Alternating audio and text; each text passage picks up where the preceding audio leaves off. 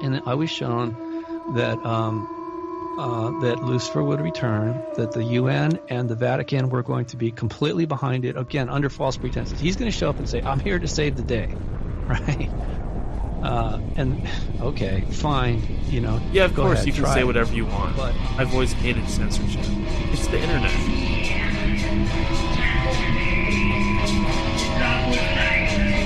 Sometimes, you know, once they get you for your first love bite, well, it depends on how aware you are, right?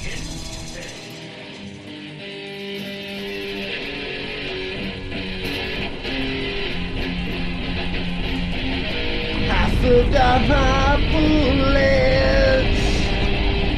I never had a gun. Here I am left standing. Am I the only one? For what I see, memories have guilted me. I'll never see the sun. First of all, as you know, the Anunnaki and the Draco are enemies. Second of all, underneath Baghdad was a stargate that was created by the Anunnaki so that they could transfer from Nibiru to the Earth.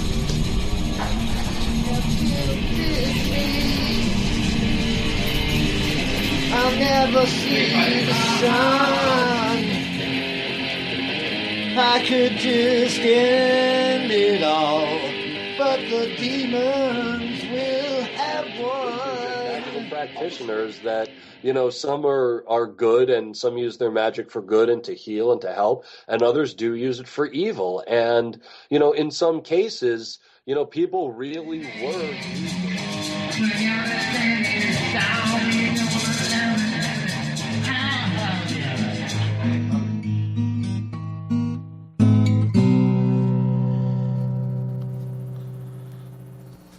This is too much sometimes. From the broken ruins of Babylon, this is End of Days Radio, starring your host, Daniel, broadcasting to you. Well, that's me, by the way. I'm not speaking in the first person or second person, however the hell that works. I'm your host, Daniel, broadcasting to you from that shimmering, twinkling, shit-stained Emerald City, right here in the heart of the majestic forests of the Pacific Northwest. Hello, how the hell are you? I'm happy that you are here. I'm happy that I am here. I'm happy that I'm no longer sick. God, that was a bad flu. Lasted an entire month. A whole freaking month. That's bad. That's bad. This could be one of those 2023 end of days sicknesses. Hopefully it's not. Hopefully it's just a seasonal flu. But it seems like wherever I go, I spread an awful plague. Luckily, you can't do that through the internet. So you guys are okay. You're not going to get sick from me. But if you do, I'm sorry. You could get a computer virus or some kind of like demonic AI gang stalker or something like that, I'm sure. Today's date is, of course, Friday, December 4th. Friday, December 1st, in the year of our Lord 2023. Today's guest is Jin the Ninja, a dissident tantrayanist,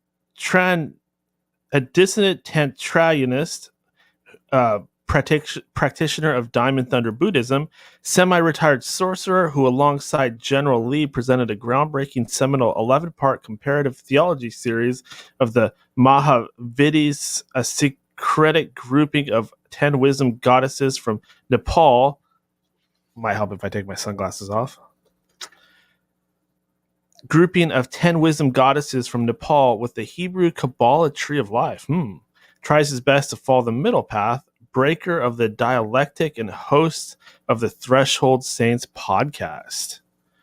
interesting stuff.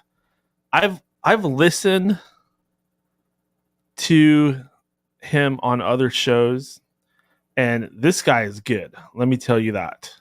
He covers a lot of stuff, even more than what I read just now, as fascinating as this was. Let's see here. There's Todd, EODR, right on. Hello, everybody. Shout out to Todd. Hopefully he joins us later. Why does this channel buffer, nonstop buffering? I don't know. Is that just you, Go-Kart Bob? I'm sorry about that. I hope it's nothing on my end. I am going to be getting some upgrades done in the future, so if there is something going on, hopefully that solves it. Go-Kart Bob is in Oregon. I believe our Huskies are playing you guys later in the championship game of our conference. Big stuff. I don't usually watch a whole lot of college football, but this year I've been kind of engaged. But we will talk about that later. Remember to stop by endofdaysradio.com. From there, you can catch up on all things End of Days Radio. I know the website's been getting a little bit old, a little bit stale. It's showing its age. I do apologize for that. I know that sucks, but soon everything will be getting upgraded. Everything. My system's here, the website. I'm even going to get my eyeballs ripped out and get ocular implants put in, like the later Star Trek movies. Remember when Geordie LaForge got rid of the girl's headband he was wearing, and he actually got like implants in his eyes and he could see? That was badass. I'm going to get that done. Even though I can already see. I'm getting older. My vision's getting a little blurry. We'll see what happens there. If the Grays keep their end of the bargain. I'm joking, by the way. I'm not a big fat liar. I just kid. Oh, donate to End of Days Radio. Remember to go to endofdaysradio.com, click donate. You can donate through PayPal. You can donate Bitcoin. Thank you to everybody that donated last month. You guys make all the difference. Like, you literally help me make ends meet. I know that might sound pathetic, but keep in mind, I live in Seattle and everything is very expensive here. What it would cost you to be rich in another place, it buys me poorness. Let's put it that way. Remember to email me at danieledvdaysradio@gmail.com. Guest suggestions, comments, criticism. If you want to come on the show, XRP to the moon from Jimmy. Oh, by the way, I probably should wait until later to talk about this, but the halving, no, these aren't hobbits from Lord of the Rings. What I'm referring to is when Bitcoin gets halved, meaning the work that the computers are doing to make Bitcoin are only going to produce half as much Bitcoin. And what happens there, I think the market drops and then it starts shooting up again. So this might finally be a sign that, well, it's not might finally be a sign. It literally is going to happen. We're going to head into our next bull run. The crypto is going to start skyrocketing again. And if you have been a good boy or a good girl and you have been saving up crypto, you are going to make some money. You might even lose some money. No promises, but most likely you will make a lot of money. So keep on hoarding during those dips. Buy the projects that you feel strongly about and don't spend money that you cannot afford to lose. Remember to stay tuned after our guest, where we will be hopefully doing our segment with Dr. Robert. Haven't quite debuted that yet. This might be the time. We will see about that, but we will check on him later, so stay tuned. Todd as well. We'll see if he's ready with his segment. Also, we got some news to talk about, some sports to talk about, some talk to talk about. But let's stop jibber-jabbering and get on with the show. I would like to introduce to you, the world out there, Jin the Ninja. Hey, Daniel. What's up? Hey, Jin. It's good to talk to you. I've been listening to you quite a bit earlier, so I recognize your voice, and it is good to have you on the program. Well, thank you so much for inviting me on, and we have to shout out General Lee and Dr. Robert for making it happen as well. But thank you specifically, Daniel. I really appreciate it. And yeah, everybody support the show. It's a great show. You have obviously great guests, not just me. But I thought your last episode with William Ramsey was just so phenomenal. So yeah, totally. Absolutely. I appreciate that. Definitely. And thank you to Dr. Robert and General Lee. We're like one big family doing what we do. And I appreciate it. I mean, I hope that the semi-partnership, whatever we have going, I hope that it's as fruitful on their ends as it is on mine. This has been great. Everything that we've been doing together, all the work we've been doing together, things have just been skyrocketing, and I absolutely love it. But Jin, let's get into your story. How did this all start? I mean, I want to go back to the past. Like, how did you stop being a regular human out there and become aware that there is more to the world than is initially apparent? So I just finished another series on occult rejects, and I said in that series that the way I started was a chance encounter with the Kala Chakra initiation. So that's true, and I think I like that, so I'll use that again.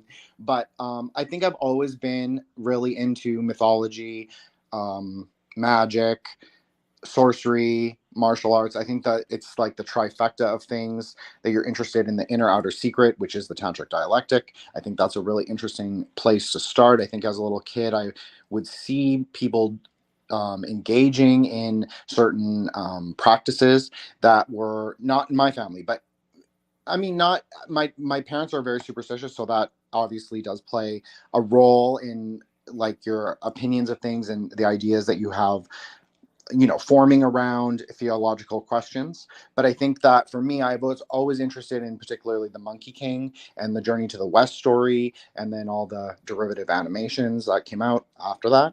So I think in that context, everyone's a sorcerer. Everyone's kind of a hero, and I like that narrative. I feel like a lot of like boys my age when I was a kid like identify with that. So I definitely identified with that. I I've always considered myself a Buddhist, but I definitely was not a serious religious Buddhist, but I did grow up in like Catholicism. It doesn't really matter now, but that's my background story. And yeah. Cool. The Monkey King story. I am familiar with that mainly because I believe the manga anime Dragonball Z is heavily inspired by that whole story. I have kind of looked into it myself. I mean, at least in terms of reading Wikipedia and other, websites and things like that about it. But it's really a fascinating story. The Monkey King, he's kind of a badass fighter, isn't he? Yeah, he has 72 different transformative powers and 81 different other gross powers, like the ability to use certain elemental magic, all of that. And he has a magical staff that can change shape that he stole from the South Sea Palace of the Dragon King. So I always really love that. And he shakes up heaven, and he does this thing where he eats all the peaches of immortality in one of the gardens of heaven, and then he ends up drinking and ruining a whole feast of the Buddha's Day feast. And this is very interesting. He obviously comes across as like maybe someone with like a little bit of daddy issues, but at the end of the day, who doesn't have them? But he's also like cool, and he's a badass, and at the end of the day, he is trying to better himself, and he undertakes the hero's journey as a kind of theurgic process, as a kind of way to rectify his sins, purify himself, bring the Dharma to China. And then obviously in another narrative, he has to bring the same texts that they retrieve from China or from India. They have to bring that they're already in China. So then he brings them back to India. So there's a whole like kind of circular narrative. And, that's a very important concept in Dharmic religions, this idea of the cycle. So I think to go back to your first question, what got me into believing that there, or knowing that there's more, is that it's so obvious to me, especially lately, that we do live in kind of a narrative cycle, that we do live in a planetary cycle, that, you know, there's an ongoing war between the eagle men and the dragon men, the Garudas and the Nagas. Everything seems to make sense in that kind of framework. Awesome. Yeah, you know, I kind of came upon this eagle, you call it eagle dragon thing. I've also heard it referred to as like eagles versus snakes. Yes. Garudas and you say Nagas?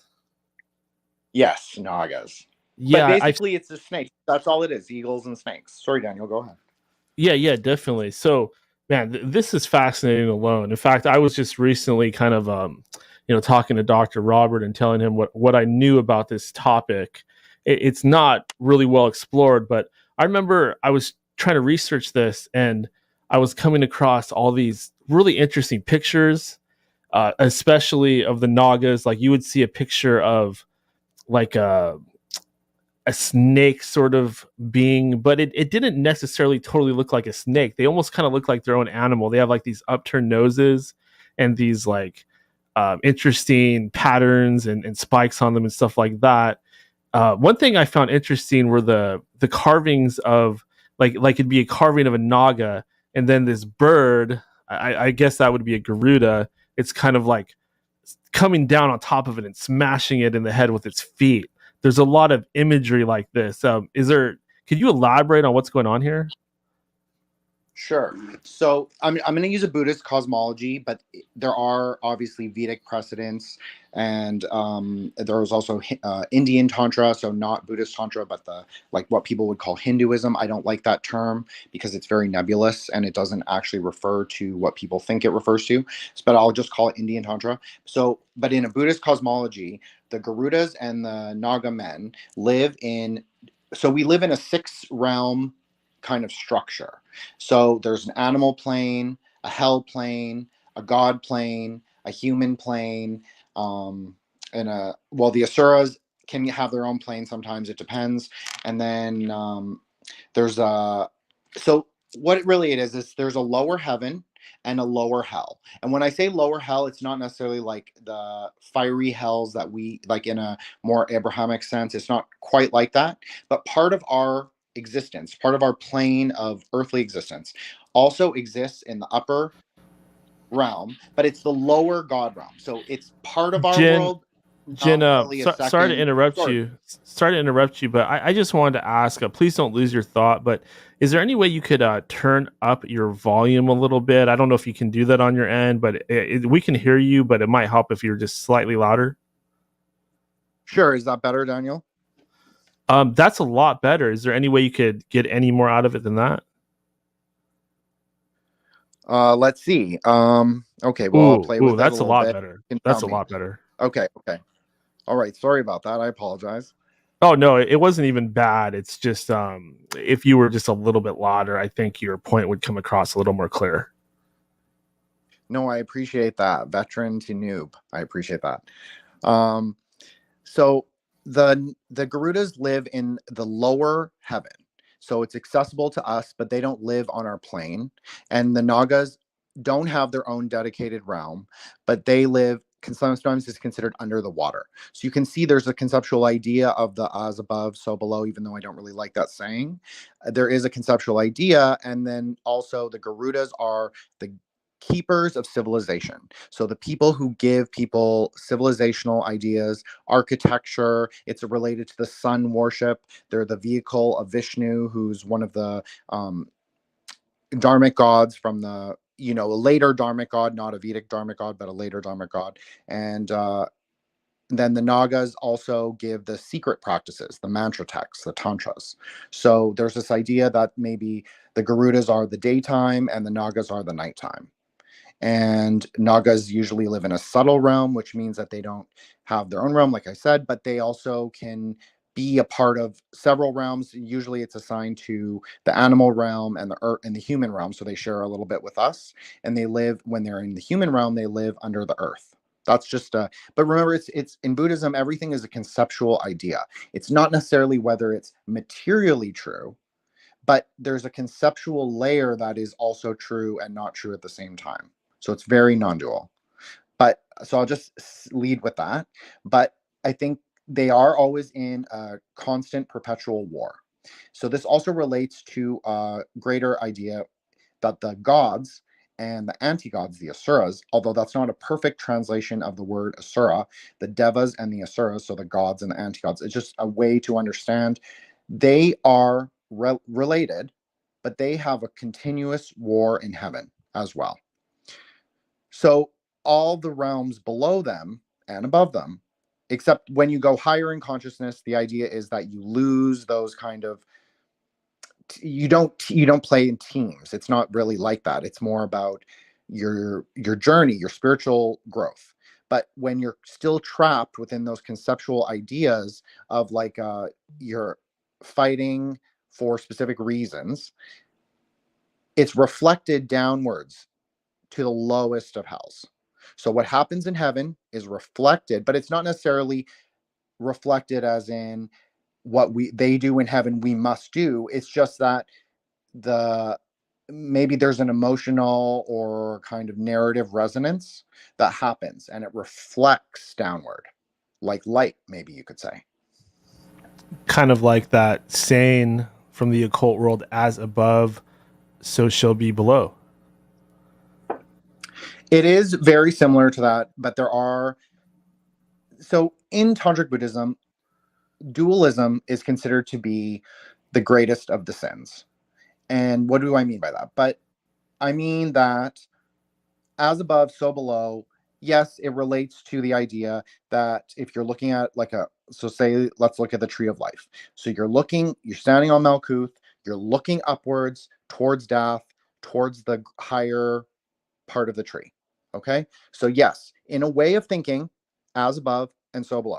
But in Tantra, the idea is that death is also the Mahasmashana, so the cremation ground of ultimate reality. So what is behind the veil of Maya, what is behind the illusion. But people get very confused about what this idea of Maya is and the illusion. Illusion isn't really the right word because it is both real and not real at the same time. That's more the idea, is that both of those ideas can exist at the same time. It doesn't negate the other, and it also doesn't, it shouldn't root us in one specific way of thinking. So obviously in the idea of the Mahasmashana, there's this idea of like transgressive left-handed practice. And then when you're in the Maya, there's this idea of the right-handed daytime practices. But Tantra really innovates the idea of using both hands, but walking, especially Tantric Buddhism, the middle pillar. So you are drawing from both the left and the right, doing a kind of dialectical alchemy, a synthesis to stay on the middle path. So you're not going to ideological extremes, left or right. So you're not really engaging in this idea of the war in heaven and the war in hell. You're trying to stay as ideologically pure. Maybe you could say clear as ice or turquoise and sky blue. You're trying to embody those qualities, which is quality-less. So that's kind of the idea. I like this because, like me myself, I've explored magic and gotten into it, and even some of the more darker stuff like the I guess you call it black magic or witchcraft, and I've had a lot of people telling me, "Oh, you're terrible. You're being evil. You're making a mistake. You're being a fool, etc., etc." It just goes on and on. And this has made me feel really bad and really guilty. And I've then jumped over to the other side and decided I was going to be hyper religious and throw all this stuff away and have nothing to do with it. And I'm just going to believe in God and the Bible, etc., etc. Then I find myself kind of flip flopping and feeling bad no matter where I land. So this stuff that you're talking about, the middle path, even though you're talking about it from a more Eastern perspective, it's definitely resonating with me. And I feel like I know exactly what you're talking about. Extremes aren't really good. You find yourself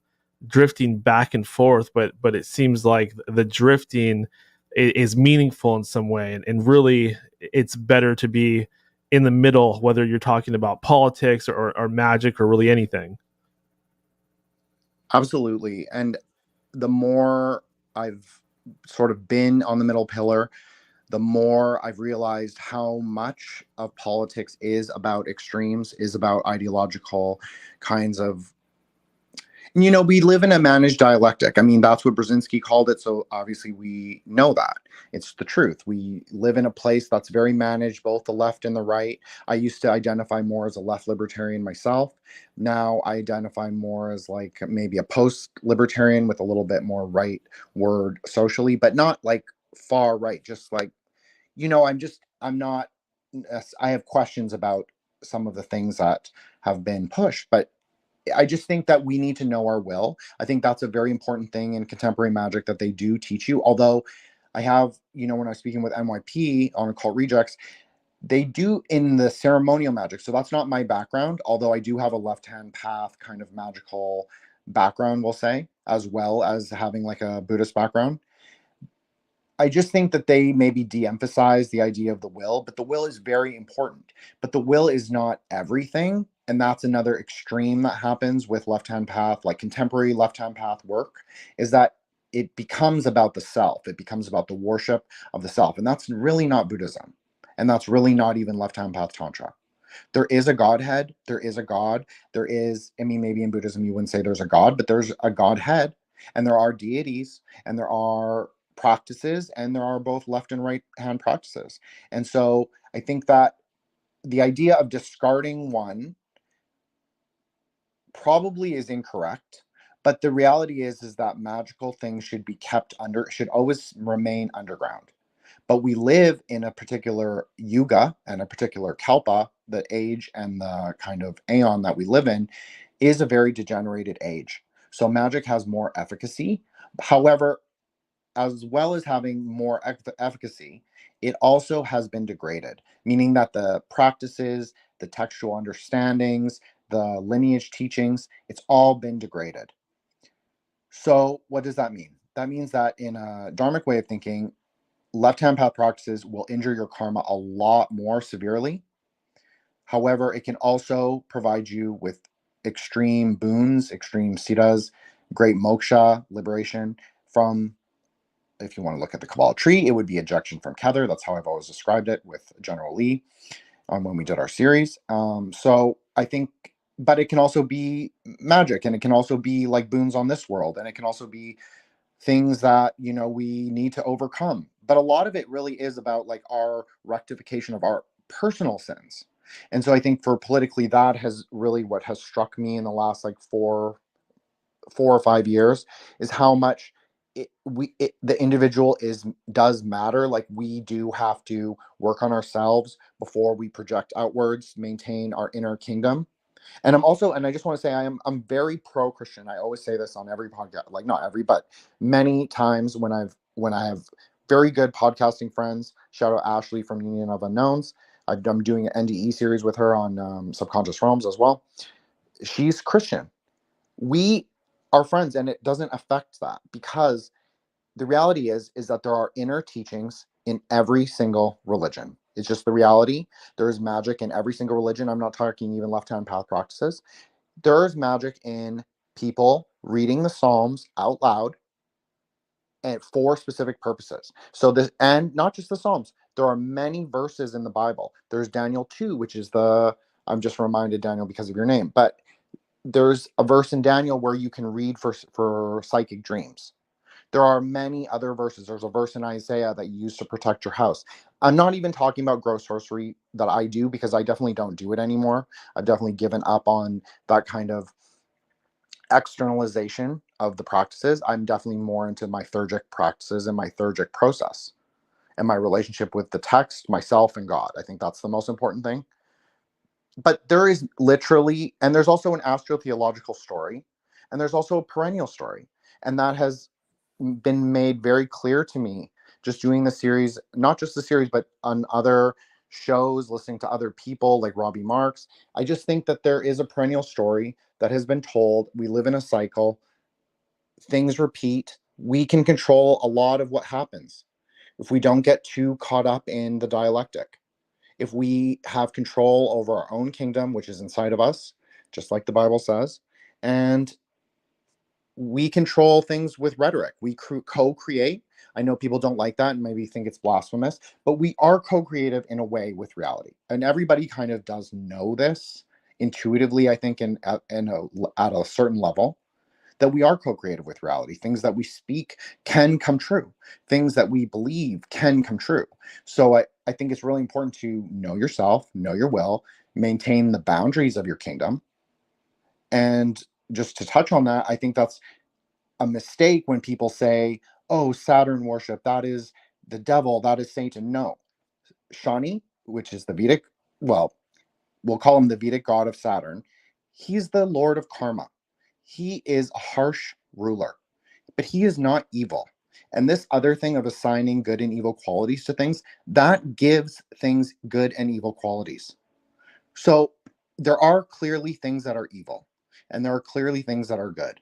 But we misapply the labels so much to things, it gets very muddied. So I know exactly what you're talking about when you're referring to how Manichaean people become when you discuss occult topics. But the other reality is it's saturated in politics.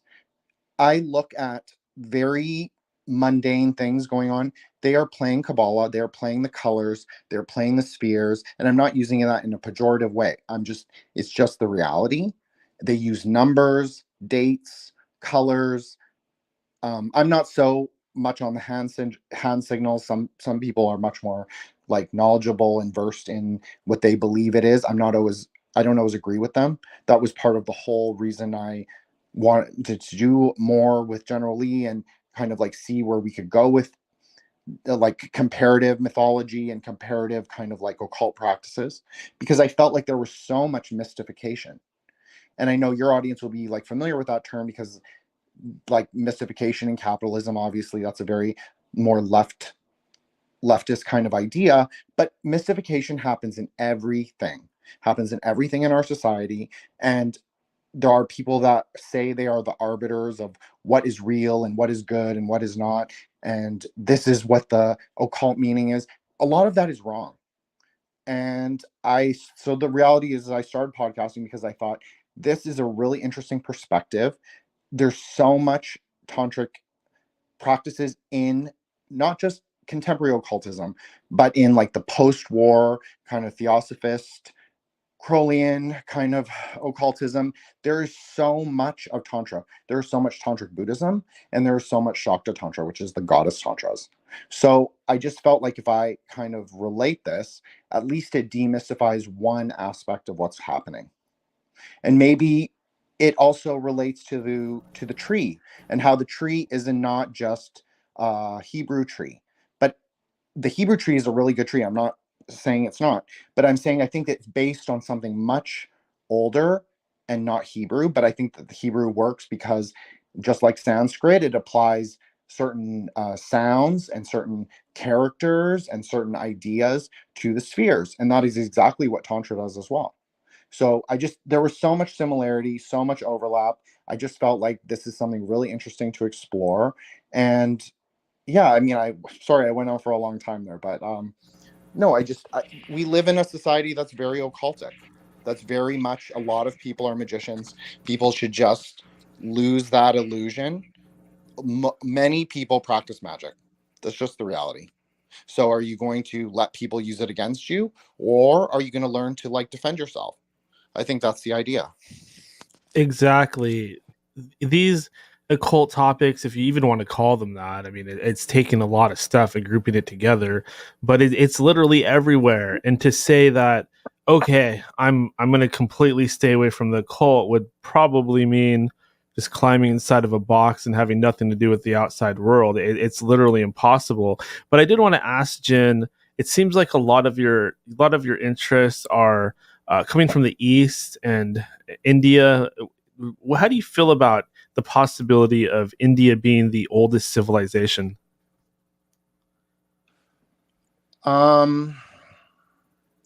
You know, I look at Tantra from a very progressive, like progressive theory of religion perspective. Like everything that was happening post 5th century BC, although Tantra does certainly exists earlier than that, is in the Sadhana Mala, probably written in the 3rd century, but really the earliest copies are 5th century. That's the earliest Buddhist Tantra that we have, other than the Manjushri Kalpa. Anyways, they, you know, I think that there is a lot there. I'm really focused on Northern Asia and like Iran and Kyrgyzstan and Uzbekistan. I think that kind of like Central Asia is the middle pillar, or not the middle pillar, excuse me, the world island, Jambu Vipa as we call it in Sanskrit. So that's sort of what I think, but I definitely think India innovated so much. So much happened there. So much happened since the 5th century. The story of Tantra is very interesting, how it got pushed into Eastern India, into Bengal, Assam, Orisha, Nepal, Tibet, China, Indonesia. I mean, people don't really understand also that the Tantric complex extends pretty much through Central Asia, from like Pakistan until Indonesia. So it's quite a far ranging kind of thing where the sorcery practices were very important theologically and very important politically. And I think that story is not well told, even in the contemporary occult literature. I think people have attempted to do it, but I think that there is like such a clear delineation between occult like kinds of histories as well as like academic histories. Like there's a big division between the two. And I actually think a lot of the history that people tend to mystify is actually like very well known. So, but then I think that there's parts to that well-known history that can be questioned, that can be not considered, like can be considered, you know, up for debate. So I think India is a major source of civilizational knowledge, of religious texts, of theological knowledge. But really, when we're talking about what we're talking about, it really comes from Zoroastrianism, it comes from Iran, it comes from the Aristotelian dialectic of assigning good qualities and negative qualities to God, even though you're not supposed to assign negative qualities or good qualities, really. But this idea was in the 3rd century to assign the quality of night and day, space and time. So they did that, and then they started assigning negative qualities. So we could also say that that is a kind of dialectical process, because you're not really doing anything. Like you might have ritual implications to doing that, but even just discussing it now, even discussing it on the series that I've done, those are kinds of dialectical process. That is magic. Like what we are doing right now is magic. We are using a black cube with electricity to communicate on literally the opposite sides of North America. I mean that, and we're having a conversation like which is already alchemical, and it's like, you know, so people. Do you mind me asking where you're located? Oh, not a problem. I'm on the eastern seaboard of Canada, all the way on the Atlantic. Gotcha. I take it you like living there. You know, I live in a really beautiful place. I live on the ocean. It's very lovely most of the year.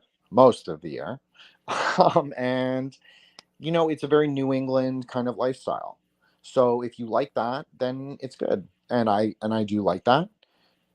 I obviously have issues with the last 4 years, but I don't know anyone who really doesn't, of how that has all gone.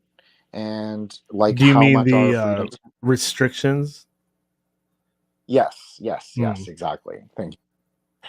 So I'm very freedom oriented in the sense that like I think we have our free will on this realm, and I think that, you know, when you impose too much upon it through those kinds of archonic structures of the state, and I'm not saying the state is like evil per se, I don't really think it, I try not to, as I said, try not to think in like ideologically extreme terms, but I think that you can make a very good argument that people matter more. And I think that what has happened in the last 4 years has been just extremely detrimental to people's mental health, to societal cohesion, and to like governance. And I think that There's other issues that have happened in that time, but even before that, that have kind of led up to a kind of globalization 2. Or maybe 3.0 or 4.0, if you want to say like the the fourth turning of the wheel. So I think that I like living here, but I think that there are caveats. Would you say that we are in or entering into a new age, or we have been in a while?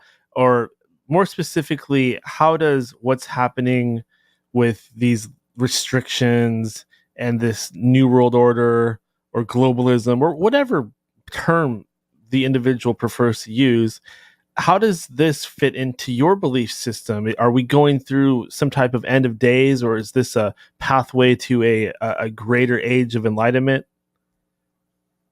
So I think yes. I think yes, and yes. So Kali Yuga is coming to an end.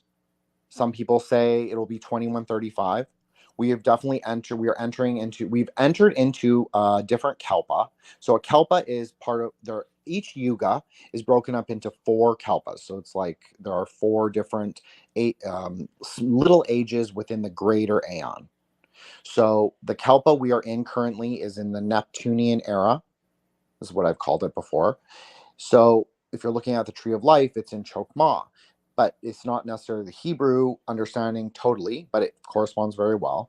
So there's a goddess named Dhumavati, and she's the smoke-eating goddess, and she has a crow's face sometimes.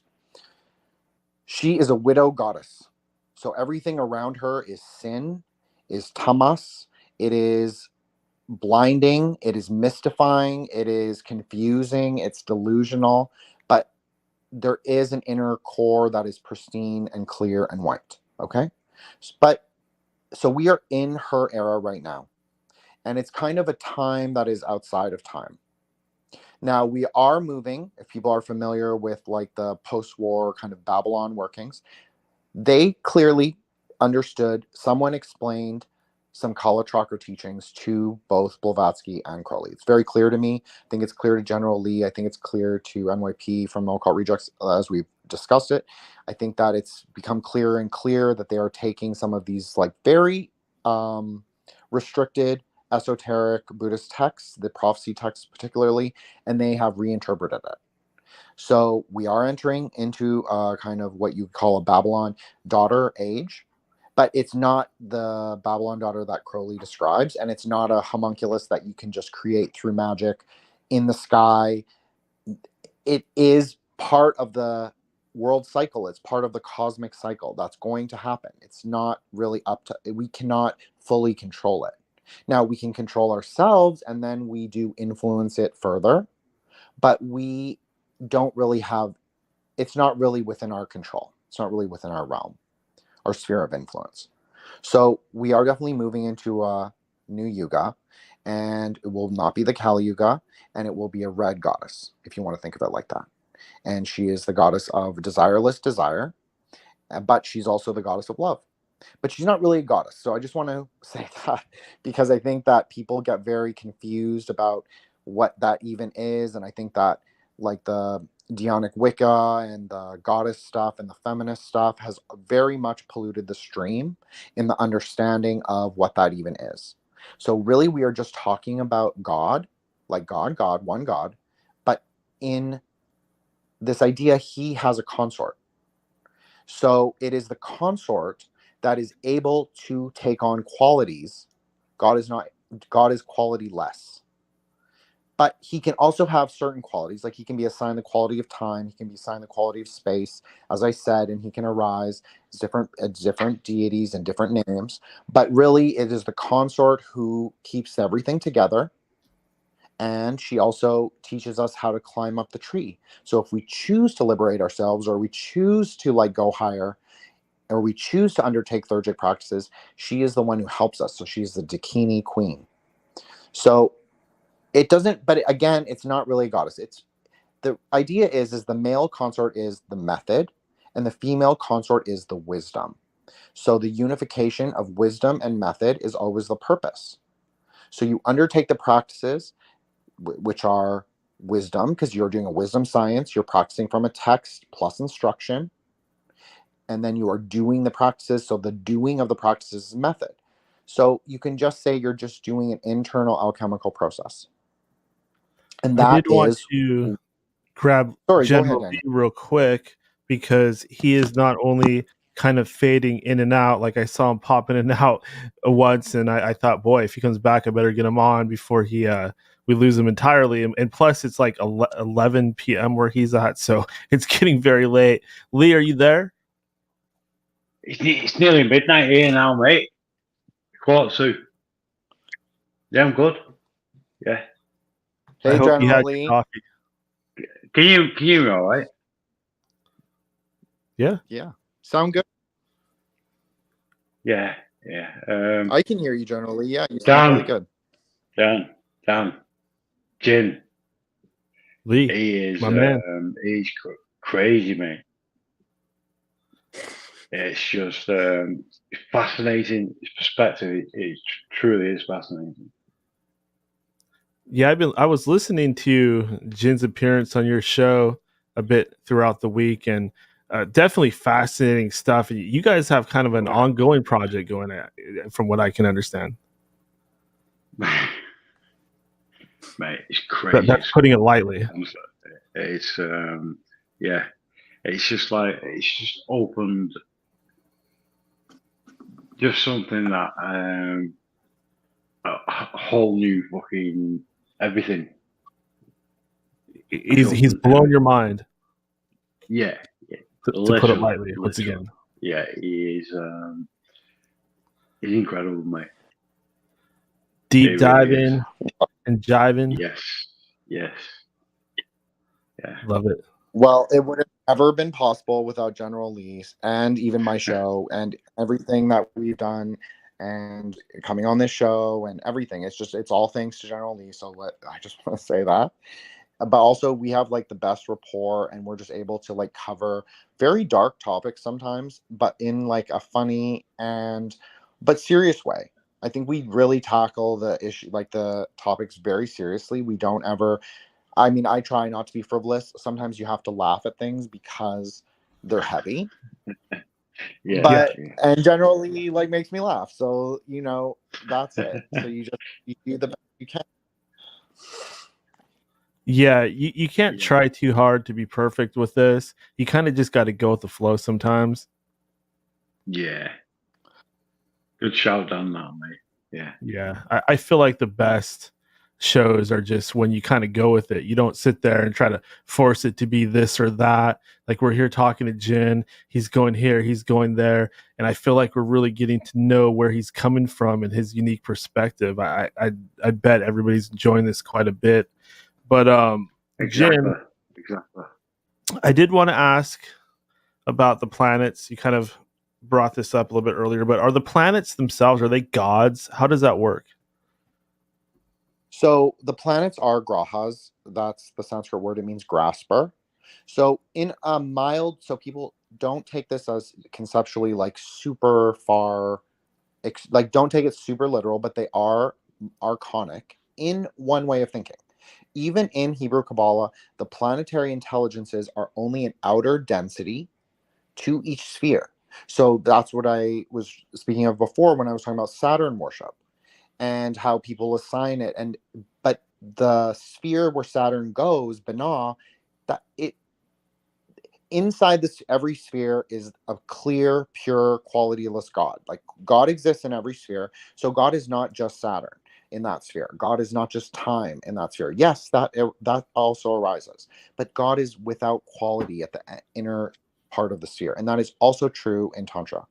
So yes, the planets are archonic in the sense that they hold what you could call the invisible treaty between Earth and them that every individual person has, because we were born with a birth chart, and we have a nakshatra, which is our birth star, and we have the planets in the different houses and the lunar mansions and all that. So your individual chart is very important into understanding how the planets will cause you to live out your life.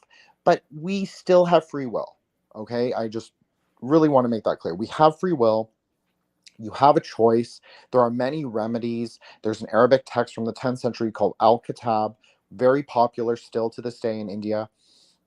There's obviously Hindu versions, and there's Buddhism has its own kind of like flavor of astrology as well. Very similar though, and Tibetan also has its own flavor of astrology. So there are remedies to clear certain planetary misalignments in an individual birth chart. So they are important in a way, and obviously astrological timing is extremely important, even just in a general way. Even in like a Christian way, you could say like you making a specific novena prayer on September 29th, which is the feast of Saint Michael, that would have a specific kind of power, a specific kind of energy.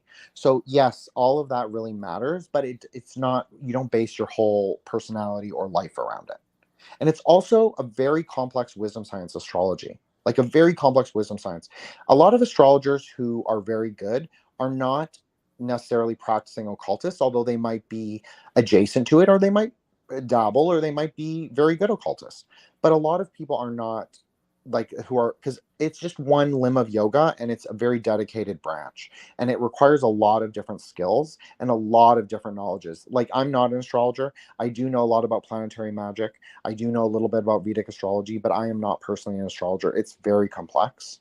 And although I am smart, I will say that, but it's not something that I'm like particularly. I can read my own birth chart, but I can not read someone else's. So they do come up. You're definitely smart. I don't think anybody would challenge you on that one, Jin. No, he's an idiot. He's using all these words I've never heard and talking about things I've never heard of. He must be completely stupid.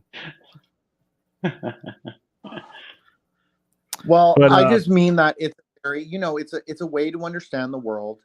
I don't like pop astrology. I think I was very, when General Lee and I did the series, I think I really emphasized that people need to know their individual birth chart, especially from a Vedic perspective. I think it's really important if you want to understand karma, you want to understand Dharma, you want to understand the cosmic cycle. I think those things are very important. And also in Buddhism, it really, and in Hindu Tantra as well. One thing though is you are a smart guy, and sometimes when you are at the level you are at, a lot of this is going to go over people's heads because they don't have the basics down. But could you explain to us the difference? Because this is something even I struggle with. The difference. Oh, we lost him. Let me get him back in here. Sorry about that. You there? He's here. So basically, I apologize. No worries. Basically, I was wondering if you could explain to us the difference between karma and dharma. Sure. That's actually a relatively easy question. So dharma simply means the law. So it is the cosmic law. It is the cosmic function of the planets and the stars in our individual lives on Earth, how things go, world events, but also our individual lives. Okay, so that's just dharma. And dharma is also what we should do, the specific ways we should act in the world. It's a kind of hidden morality that exists in all things, a kind of like contractual understanding that we have with all the other worlds and all the other beings in the multiverse. That's kind of the idea. And karma is a lot more complex, obviously, but it really is, it's like a kind of like an MP. So if people have played RPGs, you will understand like a mage has MP. And so that is something kind of that that's what karma is. It's like this, it's a bar that is full or empty. And you either put things in or you take things away. And our actions determine what our future karmas will be. And they influence a lot more of our future rebirths, because obviously Dharma believes in reincarnation very strongly. And also early Christianity also believed in reincarnation very strongly. So I think that is part of the perennial truth, is reincarnation. And hey, Dr. Robert. Sorry about that. I brought him on when he was talking, and I'm not sure. What's going on, man? What's going on? There he is.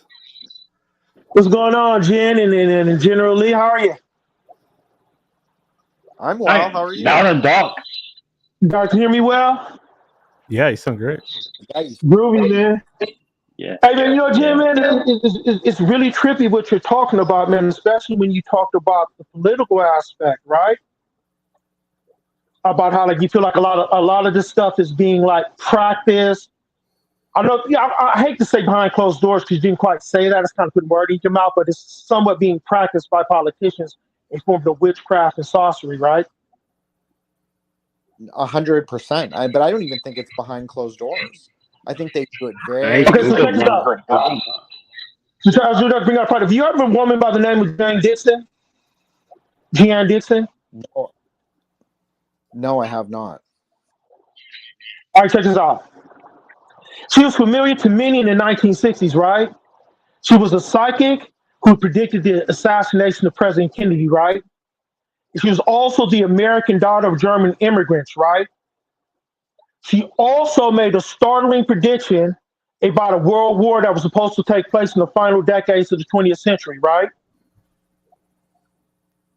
And then also, but the scary thing about her is, though, right? And what most Americans do not understand is that Jeanne Dixon was actually working on behalf of the FBI, tailoring her prediction to emphasize the danger of the Soviet Union. So I'll just say to that's incredible. But keep But going. you know, Keep but going. that's the truth. That's the truth of all. That's the truth of all like occult personalities. That's the truth of all of them. They all have intel ties.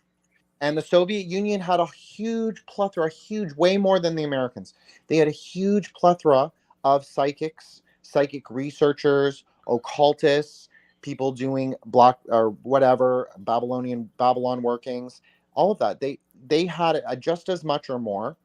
And so it was really the psychic wars. That's what I consider to be the Cold Wars. I think that's kind of well, some people have told that story, but I think it's more of an untold story.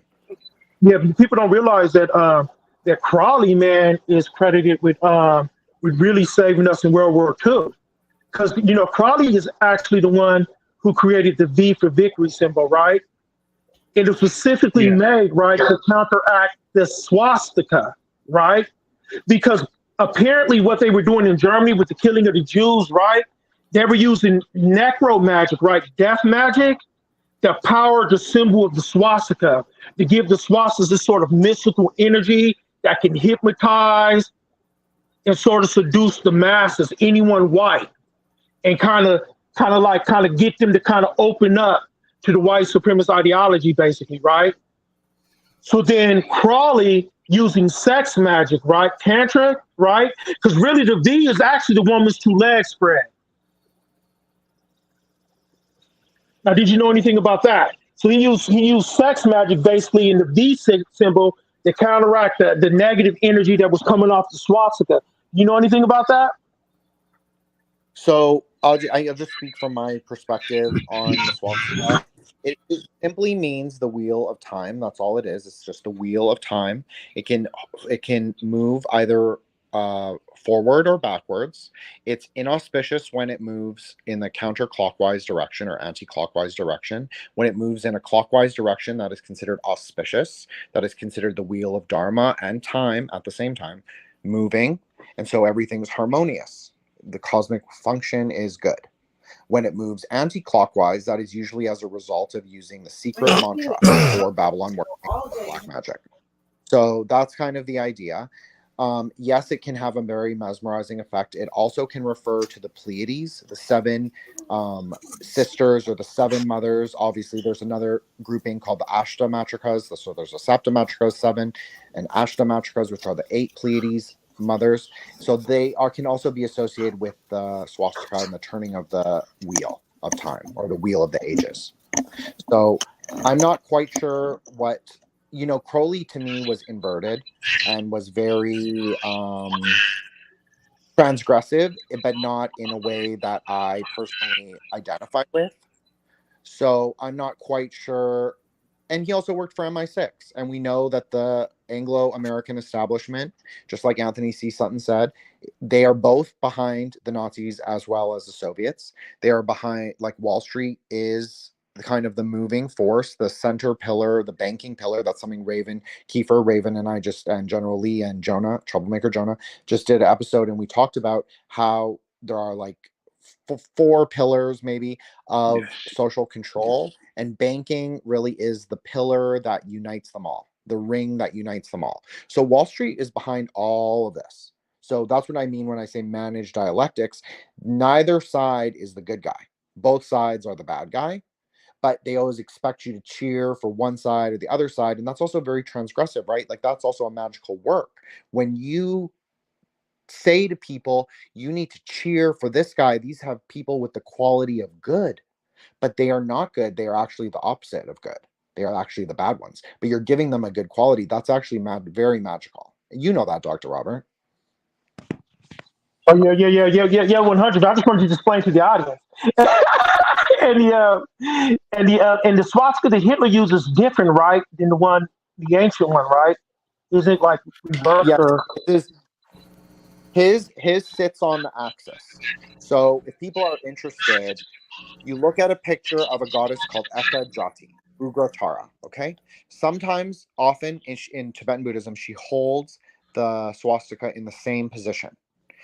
She is considered to be the rusty axis of time. I know people think that's weird. Why is she rusty? Because it makes that sound like of a windmill that's rusty. It has that kind of negative sound.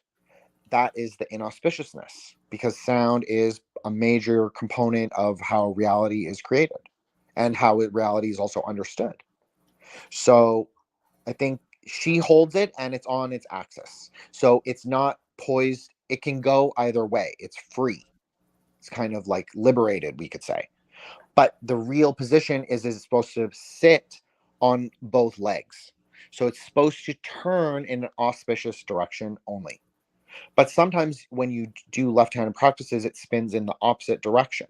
Now, that is not necessarily to externalize and to unmake the world or to hurt people. That's actually not what the left-handed practices are for. It's really for to conquer demons, to conquer internal obstacles, and to conquer illnesses, multiple things, but to conquer things in your life that are proving to be major challenges, major karmic challenges. So I think that they definitely took it and they said, we are going to move it in this kind of progressive. That's what their idea was, is that they were going to be the fourth wheel, right? The fourth Reich, the fourth turning. So they want to move the wheel forwards. And yes, they did have the idea of the Volksfrei and this kind of return to like this peasant veganism or whatever. That's all kayfabe. That's all kayfabe in my opinion. The real idea is to move people so far. Jin, did you say kayfabe? Are you a pro wrestling guy? You know what? I know that term comes from it, but I just, the Zoomers all say it on Twitter, and it just became a part of my vocabulary, unintentionally. So I just use it. But I just think that it's like a kayfabe, and that's the perfect word. And I think that all kinds of a lot of our historical things are very mystified. Like we say that this is what happened, and I'm not saying things didn't happen. I'm not saying that at all. Okay. I know there are people that say things like that, but I'm not saying that. I'm saying that we don't necessarily understand the full picture behind everything. And I usually think that there's a singular kind of like Anglo-American, but usually like Anglo, like particularly like the royals, the Dutch royals, the British royals, the Fabian Society, the the working groups, all of that, the eugenics society. I think that's who's really, they're the origin. That's where it really comes from. That's where the power center is. So I think that it's really difficult to say like what people were trying to do, because I think it, like I've talked about, Dr. Robert, with you, sometimes they pollute the stream and muddy the waters by saying one bit of information in this way and one bit of information in this way. And also people do this thing where they will, they go to extremes. So just to bring it back to what Daniel and I were talking about, they go to extremes and they're saying, oh, these are the only good guys, and then we must have this purity test, and then we should re-emulate this. And I just think turn inward, turn to yourself, not as a source of knowledge, but just as a source of discernment of wisdom, a source of like, how can I improve myself? How can I improve my life? How can I improve my family situation? And that's what we can control. We cannot control these like great cycles in history, especially that they are managed. It looks like I know I went on for a long time. Oh, no worries. No worries. We love it. Looks like we have a new person that I've never seen before joining us. His name is Luciferius S. Christos. Luciferius, are you there? Hey, what's going on, guys? Actually, it's George from over on YouTube, but this tends to be my StreamYard name. Lucifer. Charge. Cool. Always good to have new people joining the panel. Always gets me excited. Did you have any comments or questions for Jin? Not off the top of my head, but I will say that everything he's been saying so far is spot on as far as I can tell. And there was something I was going to ask about karma, but I forgot at the top of my head. So if that comes back to mind, I'll let you know. Sure. Thank you so much for saying that. I appreciate that. You know, I just try and present it as like a normal person. Yes, I practice magic. Yes, I do kind of a wild religious tendency now, but I really do try and, like, you know, Dharma's just, it's a normal person thing. People can be normal and practice Dharma, you know, so. Think about this. John the Baptist himself was basically a crazy wild man shaman, you know, preaching the truth and whatnot. And there's nothing wrong with that. No, 100%. I agree with that. Although Jonah, troublemaker Jonah, shout out to him. He has a thing with John the Baptist, so we'll just shout it out now. But anyways, yeah, no, I totally agree with you, though. I mean, that guy was eating locusts and honey to survive and living by the river. So, I mean, I think I have a feeling like in the future, if things really do go as far south as they possibly can, that might be something a lot more people are getting engaged in doing. Sure, I'll do it. Start ranting and raving. repent, you idiots, repent. I am partway there. I already go out and forage medicines and different things from the local woodlands around me, so I got that under my belt at least. Oh yeah. There's something spiritual about returning to nature. Like when you just, like, one time when I just, for whatever reason, like I was kind of going through awakening myself, I just walked into the woods in the middle of the night. And I was terrified of doing it, but I was compelled to. And I felt like ever since then, my consciousness have changed. And I think that's similar to somebody walking out into the desert or going on a spirit quest or something like that. There was a tribe, a Native American tribe that you'd have to go into the woods for a week, I think it was, alone. Well, I wanted to ask about if the Jin the Ninja was familiar with the comparative religion type aspects of the, you know, how like you mentioned the planets where other cultures have similar attributes to each planet and so on. So sorry, go ahead, Clint. What is it, like Jehovah in the Old Testament was Jove, which was another name for Jupiter, and or like for the Greeks, Medusa was the star Algol, but in Chinese, the star Algol means body of corpses or pile of corpses, or like, just, you know, how the comparativeness of where like Venus was associated with Jesus and truth and all this, and then to the Aztecs or the Mayan, I don't remember if it was the Aztecs or Mayans, but Quetzalcoatl's heart was Venus. Both. Like, are you familiar with that type of subject? So I am not a Greek guy, like where I really love. I am very much in my Asian stuff. That is what I like personally. Well, I mean, generally knows. But I'm definitely there with like the Babylonian astrology. I'm definitely there with some of the more Persian kind of later astrology and some of the Arabic astrology, which I know bleeds in. I know I'm getting better at the Hebrew Kabbalah. So in that sense, yes, a lot of the narratives and stories definitely make sense. I do like to always say that Tantra and Tantric astrology, both Buddhist and Hindu, are a complete system. So they do answer like a lot of the questions, like a lot of the narrative is very complete. It's very complete. It is the same. It's similar, but it also provides like a different perspective on the stories, a different kind of layer of consciousness and sound as being extremely important. So I'll just say that. But yes, I'm definitely a little bit like familiar with some things. The whole system reminds me of the symbology of the mystery schools, where the but theirs was more along the lines of symbolic I mean, it's a weird line where, you know, half of the mystery schools it's all symbolic, the other half it's literal, and that it's like it's like how the Nazis, they took it literal and then things went a little bit overboard. No, you're totally right. And like I was speaking to Daniel and I said Tantra has the inner outer secret dialectic. So things are real, things are not real, and things are both non-dual at the same time.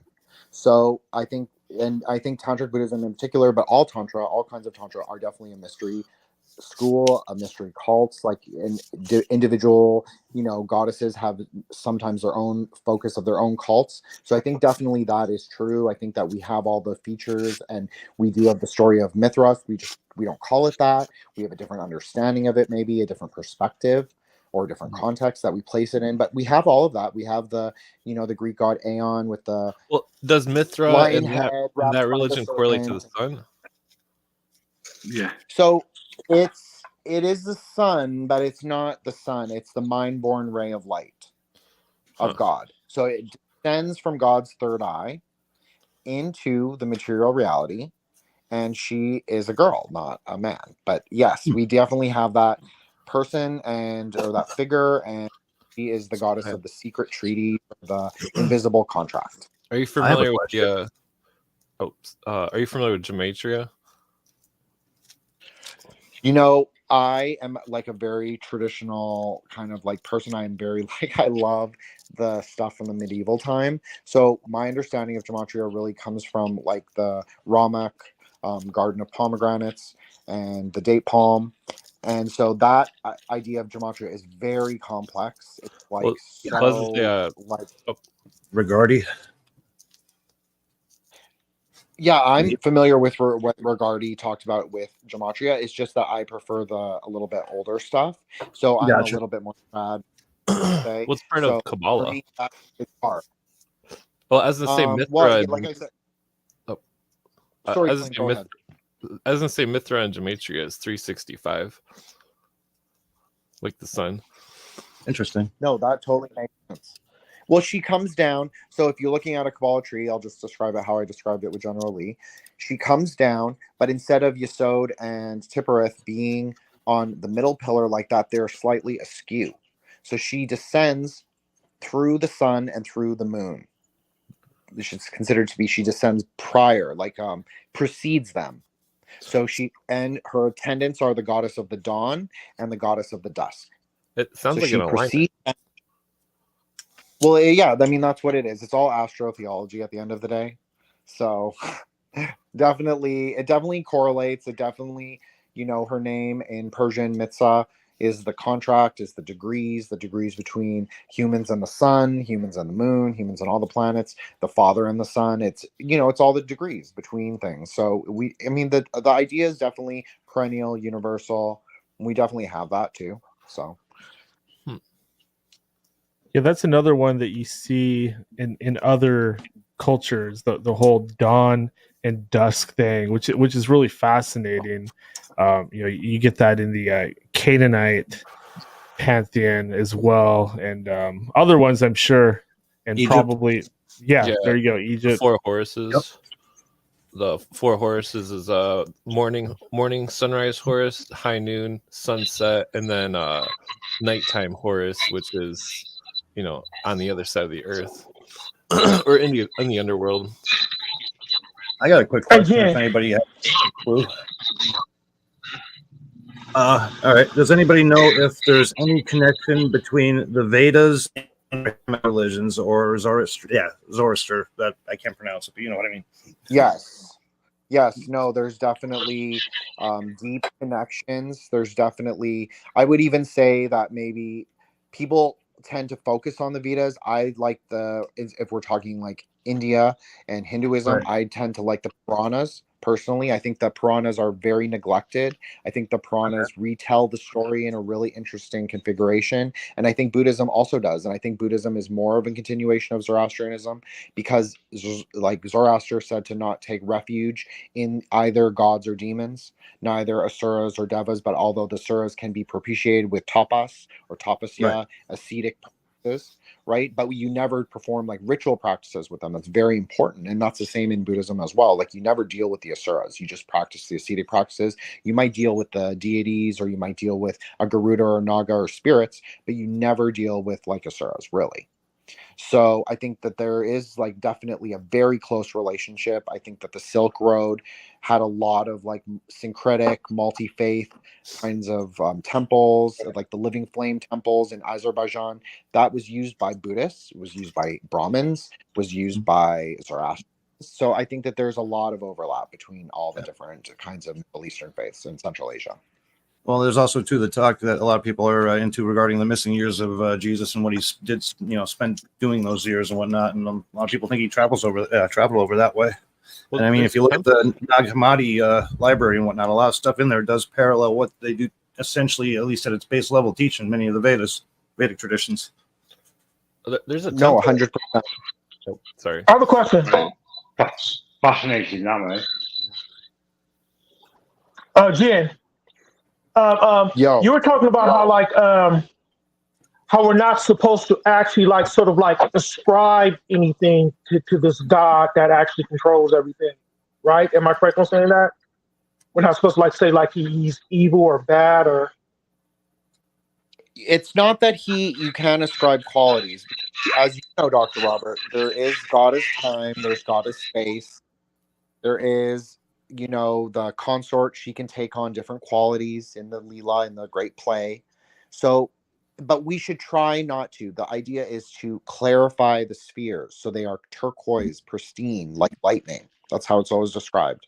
So we are trying to always go qualityless. We are not trying to mystify the spheres and add quality. But that's only when we're talking about the Godhead. Okay. Because that's interesting, because it reminds me of kind of. I think we lost Jan, did we? We just lost him, huh? His connection is probably spotty, but it looks like he came back. He's still in the backstage. You just got to bring him back. There we go. There he is. Yeah, that kind of reminds me of Jan. Like when you read the chat, there's nowhere. I get it, man. We all got shitty connection every now and then. Including me and my shitty old equipment. Yeah. I've been kicked about definitely 3 times already. Oh yeah, I get it, man. The Tao Te Ching, right? When he talks about the Tao that can be named is not the eternal Tao, right? You get where I'm coming from? That's a very similar idea. That's a very similar idea. Yes, I think it's coming from, because it's much more than what our mind can kind of attribute to it, right? And that goes back to Maya too, like this illusion you're talking about. You're talking about like it's real and not real, right? But the not real aspect is the sort of these meanings we sort of project on to the outside world that aren't actually a real quality of the objects we're analyzing or observing, right? Yes, that is exactly right. Would you go into that more? Yeah, can you explain that more to the audience? So I think a lot of people misunderstand that. Because you hear some people talk like Maya being a play, right? Or the world of illusions, right?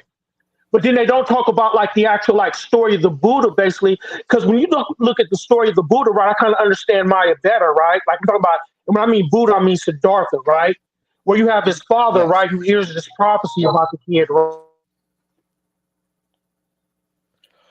So I think the easiest way, I'm going to do it maybe not in the way that you're expecting, Dr. Robert, but I will just say that I think the easiest way to start is to say that Siddhartha's mother was named Maya. So what does that say to us? What does that say to us as a viewer? It says that the mother of the Buddha was Maya. But so she's a real person. She's a real woman. She really gave birth. But she's also named the illusion. Just like Buddha named his son Rahula. Rahula is the dragon of the eclipse. He is the harbinger of the next age, always. There's always an eclipse season before the Yuga or the Kalpa changes. So Maya is both real and not real. What does that mean? Aesthetic trappings are not who we are. The things that we like, the things that we, do aren't necessarily who we are. So what is who we are? And that's part of the whole point of doing theurgic practices, is to figure out who we really are, to remove the qualities from ourselves that not only people have put on us, but we have put on ourselves. So that's what Maya really is. That's awesome because and I want to take a little more simplicity to that because remember the story. His father basically, because the story is basically like he will be a king and be a great warrior, or he'll be an ascetic, right? So basically, the father tries to conspire against fate, right? And tries to create this world where the Buddha doesn't see any death, doesn't see any suffering, right? So when I think about that, I think about all the ideas that our parents give us, like these lies, the lies they were told, and then we go out the world with this programming, and this programming is Maya. And it prevents us from actually being able to see the true condition of the world. Just like, and we can see that now play out in politics in our real life, right? Like people who don't want to see the racisms are real, or don't want to see that, or the earth is flat, you know what I mean? Those type of things. It's because as kids, their consciousness has kind of been hijacked from their parents and shaped, and they haven't developed the ability yet to become what Ernest Beck refers to as the parent of themselves. Does that make any sense, or do I sound crazy? That makes absolute sense to me. He said flat Earth. He's crazy. Well, the part about the children and whatnot, you were just saying. One thing about our culture is we don't have any real intense coming of age rituals. Over in Africa, you have all different psychedelics that are initiations into manhood, things like bullet ant gloves, stuff to prepare you for a hard life ahead, that sort of thing. And instead, our current society more keeps everybody into turns them into like wrinkled adolescence, and it's almost like infinite children. I agree, and I think it's getting worse too. Like these newer generations, they are such babies. They whine. They don't want to work. They're constantly claiming they have all these different issues that they probably don't even have. I hate the microdosing. They all microdose, and nobody ever gets a real trip. And then fucking they don't experience the full trip, and it really annoys me. I like working with both that method personally. Yeah, that's what the Buddha's father did basically, right? Like he just shielded him. He collared the Buddha, shielded him. You know what I mean? No, when the Buddha first wanted... Go ahead, Jen, because I think you can answer better than that. Sorry about that, guys. Dr. Robert, that's an amazing way to describe it. I think that I reference this, but I think I don't think it's so much the parents anymore. I think it's largely become the ideology of the state, the secular state religion. That's just my opinion. Absolutely. But that's personally what I think that it's part of, I think there's a pillar of education, a pillar of healthcare. I said the pillar of banking before. And then there's another one, which you could say is the media, which you could say the media illuminates the other three pillars. So I do think that there is an overwhelming ideological system, because ideology can easily be discarded when you're ready to discard it. It should not be something you carry with you, the same ideological tendency from your birth to your last breath. You should evolve, you should change, your perspective changes, just as the Tantrika steps forth from the palace, just like the Buddha stepped forth from the palace onto the carnal ground, onto the world of suffering. You change, your perspective changes, your understandings change, your amount, how much wisdom you gain from your life experience changes. So anyways, Dr. Robert, that was really great. Thank you. I wanted to ask if you've ever, three things. If you've ever applied the psychedelics to the tantric stuff, and also if you were familiar with the mushroom connection with Soma, and also that there's a Jesus temple in India that where they say that he went to India, and which is an interesting subject. So Clint, I actually think what you said about El Chesed and Jove, the worship of that ties into the question about Jesus in India, and people wonder why that is, because there's a syncretism that people have been doing in India since the 2nd century. There's a grouping of Syriac Christians called Thomasines that live in Goa and Kerala. Anyways, they have... Are they disciples of Thomas? Yes, that's what they say. They say that they are disciples of Thomas. Thomas the Apostle. Disciples of Thomas the Apostle. And so they have syncretized Jesus with a god called Skanda. Now, Skanda holds implement. It's the spear. And if people follow me on Twitter, I often post about this because it's very interesting to me. So it is God with the quality of mercy. Does Skanda have an animal attribute? Yes, he's often associated riding a peacock, in fact, a blue-green peacock. That's interesting because in the Egyptian lore, you can associate Jesus with the son of Ptah, who's a lion that holds a feather. It's an ostrich feather, but go on. Well, it's interesting. And like because Lee just said, Malaktos as well.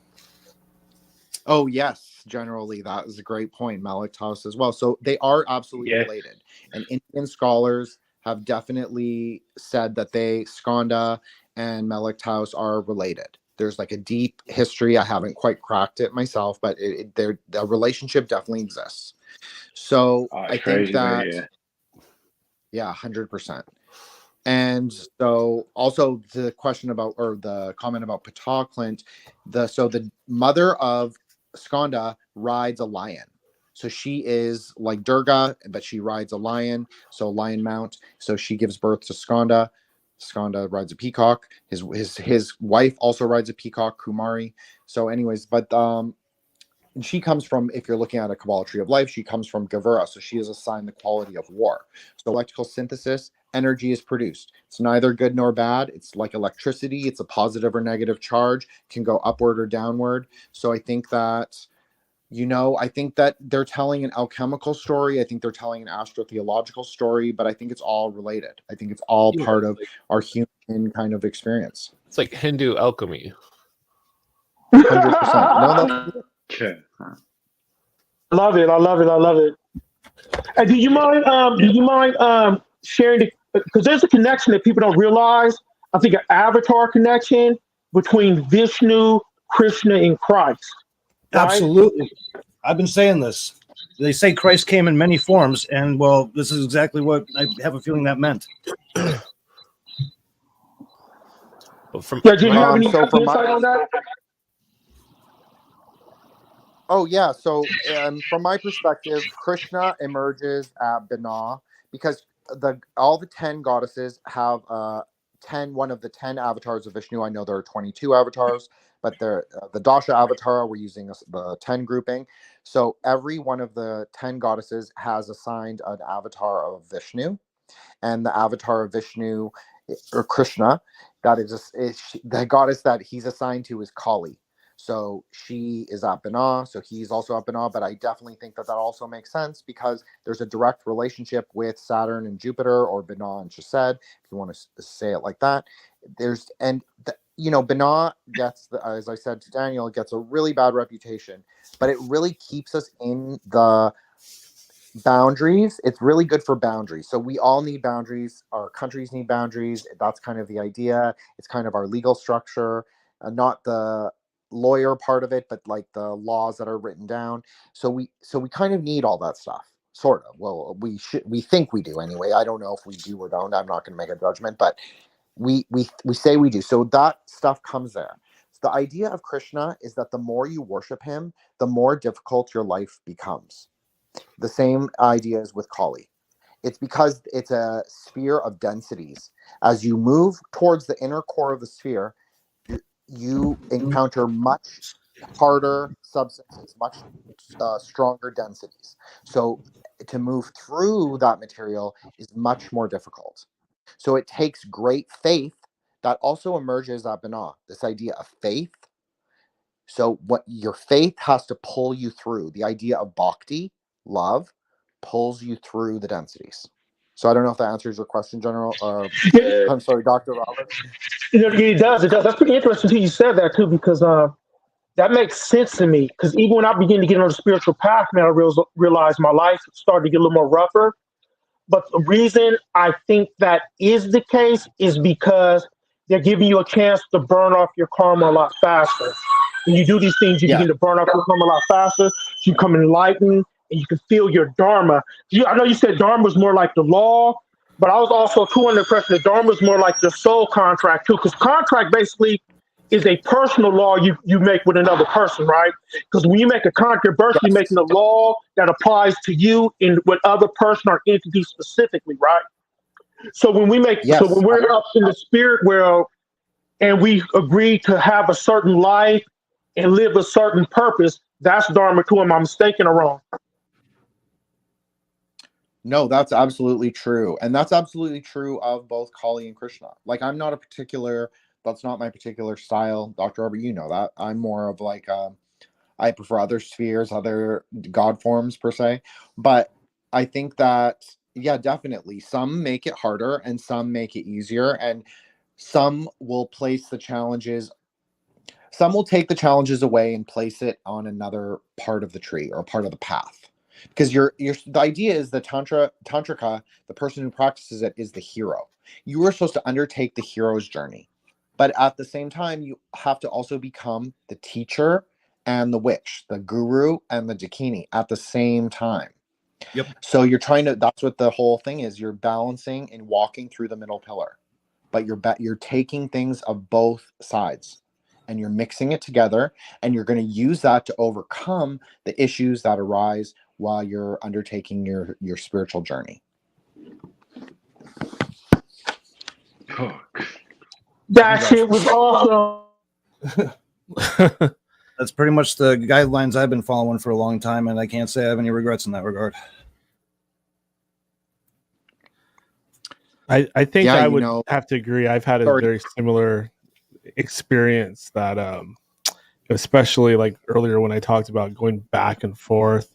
I think that a lot of people, especially those that get into like black magic and working with entities that might be deemed darker, they experience what you guys are talking about as well, where your life just kind of gets thrown sideways, and it could even turn into a complete living hell for a short period, just to kind of, who knows, teach you some kind of spiritual lesson. Well, I can add to that by saying, even from like the typical Christian perspective, they say the closer you get to Christ, the more desperate the demons get to, come for your soul. So that fits kind of in parallel to that, just from a different, viewpoint. No, I totally agree with that. And like how certain saints experience extreme passions, extreme traumas, like an extreme demonic attacks. Yeah, no, I totally relate on that. I can definitely relate. And that's what a lot of people don't get, man. Like you're tested. Like you just can't say, I use the example of some of like progressive politicians. Like you just can't say like you're down with this or you believe in solidarity. Like the universe is going to test you. Like if you say you're down with X and you're one of my devotees and you believe in justice, like the universe might demand you give something up. Because people don't realize, man, Christ had to give up his life. Buddha had to give up his family. He had to leave his wife and daughter. Like And some of us everything you refer own. to Buddha as a deadbeat dog, like a deadbeat dad. Man, he had to leave his wife and daughter for this path. The path is always going to require some form of sacrifice for you to see if you're serious enough and you're true to it, so it can give you the blessings and boons you need to succeed on your journey. And a lot of people don't understand that. They're not willing to make the sacrifices, so they never grow. It also depends a lot on a person's faith and providence. From the mystery school standpoint of view, all of the solar deities, or a lot of the deities were always, their paths were symbolic of the sun and the planets, and each story was like a metaphor for the the where the sun was going and traveling. I don't know if you're familiar with that concept or. So I think this is interesting, Clint, and I find all the comparative mythology that you've done on the show very interesting. I've listened to many. Daniel knows I've listened to many episodes, but I think so. I'll just explain it in a tantric way, and you can tell me if you think this relates. So there's this idea that when God is assigned the quality of time, so like we said, that arises up and off. You're looking at a Kabbalah tree. He also takes on 8 additional qualities. So the 8 additional qualities would be the sun and the moon, the 5 elements: earth, air, fire, and water. So there's eight right there. And he also takes on the quality, a secret quality, at which he would sit at death. So I think that there is a clear trajectory if you're looking at the tree from Tipperith, or Yesod, Tipperith to death, where you can see that the sun and moon are extremely important, but they don't necessarily have the same relational qualities that they are assigned in the Greek. They're not as important. They're more subsidiary to the greater Godhead as a whole. From the mystery schools, the moon reflects the sun, the teachings of the sun, and the sun is considered the doctrine, and the moon is the temple. That totally makes sense. It's just that we don't. Or the woman or the man. Or the woman or the man. Well, in Japanese, though, the figures are switched, where the sun is female and the moon is a man, which is interesting. Well, I do think that is intentional, because in the Vedic astrology, that's also, I mean, they're both male. So the sun is called Surya. He has 7 horses, multicolored horses, pulling his chariot. And the god of the moon is named Chandra. He rides a deer. And they are both married to different star goddesses. And so I definitely think that the story is there. I just think that as I said, the planetary intelligences are just the outer layer. So sometimes I think in the mystery traditions, they place an emphasis on the physical sun and the physical moon. But really, even when we're talking about elements, we're not really talking about physical elements. We're talking about purified elements, and then also conceptual ideas, and also perceptual ideas. Like, how are we understanding the ideas that we are presented with? So I think there's an outer kind of conceptual understanding of where you're saying the sun, and it's the physical sun. But the physical sun is just one part of God in the more tantric understanding, not the full God. He's not like the full Godhead. He's just one part. And then it can also be assigned a goddess, a wisdom. So the female consort is always a wisdom, and the male consort is always a method. So you could say that the ways to interact with the sun come through the goddess, who is, well, if you're using the grouping of 10 Mahavidys, which is the series I did with General Lee, it's a goddess called Matangi. So she is the great Rajas player. She plays the sitar that puts the sounds, the gross sounds, so the physical music that we hear, the vibrations, into the world. So she creates the Maya through sound, but gross sound. So it's not sound that we're understanding, and it's not even necessarily pleasant sound or sound that we even know is there. It can also be invisible. So I definitely agree with you that there is a great emphasis that the sun and moon play, and the alchemical marriage and all of that. But Tantra really presents a totally kind of different perspective on the same stories from the more Western mystery cults. Crazy that, mate. Crazy. Thanks, Charles. What is your experience with psychedelics? Just out of curiosity.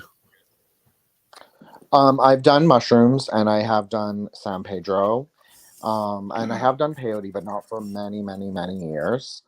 Also, you did bring up the idea of the soma and the mushroom, and I'm not sure where I fall on that. I honestly think that soma is produced alchemically. I think it's produced consciously, like internally. I think you can make alchemical offerings using certain visualizations, certain mantras, certain sounds, like subjecting certain kinds of offerings, wrathful offerings sometimes, to certain processes like that internally. So you're not doing anything as a ritual necessarily, but you might be speaking a mantra, thinking of things, doing maybe lighting a candle, using your vajra, using the kila. You're doing that, but you're not necessarily you're not sacrificing anything. You're not doing nothing like that. It's all internal. It's happening. So I definitely think that soma can also be produced inside, but I'm more of a DMT, soma as DMT, soma as maybe the acacia, because that is very, very important in Buddhism, as it comes up a lot. And I know that other people have talked about how Albert Pike added the acacia branch to the York Rite. So I think that, or the Scotch, I can't remember. But he added the idea of the acacia branch. I think that's very important. I think you see the idea of Sirius, Sirius A, B, and C. If there are 3, I'm not sure, but some people have said there are. But that idea also is present in Tantra. So I definitely think, and one of those goddesses associated with acacia, I just think that there's something there. Yeah, so I'm more of a DMT, a Soma. That's kind of, I guess, my answer. A real quick question.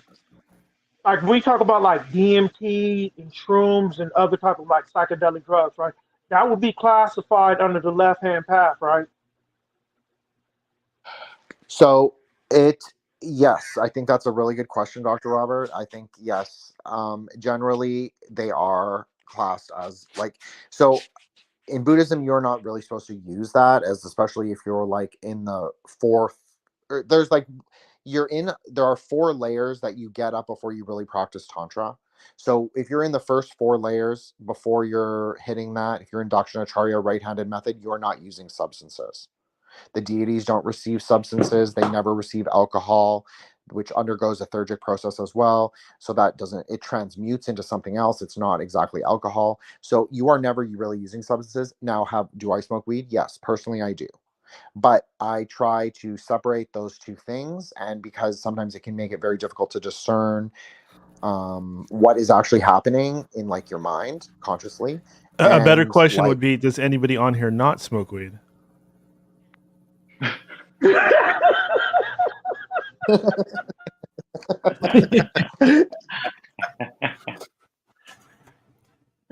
have something to add, if I may.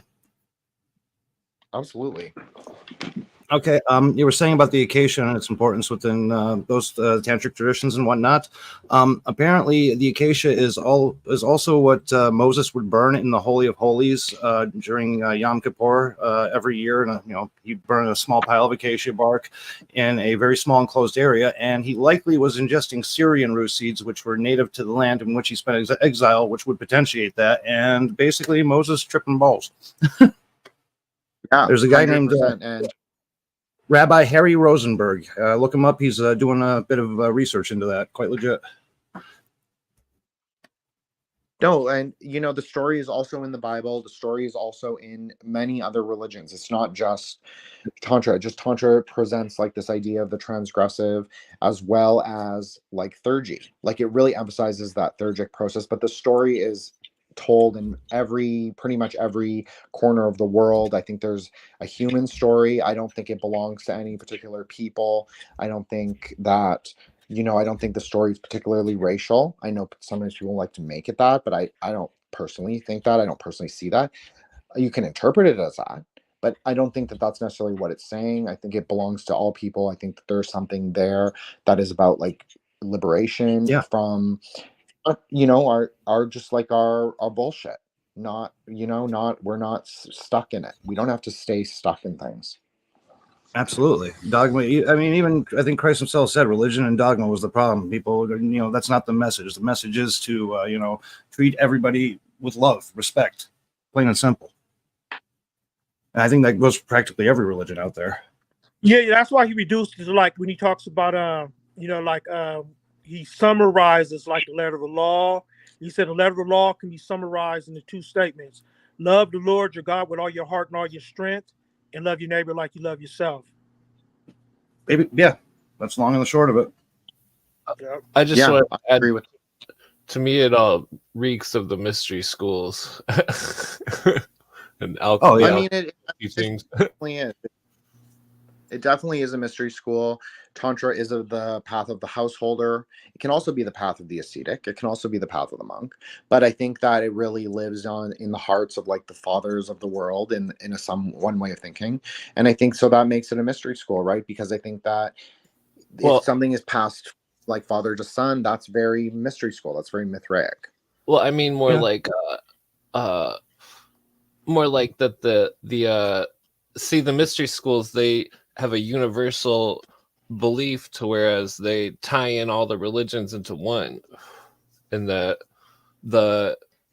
similarities between all of the religions, comparatively speaking, is incredible, which it illustrates a picture of that ancient man somehow had one religion and that the religion was cut into multiple pieces. Like in the story of Osiris, he was cut into 14 pieces and buried with the acacia tree. So there is one story Tantra that does relate very well to that. I spoke about this with Robbie and General Lee when we did our episode. The idea is, though, Yes. it's the goddess. So it's like the Isis figure, who we call Tara, or not Tara, but Sati. She gets her corpse, she dies, and she gets cut up into 51 pieces. So then those pieces fall to earth. They put a temple over it, and that becomes what's called a Shakti Peeth, so a place of feminine divine power. And we also are said to reside on her nipple. So if you look at a picture of the Buddhist cosmology, it looks very much like an. Well, are you familiar with the Moses being on the 49th path and how the 50th path was God? And because you just said 51, and it just really reminded me of that. Yeah, so I am. And even from a Kabbalah tree of life perspective, you could see he's coming up from Chokmah, coming up from ultimate wisdom to approaching the crown, approaching the Godhead. So I mean, that totally makes sense to me. I think that that's very insightful. I think the tree is in everything. Well, I'd like to ask. This is End of Days Radio. What do you know about the Abyss, the 11th Sephiroth? So, so when General Lee and I, again, shout out to our series, we did that. Yes. We assigned it to several deities. So I did one episode where I did more of a Hindu Tantra interpretation, and then I did another episode, like a part 2, where I did a more Buddhist interpretation. So we have a practice, like we said with Skanda, the sun. There is a practice in Buddhism called Vajra Kilaya or Vajra Kumara, which is the diamond thunder sun. So he is said to conquer the abyss, protect the fortress, and rectify the life force. So in one way of thinking, you could place him at death. You could also place Vajra Bhairava, so the adamantine, ferocious one who slays death. That's his quality. He slays death. And then there's also a horse-crowned king named Hayagriva who can also be placed there. But there are really 8 of them. So there are 8 kind of like energies that surround that, but they all kind of coalesce into one singular male divinity. Hey, Jen, I'm going to touch on. I'm sorry. Sorry, go ahead. Dr. Robert.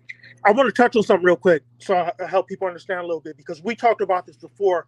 When I think the general was there, and we talked about the Tower of Babel a bit.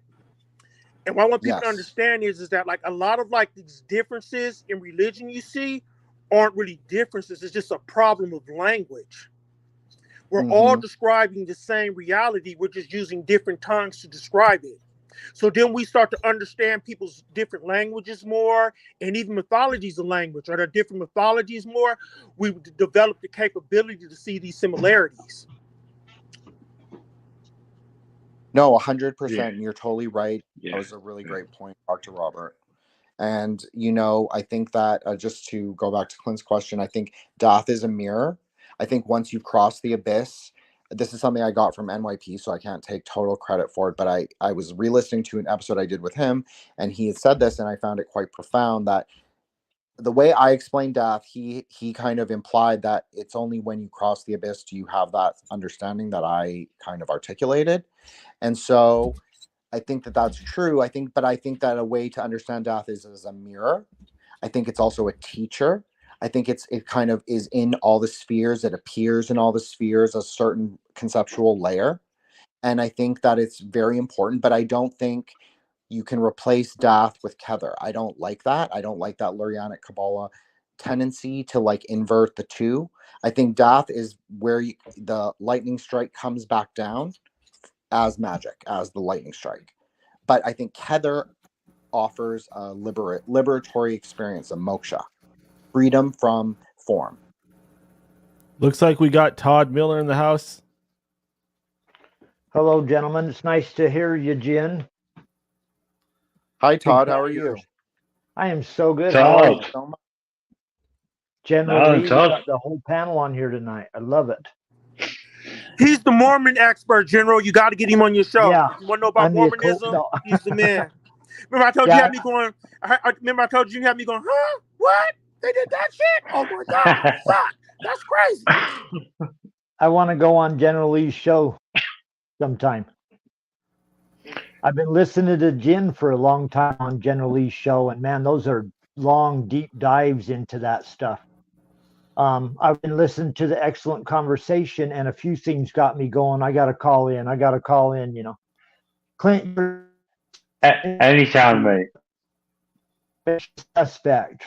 I get that, buddy. But and then there was a scene Wait, a what did while you say? You back. cut out for a second.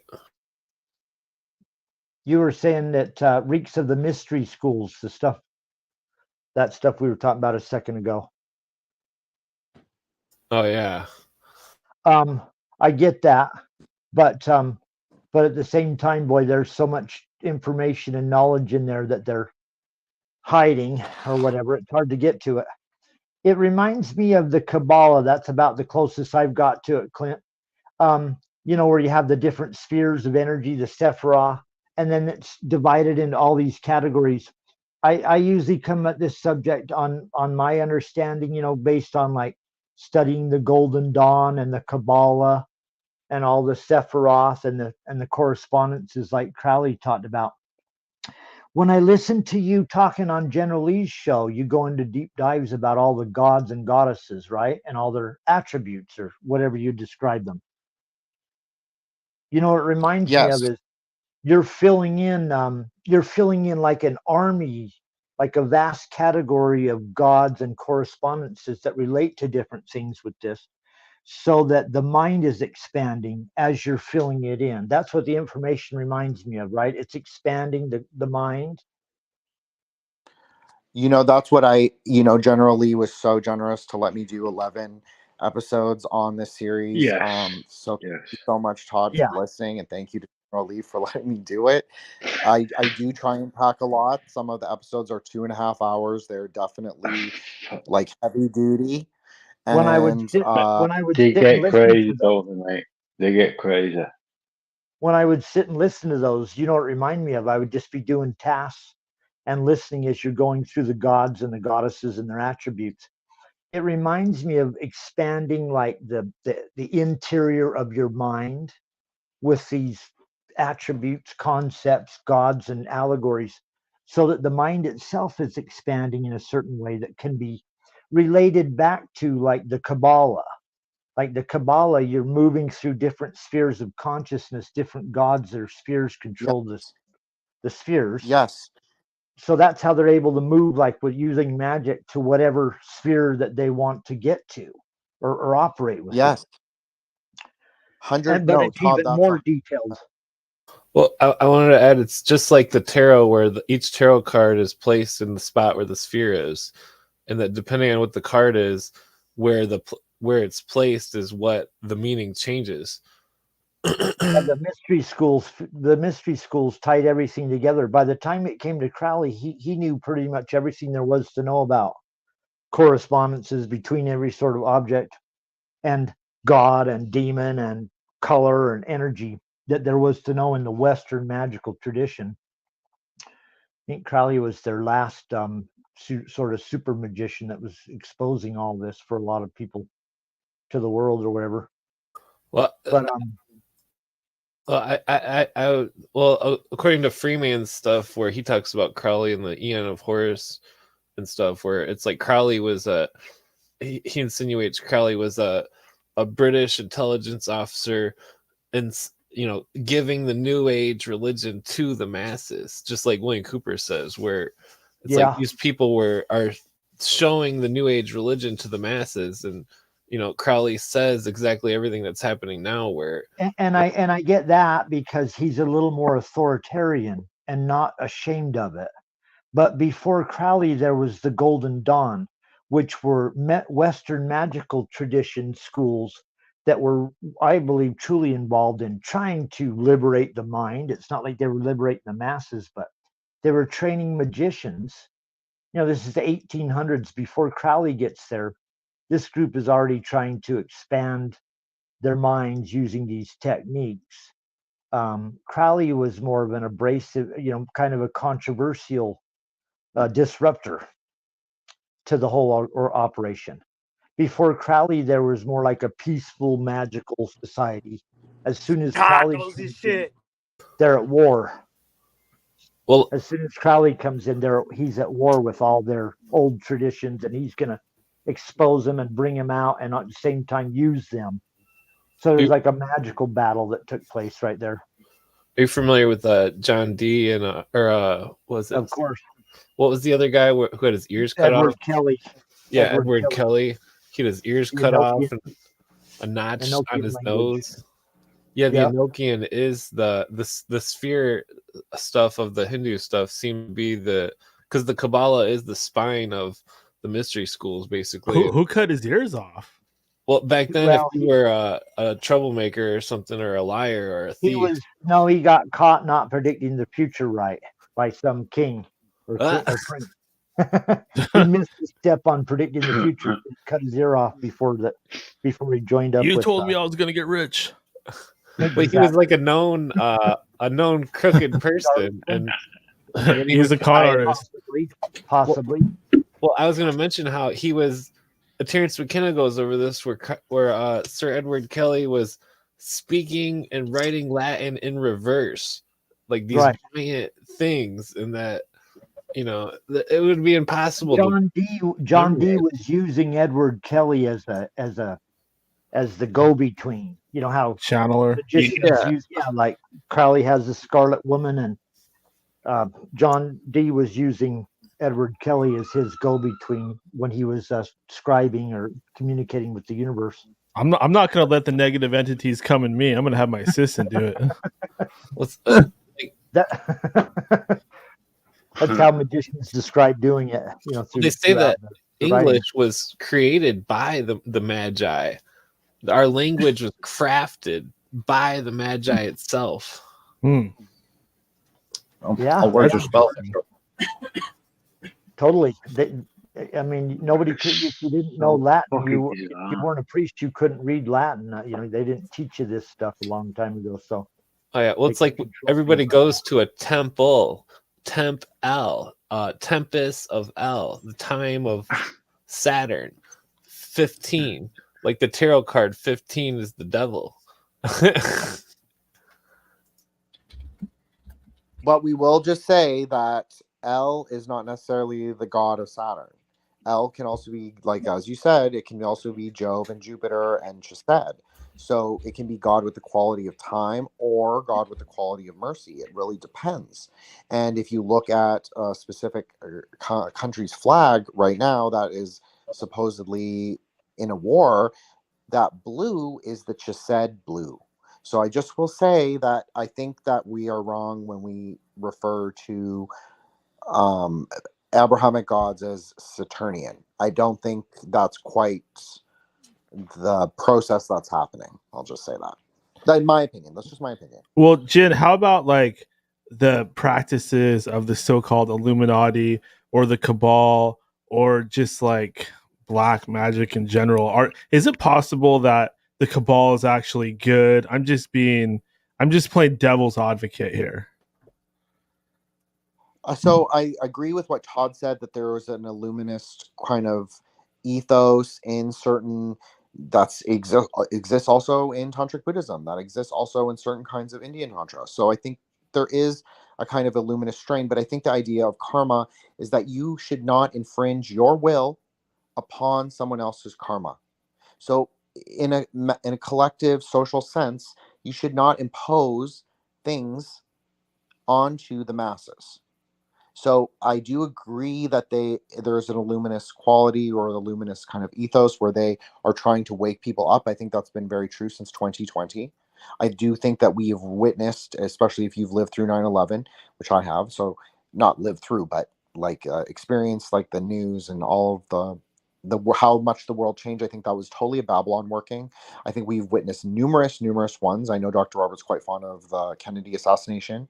I'm not as schooled as him in that. And so I think we've witnessed numerous kinds of Babylon workings, and since World War II and maybe even before that. So I think that there is part of it that some of them may have the intention of like helping mankind, but I think that's a very inverted idea. You just should not be imposing your will upon like the masses, because you are not that's actually real talk. That's real talk. People don't understand that shit Yeah. at all, man. Like anytime the first thing my master taught me, dude, when he taught me hypnosis, dude, he said, do not do this without anyone's permission. You will incur negative karma. When you make people do things against their will or subvertly like that, that's like you doing it. So if you hypnotize somebody to kill somebody, that karma goes on you. Because that person wouldn't have did it unless you did remote controlling. That's why America's collapsing right now, man. They're starting to receive the negative karma of their actions by using all this hocus pocus to subvert the will of the American people, dude. That's real talk, Jen. Real fucking talk. People don't talk about that enough. Will bending will fuck you up. A love spell is a curse. And listen, I wasn't trying to say the Illuminati's fantastic. They're trying to bring, half of them are trying to bring people to light. That wasn't what I was saying. The Illuminati, like the 17th century, the barbarian one, if you go look deep in their writings, they were trying to help people. They were doing it because they felt the inequities of their time, and they were trying to free people. If you look into the writings of why they started doing it, Thomas Jefferson was arguing in favor of the Illuminati. A lot of people don't realize that he was most likely a member here in the United States. They'd had about 10 lodges set up, and I don't think they were all bad, the people involved in it. It's the same thing I'm saying about the Golden Dawn.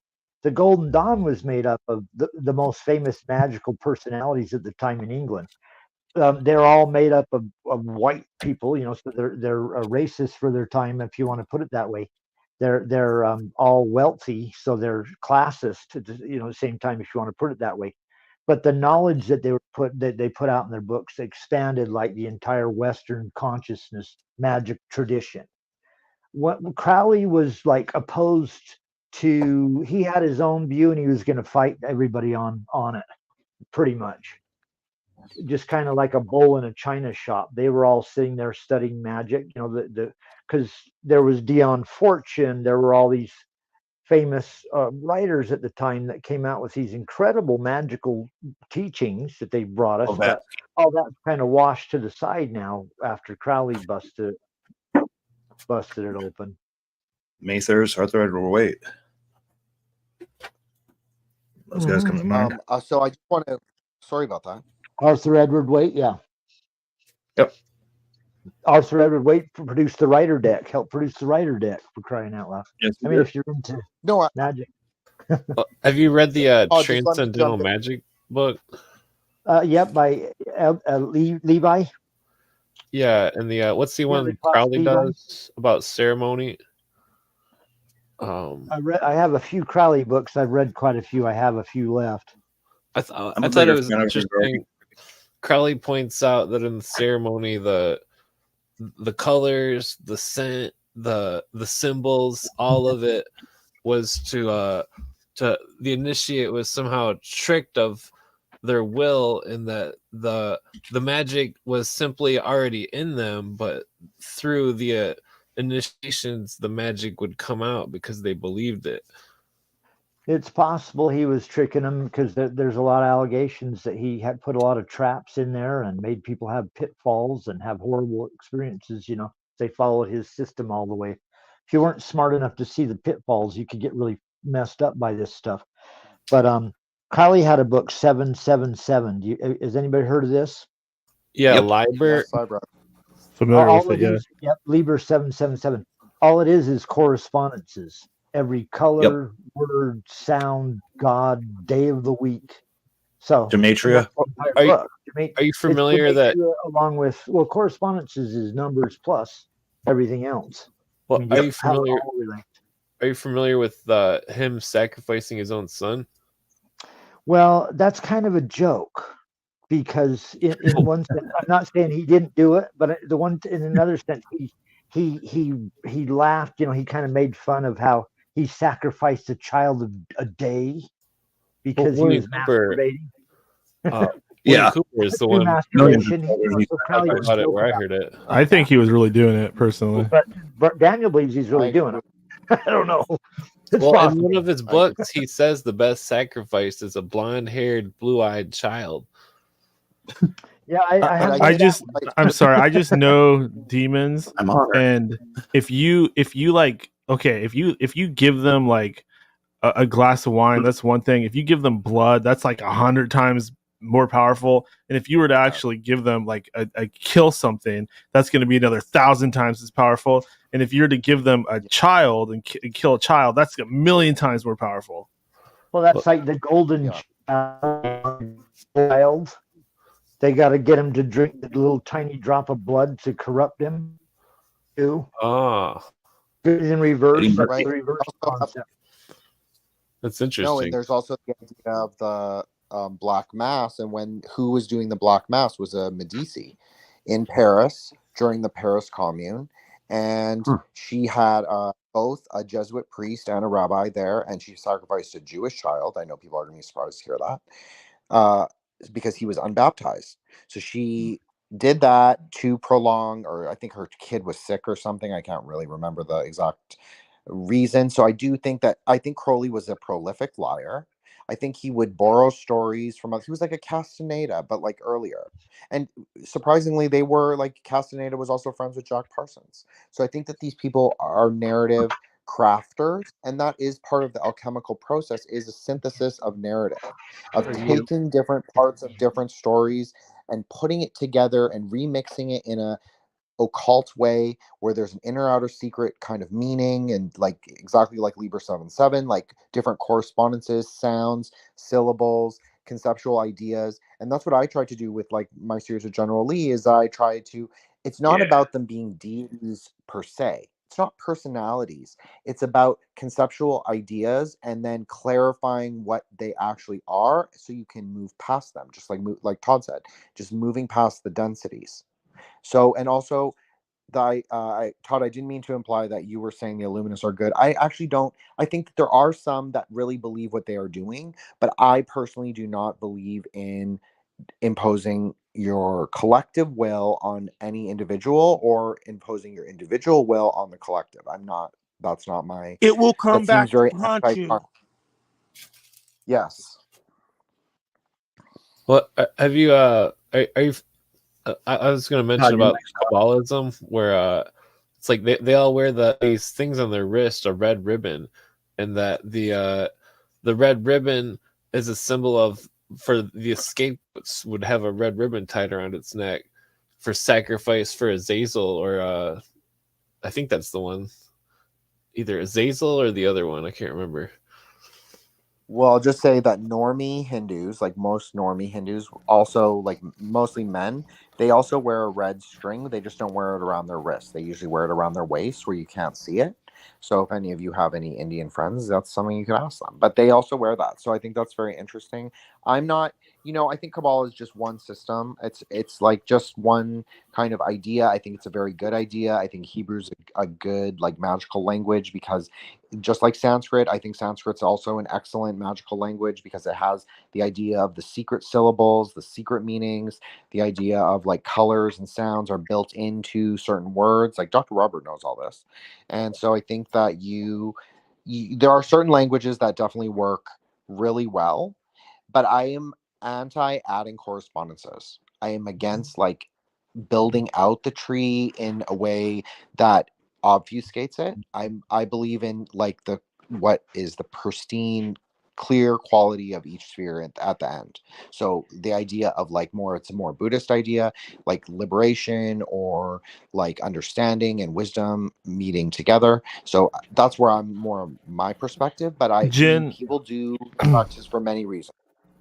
Yeah, Jin, have you ever heard of the idea of people getting into Kabbalah and then going insane?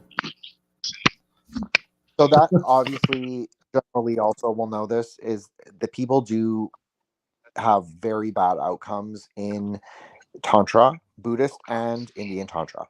And so obviously that resonates with me when I've heard the stories of the rabbis in like the 12th, 13th, 14th centuries in North Africa and the Mizrahi rabbis. When they have said that, or they go crazy themselves, I understand that in two ways. So one way is, yes, that's true.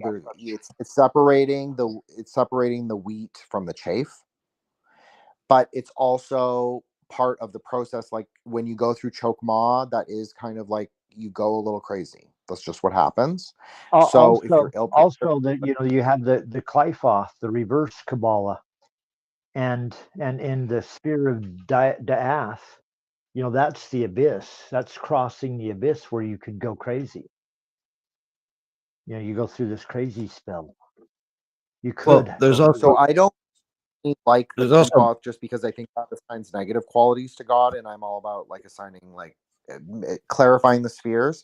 But I do recognize that 7 sins arise, 7 obstacles arise, 7 kinds of desires arise. That's the idea in Tantra, is that's the 777. So those 7 kinds of qualities of bad qualities arise, but they aren't bad qualities of God. They're just challenges that the Upasaka has then to overcome. There you go. Through the practices. Yeah. Dark night of the soul kind of thing. Yes. Here, let me add. The other reason that they say don't study the Kabbalah until you're 40 is because you really need, at least in the culture at the time, a good 40 years of life to really construct an identity, ego, so on and so forth. And I just turned 41. Kabbalah time. It's time for you to learn, yeah. I think I turned 41 when I was young, and I think I about went nuts. Madonna, where you at? I wanted to mention the about the Kali worshippers in Indiana Jones 2, where they were drinking the datura. That's a real plan, dude. That was a real assassin plan. Tell him, Jen. I got some of that over on my shelf here. Good one, that mate. Hey, that's a good one, that mate. Jen, that was a real assassin plan, right? He got disconnected temporarily. I'm getting him back. Datura is like a purple flower with these seeds, and Terence McKenna says in India there was Datura cults that would Kali worshippers were the most. Kali worshippers were the most feared group in India because they pretty much. I mean, they didn't say they ran things because there was a 3-part the evil side of the 3-part system. The Kali worshippers were, they worshiped Kali. They were, I don't know if you can call it 3-part together. They were the evil side, and then there was the good side. But Kali worshippers were able to get away with what they were to get away with. Britain was trying to wipe them out. What we know about Kali worshippers was pretty much given to us from Britain because they were, they were trying to fight them as they're trying to take over India. But they also had, the priests in Kali worship were called the stranglers because they had a particular method where they would get it around your neck real tight, strangle you from behind a garage. That sounds like a Godfather. They seem synonymous with the assassins. Yeah, Datura is a very powerful variant. Because the Datura is that purple flower. Datura is that purple flower that kills you. Yep. Well, no, it makes you delirious. You don't know what's going on. Yeah. and the use a variant. Well, I want to say the hashashim was the hashashim. The original word meant like a combination of plants, like cannabis, datura, opiates. Like it was a mixture that was used to induce the trance of the cult state. That'd be some strong shit. Oh, it's hell of a mix. Creates assassins. Also the Syrian Rue. Like, in the private chat, we were talking about Syrian Rue for a second, where it's like the acacia and the Syrian Rue creates ayahuasca. Basically, it's a different type of ayahuasca. It's also native. Well, then the soma, from my understanding, was the amanita, and then soma was with the Syrian Rue also. So mushrooms and. I just want to jump in and talk about Kali for a second, if that's okay. I just want to say, go ahead, Ben.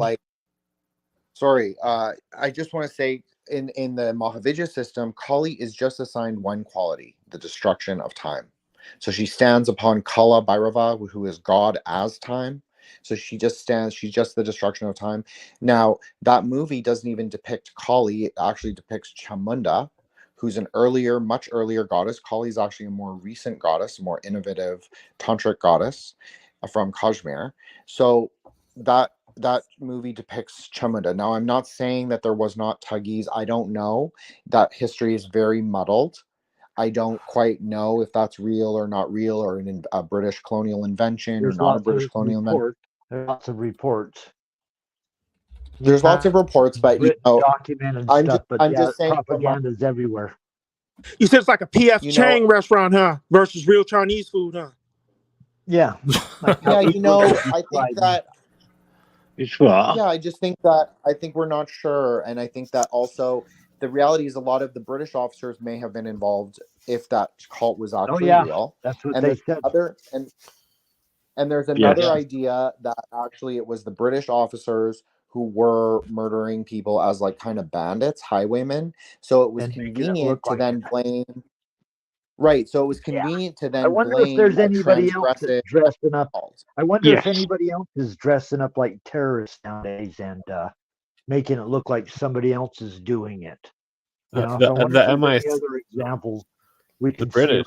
around here. He's dressing up like Indians, like the Mormons did, and pretending that the Indians did it when they killed all these people trying to leave town.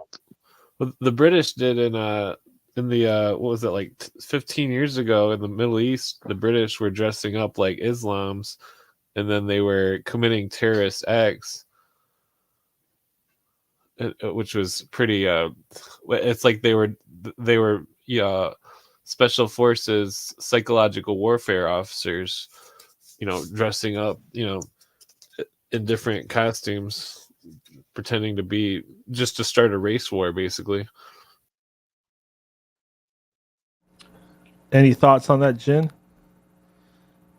Yeah, so I think that I don't know if the Tuggy's real. I'm fine if it's real. If it's not real, I don't particularly venerate Kali or any that she does appear in Tantric Buddhism. I will just say I know people get very like, oh, and she is a very much like a built-up goddess in Western, like kind of left-hand path contemporary occult works, but I don't really think that she is any of those things. Like I think she is in one way of thinking, but I also think she's not, and I think that she's very misunderstood in a way, because I think that the destruction of time births a new time.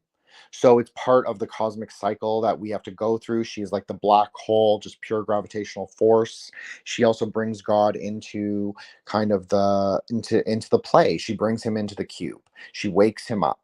She makes him erect. That's how it's often depicted. I'm not just saying that to be funny, because I'm not really a sex tantra guy. That's not what I ever really discuss or like am knowledgeable about. So but there's a conceptual idea there that she kind of brings God back into the equation, because God in Shiva doesn't really want to be here. He wants to go pray on the Mahasmashana. He wants to sit at death and just pray and just meditate. But at the same time, while he's doing that, he is God with the quality of consciousness. So he is cycling through his consciousness, his rage, his fear, his anger, all of that. And he is creating the negative qualities in our reality. That's a more Buddhist way to understand it. But the idea is to then conquer him, conquer his negative qualities, and then you can arise together and like do whatever you want, come back down or go up. So I just think that there's like a way to understand Kali that isn't really like as this like dark mother figure. I think that that's way overblown. We do have the scarlet. I mean, Crowley borrowed the Scarlet Woman from Tantric Buddhism, 100%, like no question about it. Like Vajrayogini is the Scarlet Woman. There's also a Dakini at Hode. If you want to hear that episode, it's part 4, Kurukula, Princess of Fire and Flowers, with generally. But she also arises there with emerald green eyes and red hair, and she's coral skinned.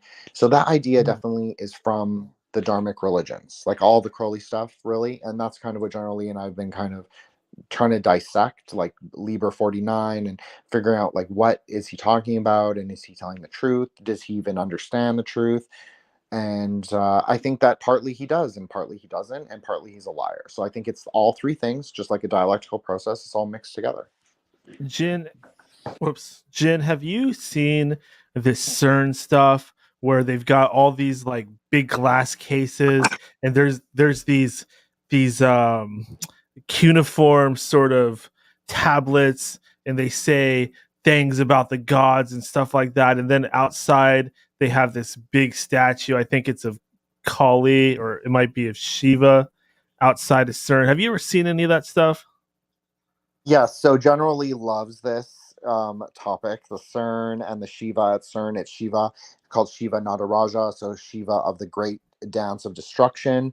So, in my opinion, this is just my opinion, okay? This is just totally conjecture. I have no proof of any of this. I believe that they are Germanites from like the Zoroastrian times, like 3rd century. I think this is like a continuation of the time cult. And I think that because that's what he's assigned time, but he's time as a destroying force, as a decaying force. So I think that they believe in him. I think also the Indiana Jones is really about that. I think it's about a subjugation of the mother energy, of the feminine divine energy. I think it paints the Kali worship, and I'm not saying that Kali worship isn't bloody. It does have animal sacrifice sometimes. It definitely has had human sacrifice elements in the past. Obviously, I'm a tantric Buddhist, so we don't do that. We do different kinds of offerings, but it's not that. So I just think that Well, they Buddha don't was like kind of like one of these other, I don't know what you would call them, great teachers that appeared, and they all kind of seemed to have one thing in common. They wanted to put a stop to animal sacrifice, human sacrifice, or anything of that nature. I believe Quetzalcoatl was like that too. Isn't that kind of a strange, strange coincidence there? So I definitely think so. We consider the Gautama Buddha of the 5th century BCE as a great teacher, as a Nirmankaya Buddha, so a Buddha that exists on the earthly kind of plane, but he is not the tantric Buddha. So we kind of explain the cosmology a little differently, and we do have a tantric Buddha, and then we have a kind of Godhead Buddha at the top. But I do agree with you that like a more progressive idea of religion is like the Christ sacrifice, like so we no longer need to perform animal sacrifice or human sacrifice or any of those things. We just kind of perform the practices internally and that's it. Tantric Buddhism really posits a 3-way system. So we do offer the idea of, it's kind of like a cakes of light. Generally always laughs at this. It's a kind of idea of the cakes of light. They're called tormas. They're made very similarly. They're made with similar substances sometimes, and things from the carnal ground, from the cremation ground. So I definitely think that the idea that we need human sacrifice or animal sacrifice, I think that's very warped in the sense that like people think that it's just doing whatever you want, but it's really, that's not what tantra is. It's not what doing whatever you want. If you are a Shakta tantra and you do Pashubali, you have to follow the shastras. You have to follow the ritual prescriptions. You cannot just do whatever you want, and it's only done within a ritual methodology. And this is also true for Tibetan Buddhism when you do what's called torma sacrifice. So sometimes you will make an effigy out of the torma offering and you will do like a magical kind of sacrifice over it, or cut off its head, whatever. But, and these are just cakes, obviously. But, this idea that I think that the idea is that you learn to give the water offering, the incense offering, and the light offerings to the Buddhas. So you show your dedication to Dharma. So it's more of like you are performing ritual action that you will later understand and perceive and grow with. Like you will understand it differently at the different stages that you practice. What do you think of Lucifer in general, Jin? So for me, the Luciferic energy is just light. It's just like the arising light. If you want to, I'm going to use the Kabbalah tree. I liked the Kabbalah tree because it's just a very common reference that many magicians, Western magicians, have. And obviously Crowley did use it extensively, and all Western magicians really do use it extensively. So when I refer to it, it's not because I'm like so married to it. It's just because if I use the goddess names that I use with General Lee, people won't really understand what I'm talking about. So I'll just use the Hebrew name. So the idea is that light kind of arises through Netzach. The gemstone of Netzach in a tantric way of understanding is a diamond. The diamond rotates counterclockwise, just like Venus rotates counterclockwise. The light pours through. It is a prismatic light that has many colors, many qualities. And so that creates kind of the Maya, kind of creates the illusion. So I mean, it is it, and Lucifer is just the Luciferic light is just the truth that exists within the Maya. Now, Luciferians are people who venerate truth above all other things. That's all it means. It has no other meaning really than that. I do not venerate truth above all things. I venerate like internal theurgic processes above all things, really. So, but I don't think it's not necessarily negative. There's definitely a Luciferic element in Tantra, absolutely, especially in Buddhism in general. That's very true. So I'm not anti. I think that the truth is super important. I think it's one of the pillars of understanding, one of the pillars of like discernment in the world. You have to understand what is true and what not is true, and like figure out the truth in a mystery. If something is mystified or occulted, I think knowing the truth is really important, especially because, as we said, the whole world is occulted and mystified. So we need to know the truth. I just don't place it above other values, we'll say. What's up with all these celebrities and billionaires and politicians getting into this pedophilia stuff? Any thoughts on that? Yeah, I mean, they practice an inversionary transgressive religion. That seems very clear to me. It's always like daddy issues, like they hate daddy God, so they have to sin against him. That's really what it is. They just really hate him, or they want to be him. That's another also way. It's a different way to think of it, but it's another way that I think is valid. And I think that they believe sin is a process of purification and a process of power. And I think that there's nothing more transgressive than that. And I think that, yeah, I think that they all partake in things. I think they also get lost in their desires. Like when you're playing the tree or playing the spheres, like I said, those like sins arise, desires arise, demons arise. But you can either conquer them or get lost in them. Many people get lost in them because it's very difficult. Like we're talking about very difficult kinds of like magical operations, daily magical operations. So you can easily get lost in the spheres, in the mystification of them, and the demons can conquer you. So instead of like pushing through those things that arise, those people get lost in it and they get low desire. You're not supposed to have low desire. You're supposed to aim higher. That's why it's not gross sorcery. It's not just like lottery wins and fall in love and this and this. It's really for like you to create a stronger vessel to kind of receive God's wisdom or God's knowledge. That's the whole point. Not to like do magic external. What types of occult topics do you see pop up in anime? So this is something I am actually doing a series on Serial Experiments Lane with DJ Poolhouse from Here Comes the Backlash, coming up here pretty soon.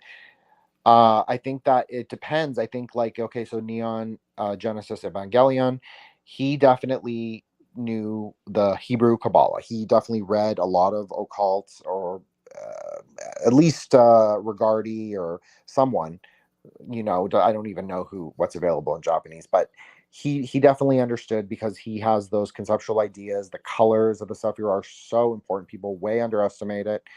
Colors are so important. Conceptual ideas, this idea of the Babylon princess.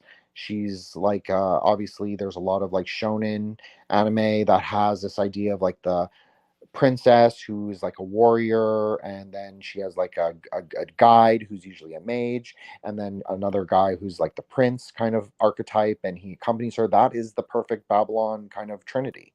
So I think that appears a lot in anime. I'm trying to think of a specific example. What else? I think that the soundtracks, especially horror anime, like there's a series, it's not really an anime, but it's a manga from the 70s. It's called Echo Echo Azarok. So people who have read about ceremonial magic will recognize that. It's a chant that some Wiccans used to use in the olden days, I guess, like the 60s, to invoke like Keranos. And so she's like a witch, and she goes around killing other witches in the different Japanese schools. And so you see a lot of Western occultism in anime, like tons, way more than you see like Shinto or Buddhist esoterica. You don't see that very often. I would say that's quite rare. But you do see a lot of Western esoterica, even in like a series like Cardcaptor Sakura. I know people will laugh, but if you look at some of the sigils, some of them are Solomonic, like from the Greater Keys. So there's definitely a lot there. I think people don't even know. I think people haven't really touched it yet. Yeah. Oh, that's interesting. Yeah, I myself, I watch a lot of that stuff, and I noticed quite a bit too. There's one called Black Clover that have you Yes. ever checked out that one? Yeah, I watched the first like 40 episodes of that one. So I'm like, it was a long time ago, like way back when it first came out, but I'm like relatively familiar with it. Yeah, I think that one's got a lot of stuff in it. I mean, just the whole idea of there being these aristocratic families that have magic in their blood. I mean, that falls right into like Golden Dawn and Order of the Phoenix type of stuff. Oh, 100%. And the books, the apotheosis of the word as this magical thing that manifests in the world, and it's unique to everybody, and different the elements, like when you see like the different elements, and they're very good about ascribing the right colors to the right elements. Not all media is as good. Like green should always go with the wind in a more Central Asian way of understanding, which I think is really interesting. People don't usually know that. And green is also the color that kind of is the color that's mixed of all the colors. So it's the color that emerges from all the colors. And like in Magical Knights Ray Earth, you see that, like the girl who has the bow and arrow is green. And then there was another series I was thinking of recently, but anyways, I can't remember it. But no, there's so much occultism, there's so much magic, and a lot of it's good. And also isekai, like the isekai genre, the reincarnation genre, that is all so Buddhist, so magical. I mean, people don't really know that idea of like the realm earth. That is pretty much the given reality if you're a tantric Buddhist. Like, we live in a realm earth, it's a multiverse, can traverse the worlds in different ways when you die. So this idea of like going to a different world that maybe has magic, I think that's kind of I think that's very illuminist in a way, teaching people, like especially kids, that there's like the possibility of magic, the possibility of other realms. Dragon Ball Z, to bring it back to our conversation at the very beginning, the Yeah. idea of the dragon. So the dragon's really important. He's like the eclipse god. He can also be the god with the quality of desire. So the god that keeps us trapped in the cube, in one way of thinking, although I don't really think that's not really how Buddhism understands it, but that can also be one way to think of it. And I kind of think of the actual Dragon Balls. I believe there's 7 of them, and they kind of represent the chakras. Yes. So in Tantra, we actually use what's called the Mahavidys, so the 5 chakras. But if you take out the sun, the chakras that are assigned the sun and the moon, then it totally makes sense. So if people are familiar with the 7 chakra system, so it's really the 7 luminaries, and then the sun and the moon, or the 5 luminaries and then the sun and the moon, because they kind of have a different thing. But yes, you're totally right about that. It's like the wish granting. It's just like working the Sephira, the lower 8, because the dragon obviously would have it be considered like his own Sephira. So you have like the lower 8, and that's what it is. It's granting cities, granting accomplishments, magical powers through each gem, and through putting them all together, you create magic. That's what it is. Electricity. That's what the dragon is. Jin, have you ever experienced telepathy?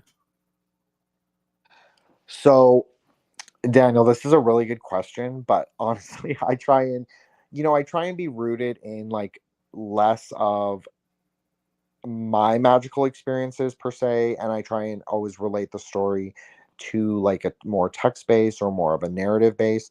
I definitely have a strong intuition. I definitely sometimes will know when someone's going to call, or just mundane things like that. But telepathy outright, no, I can't say I have. I've experienced that phone thing as well. It's pretty trippy. I believe they would call that like precognition or something like that. But hey, we are about 2 hours and 33 minutes. And Jin, I thank you so much for sharing so much time with me in this show, as well as talking to all of our friends and family of End of Days Radio. But I do want to open things up for you one more time. I'm sure you have a few things left, a little bit of steam left in you. So if you have anything left to say to my audience out there, please take this time to say whatever you'd like to say. Take as long as you would like, and also follow that up with anything and everything you'd like to plug. Sure. Okay, so first of all, thank you so much, Dan, for letting me on the show, for accepting General Lee's request to have me on, and Dr. Robert always putting in a good word for me. I appreciate you guys so much. You have a great show. I hope people support it and continue to support it. I think if anything, what I would leave people with is the kingdom is inside of you. Know your will, discern wisdom from method. Don't let them lie to you. Don't let them tell you things that you don't feel. Don't take a side in wars that don't affect you. Really, keep your kingdom tight. That's really what it's all about at the end of the day. Have a text-based practice if you are so inclined. Keep to the practice. Keep it surgical. Don't do gross sorcery. I mean, if you have to, you have to. I understand we live in a tough world. Sometimes you need to. Try not to injure your karma. Vajrasat for practice, number one thing, best practice of all. Not the best practice of all, but it's the preliminary practice. It's the practice that you begin with and that you can end with. It's the purifying practice, the karma rectification practice, 4 pillars of rectification. Very good. One of the best practices, really. And I have a show coming out. Will drop on December 7th. The RSS feed. It's called Threshold Saints. It will be about Asian esoterica. We have a roundtable series. Not quite sure of the name. I have a series on Dario Argento coming up with Vinny from the Ghoulcast. I have the NDE series with Union of Unknowns Ashley on General Lee. RSS feed, Subconscious Realms. I just finished a pretty epic 3-part series on the art of Tantra with NYP from the Occult Reject. So that just dropped on Tuesday. If you go to my Twitter page, it's there. I'm on Twitter at Wukong Reborn, WUKONG Reborn. I'm on Insta at Threshold Saints, one word. And I have a link tree on both, so you can always check out all the episodes that I've done. I know I just interviewed Ando from Burn Babylon Burn and the Doom Kitchen, also on WTF Forum on Sunday nights. So sometimes I get invited. So, and Daniel, thank you so much again. And I'm really happy to be a surrogate member of the greater podcasting family. And I hope that we can do stuff. I mean, I'd love to have you on with General Lee, and we'll just talk magic or come back on, whatever. So thank you. And thank you to your Absolutely. audience too, for tolerating me and my bullshit. So yeah. It's hardly bullshit. It's really great stuff. I definitely enjoyed having you on, Jen. I've been more than happy. I will be more than happy to hop on Subconscious Realms with you. I've been on there a few times. I really enjoy going on there. And yeah, most of all, just thank you for bringing what you have to say onto this program. You have a very unique line of insights and research, and I would definitely like to have you on again. Thank you, Daniel. And let me just shout out my favorite dude of all, General Lee, just my number one supporter, just cheerleaded me, plucked me from Twitter out of total obscurity and was like, "You're going to do Tantra." And I was like, "I don't know." And I was very shy. And, but we did it. We did 11 episodes, and I've done 30 episodes now of different topics. So yeah, it's been an incredible year for me in that way, and I've grown a lot as a person and able to not be shy on a live like this. It's pretty incredible. So I owe a lot to him. So let me just say that, and thank you again, Daniel, and really appreciate it. Absolutely. Like I said, we'll definitely be talking to you again. I think everybody had a great time on today's show, and I know the listeners will really appreciate that. So until next time, I will talk to you later, my friend. Thank you. And there it is. That was Jin. Fantastic personality, fantastic show. My God, could things get any better? Possibly. I don't think so. We are going to take a break. We usually like to take a 15-20 minute break, especially on a show like this where we go long and we go on and on and on. I apologize if there was a lot of background noise. I did my best to mitigate it, but I had to kind of turn things up a little bit in order to make sure Jin was loud enough to hear. So it might have created some imbalances, but I think overall things turned out great. If you enjoyed the panel, stay tuned because we will be bringing everybody back on who's left anyways, bringing them back on shortly. We also have some news to talk about. I wanted to talk about some of the big things going on out there. We're going to do our mind-blowing moment of the day. Boy, that's a tough one. Like, where do we even... Man, that's going to be hard to choose from. But we'll get that. We'll see if Todd or Dr. Robert have their segments ready yet. If not, maybe next time. It's all good. But let's go ahead and take a short break and listen to some Todd Miller.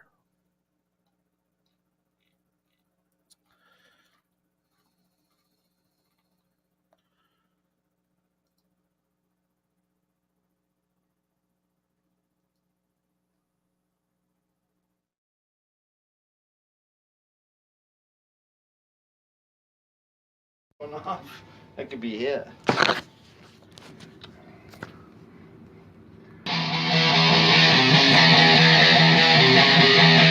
We are live.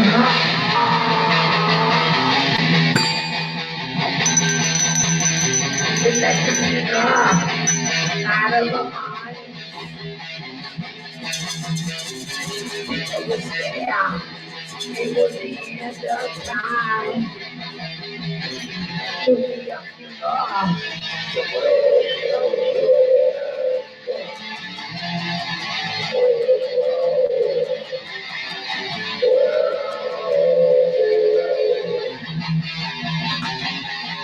it's really hard. It's a place coming out from the sky and you get down. You're all basically going to the bottom and try. What do we ask you?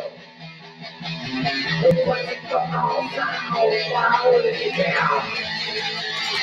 It's elected mirror. The modern stage is dry. It is now you go find your mind. Don't try to bring your mind. Won't sit down and let you mirror. Let's bring your love now. Don't wait your head. Let's hear you now. Yeah, come to stop. And all you want now. First, don't say the songs. They first to the songs. It's a lesson you know. You get down. They don't give you a choice because it's your voice. You're proud to your TV. You put up the TV on. You're on a TV player. And now they got kids to come through the kids you love. You still get standing around in your life. And the kids you love. You took those guys who don't need a fuck with your wife. You get up and out of the next year and come out and I don't know what I'm going to do now.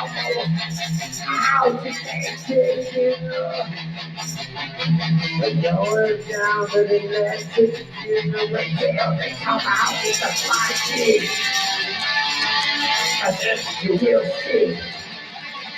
You're gonna bow down to your own. That takes you now.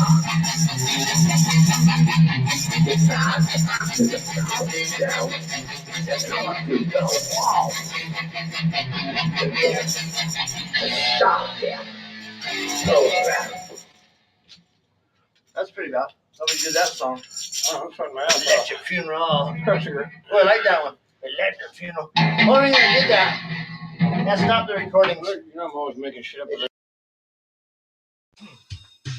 And the chords. I don't know, reach over here, goddammit. Yeah, it's fun using that one.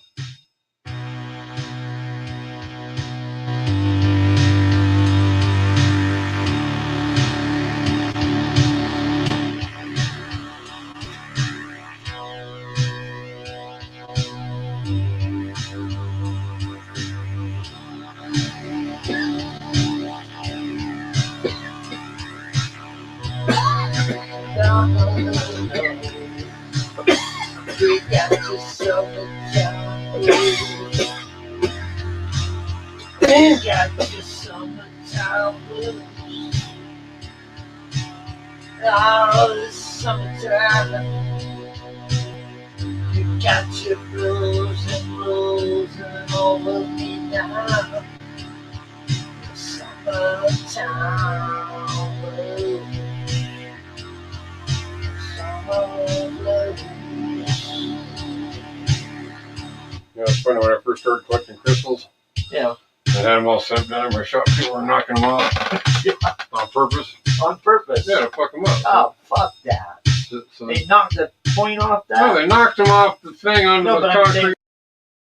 We are live!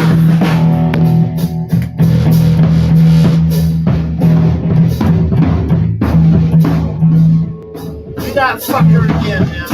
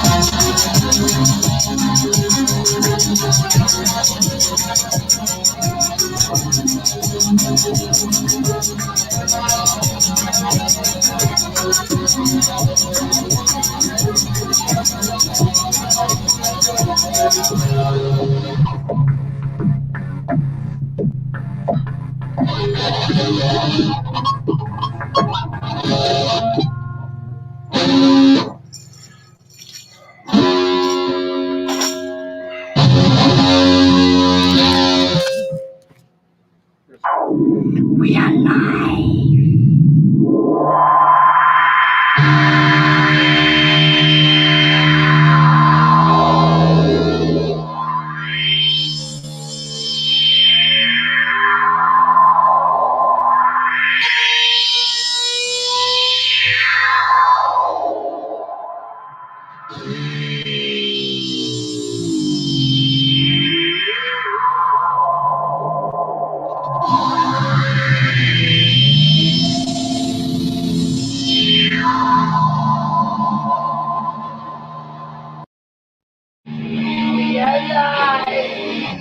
dude, I'm finding it now. Hold on,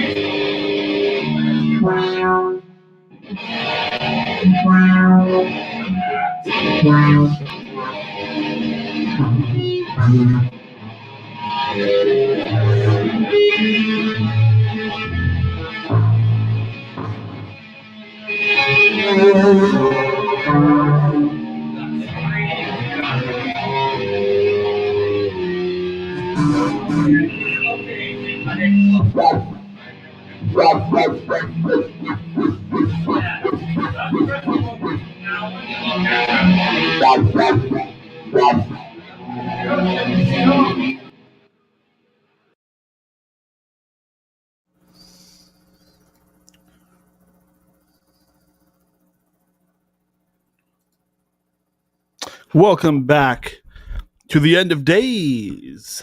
I am your host, Daniel, broadcasting to you all the way from the deepest depths of hell. Psh, hear that? That is my flesh searing. Welcome back, everybody. Great guest, great panel, great show, great host. Oh, yes. Thank you. Thank you. Great time to be alive. Oh my, don't forget to donate to End of Days Radio. Go to endofdaysradio.com. Please donate. Your donations make all the difference. Let's keep this show on the air. Let's keep our servers up.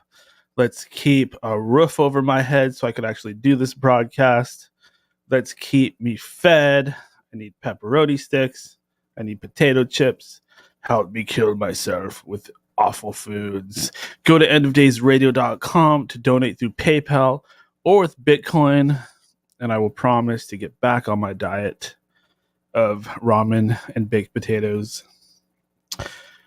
Mind-blowing moment of the day. Let's see if the guys want to join us. Oh, who's that? On, Daniel?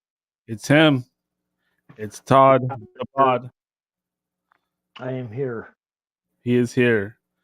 Let's see if Dr. Robert is in the house. I'm here. Testing, 1, 2, 3. I'm here, man. Roll call. Oh, yeah. We got Todd in the house. Dr. Robert. And oh yeah. Oh yeah. I'm just We got oh yeah.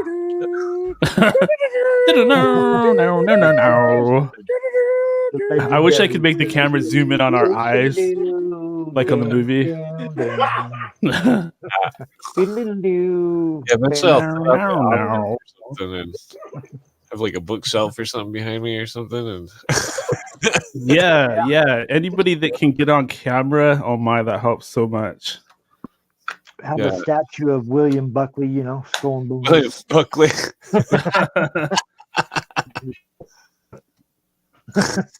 Like I do. Isn't that the mind blowing? There we go. Mind blowing. I left my gong. I put it away. Mind blowing moment Mind blowing of the day. Of the day. This mind blowing moment of the day is brought to you by the Todd Foundation, where he is working daily to kick all the Mormons out of Utah. Mitt Romney at least. No, he's gonna send them to Canada or maybe the Middle East. He doesn't even live here, so it doesn't matter if he leaves. We better watch them because they're all Masons basically. Pretty much. Oh, yeah. Totally. I'm going to say mine was the whole thing about the middle path. I'm saying that because that kind of resonated with me in particular. But yeah, you guys can go next. Todd, how about you? Well, he said all the three paths. There's just, middle path implies there's two others, right? So you're talking about three paths: positive, negative, and the center is gray. Magical systems. I love Jin. I was listening to him on General Lee not Dr. Robert, Jen Lee's show, and he's been on there hours and hours of going through the Dr. gods. Robert's show is coming later, I'm sure. Dr. Robert's show, I can't wait for that. His segment on here, I can't wait for. So, fantastic show. I'm just digging this. But mind-blowing moment. All of it combined, him coming on here. I've been listening to him on General Lee for a while, so to see him on here and breaking that stuff down, he's breaking that stuff down. It's not quite our format, you know, where we're loose, we're freewheeling. He's giving us a bunch of information. On General Lee's show, he's going through thousands of gods, hundreds of gods and demons and goddesses, and so puts you in a trance listening to that stuff. It's nice to see him on here. That's my mind-blowing moment, Daniel, that this came on tonight.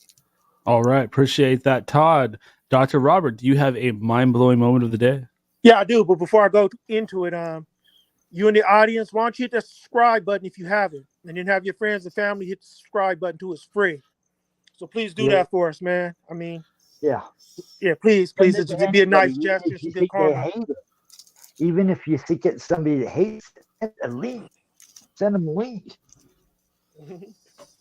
So, thank you, Todd. My mind-blowing moment is when we talked about Maya a bit, and this connection to the way in which we kind of get like this programming, like get our first programming from like our parents, and they kind of give us this interpretation of the world. And then as we get older, we kind of go out and we begin to test this interpretation of the world to determine whether or not it is true or something that resonates with our destiny, basically. So that's what Maya basically is, sort of like seeing through like the illusions or your misinterpretations of your parents' wisdom, and then kind of coming into your own person. You know, it's just like when the Jedi Knight, you know, gets to construct their own lightsabers and shit like that. Like, you know, it's a rite of passage, like the other guy said, basically. But life is just a natural rise of passage that's kind of been stunted in our society, basically, from all the coddling and shit. But other than that, yeah, that was my mind-blowing moment. And please hit that subscribe button, everyone. Please. Yeah. Yes, thank you for that, Dr. Robert, especially the reminder to subscribe. Clint, do you have a mind-blowing moment of the day? I guess I was similar. The whole persona of the guest was interesting. To me, it's just another piece of the proof of the ancient Atlantean culture type of theory, where, you know, but like for me, I would always take things as symbolism, you know, like, but the comparative research is definitely India has like one of the most ancient documented cultures in there. It seems that their ancient literature is very in depth to like an extreme point, which is very interesting. I mean, you've heard of Michael Cremo, haven't you? Yeah. I talked to him a couple times. Yeah, he eventually went into the India stuff after all his years of archaeology and stuff. He's heavy in the Vedic, so India has all those ancient mud flood, you know, evidence of melted buildings, and India is one of the places that hasn't rubbed them out, like the United States trying to erase parts of history or wherever. Well, the India is interesting because, you know, that temple that's carved out one piece of stone, and it's like it's got huge, massive pillars, and you know, it's not easy to carve stone. Yeah, I would assume that like you know, the equipment involved, or if it was just people with chisels or whatever, it's like an incredible amount of precision was put into those buildings. So it's like one piece of stone. What have you heard of? Have you seen the thing about the rock, like one whole mountain? It's like carved out of a gigantic rock. That's so big that it's one piece of stone. That's pretty badass. The weather's eroded parts of it over hundreds, you know, 1,000 years, but the carving's so intricate. Like, how could you do this? Well, the fact that they found a piece of stone that was somehow they knew that was a solid piece, that there was no imperfections in it. You know, there was an ancient art to the stone cutting and stuff. Just like putting a house somewhere on land. It's like, certain old towns are placed in a spot where there's better weather, or different various things that attribute to ley lines or Yeah. astrological alignments. Yeah, there you go. Energetic fields. Yeah, energetic fields. Like back in the old days, they knew about stuff like telepathy and magical currents and energies and things like that. That's why they made temples, so that you could go in there and have a still mind without all these freaking archons and demons and black magicians trying to mess with your mind. Well, they say that people were closer in tune with different. We had more senses back then, right? Yeah. Our senses work better. Like dolphins and have these things in the front of their head that can just shoot out sonar. I think we that's why don't have that. The Vatican and the English, they wanted to destroy the natives of Native Americans because so many people adhered to native belief systems more than it's like even the founding fathers of America were pro Native American belief systems, and they venerated it and believed. They say the Masons found out that they have all these symbols. The Indians are using symbols. They're like, how do they have the exact same apron type symbols that were secret? It's all secret. Have you heard this? That's weird. Yeah. It's very in depth. There's certain they're doing the same thing. They're not supposed to be doing this. Yeah, there's lots of evidence that Indians had Masonic stuff going. Encountered their. I think they use that word Toltec. Well, that's one of the oldest tribes. They were stone cutters with massive head statues.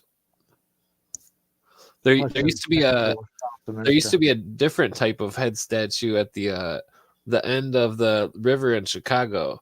That was at some tribe that also carved stone heads. Yeah, there you go. United States is buried. You know how we didn't have anybody here. Notice how our history's like, wow, there's really nothing going on here. It's all down in Mexico and down below. But then when they look, there's all these snake mounds, like prehistoric ruins that have been smudged over. Oh yeah, the mounds are everywhere. And star forts. The mud flood thing is star forts. Explain star forts. The star forts are those are left over from the Civil War and stuff. Yeah, we get that, and it's possible.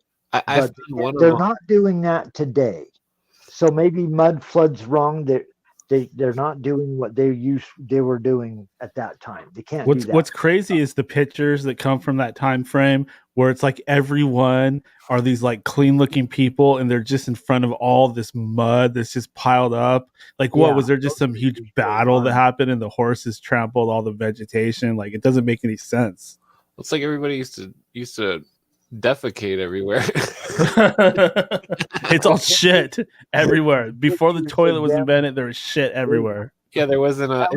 That was only 200 years ago. Yeah, not even that long ago. Well, I think that there was definitely catastrophes, but I think they were farther in time. Where and the things that they wiped out were the precursors of all religions and all cultures.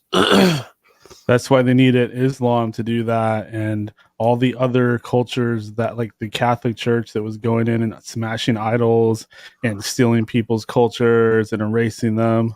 Oh yeah, some of my favorite pictures are them digging out the Colosseum over in Rome, where there's 30 feet of mud, and they're in horses and carriages, and you're going, how the fuck are they going to dig all this dirt out? But they did.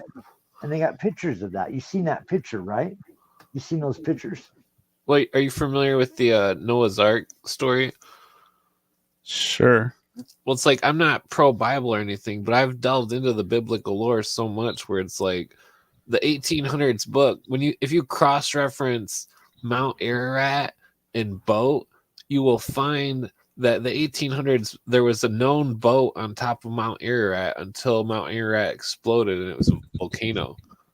And and that's possibly, I mean, I don't even believe in any religion, but it's like, I can't deny that there's a ton of people wrote that there was a boat on Mount Ararat, which correlates to the Noah story. Well, if you look at the lines of where people actually migrated from. Like you can trace pretty much all human origins to Mount Ararat.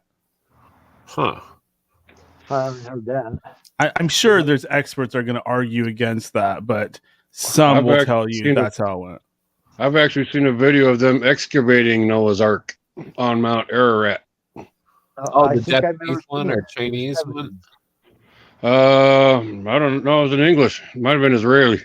Well, there is a National Geographic one where they find a boat, but that boat has metal in it, and so there was metal nails used in it. In the biblical lore, the boat didn't have any metal nails. You use pegs, wood pegs. Yeah, it's like pine, some kind of resin or something. But is this is some kind of claim that somebody did rescue animals and well, I think it's just that there's two boats after the flood? Yeah, but the problem with all this is everything we've been told is a lie, and freaking everything you've been seeing on TV since its inception is a movie. I think the water level has definitely went up and down.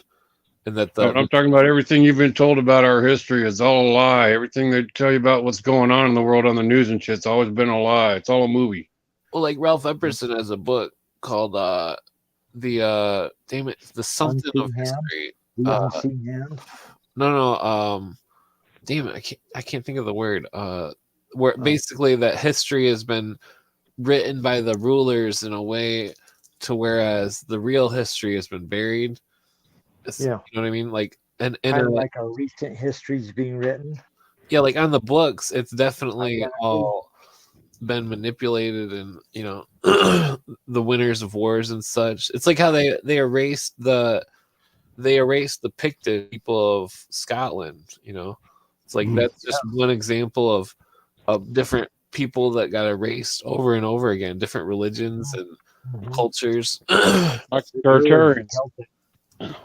They were consumed. Yeah, the Tartarians. Consumed by the Borg. Consumed by Moloch. Yeah, what is this thing that each culture eats history? Well, it's the Rome.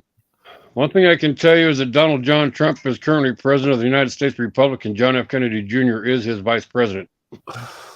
So do we have a QAnon believer on here tonight, or what is going on? Nothing about QAnon or Q. This is what I know. That's what Q says. Elvis is still alive, and so is Michael Jackson and Elvis are in his cabinet. General Clint, Secretary. I like that.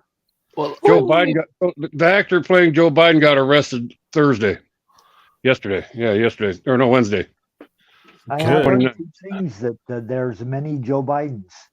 I saw a video yesterday of the White House, the military camp right now. They got fucking military tents all over the lawn and shit like that, and military people walking around. Police cars with lights on top, all thrown around, and ambulances and fire trucks sitting outside the gates at the White House right now. Sounds like the height of COVID. Yeah. Well, have you guys heard about Barron Trump being like a Nephilim because he's like so tall and bulky, like he's almost a giant? He almost looks like that character Lovecraft. Remember the oversized son, that Dunwich horror?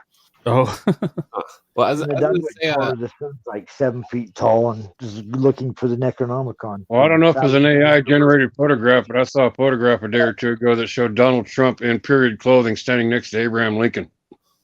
But to me, he's like Saint Germain. It's like I believe in the Constitution, but I believe right now that in legality, America does not exist. So United States Incorporated no longer exists, and their Constitution. That's what's all been null and void. The original Constitution has been re-signed by Donald Trump and a whole bunch of generals and some other business people. So says you somehow for some reason. Yeah. The Constitution was common law, and the corporation is not common law. Well, in 1905, when when the Rothschilds bought the United States in the bankruptcy, they freaking switched over to Admiralty law. Well, that's why we started to burst it. There is no America. There's only England too. No, but right now there is a United States of America, but it's United States Republic, and Donald John Trump is its president. And all it is him, his cabinet, and the military, and that's it. There's no ministry for this. There's no actual government. There's just the president, his cabinet, and the military. That's the Republic of the United States.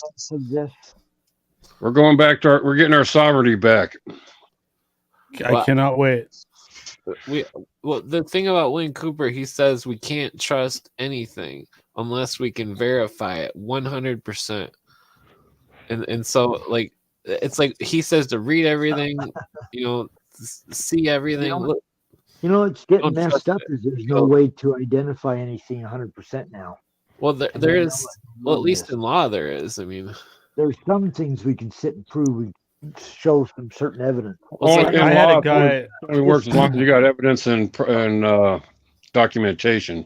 I had a guy that was like trying to get me to believe that he was feeding me these predictions that things were going to happen. And he was saying like after the pandemic, people are going to turn to zombies and start eating each other, and everybody's going to be killing each other like the Hunger Games or the Purge. Well, there's a little bit of truth to that. Everybody who took the jab, once they switch on this freaking 5G shit for real, fucking everybody who took the jab's going to be a freaking living, walking zombie. No, we don't know anything about I that. do. No. We don't talk about that on here. Everybody, vaccines are safe. Yeah. Don't get the show. Don't get the show. Don't get the show canceled. Oh, we're past all that, dude. They don't give a shit no more. It's beyond that. They do.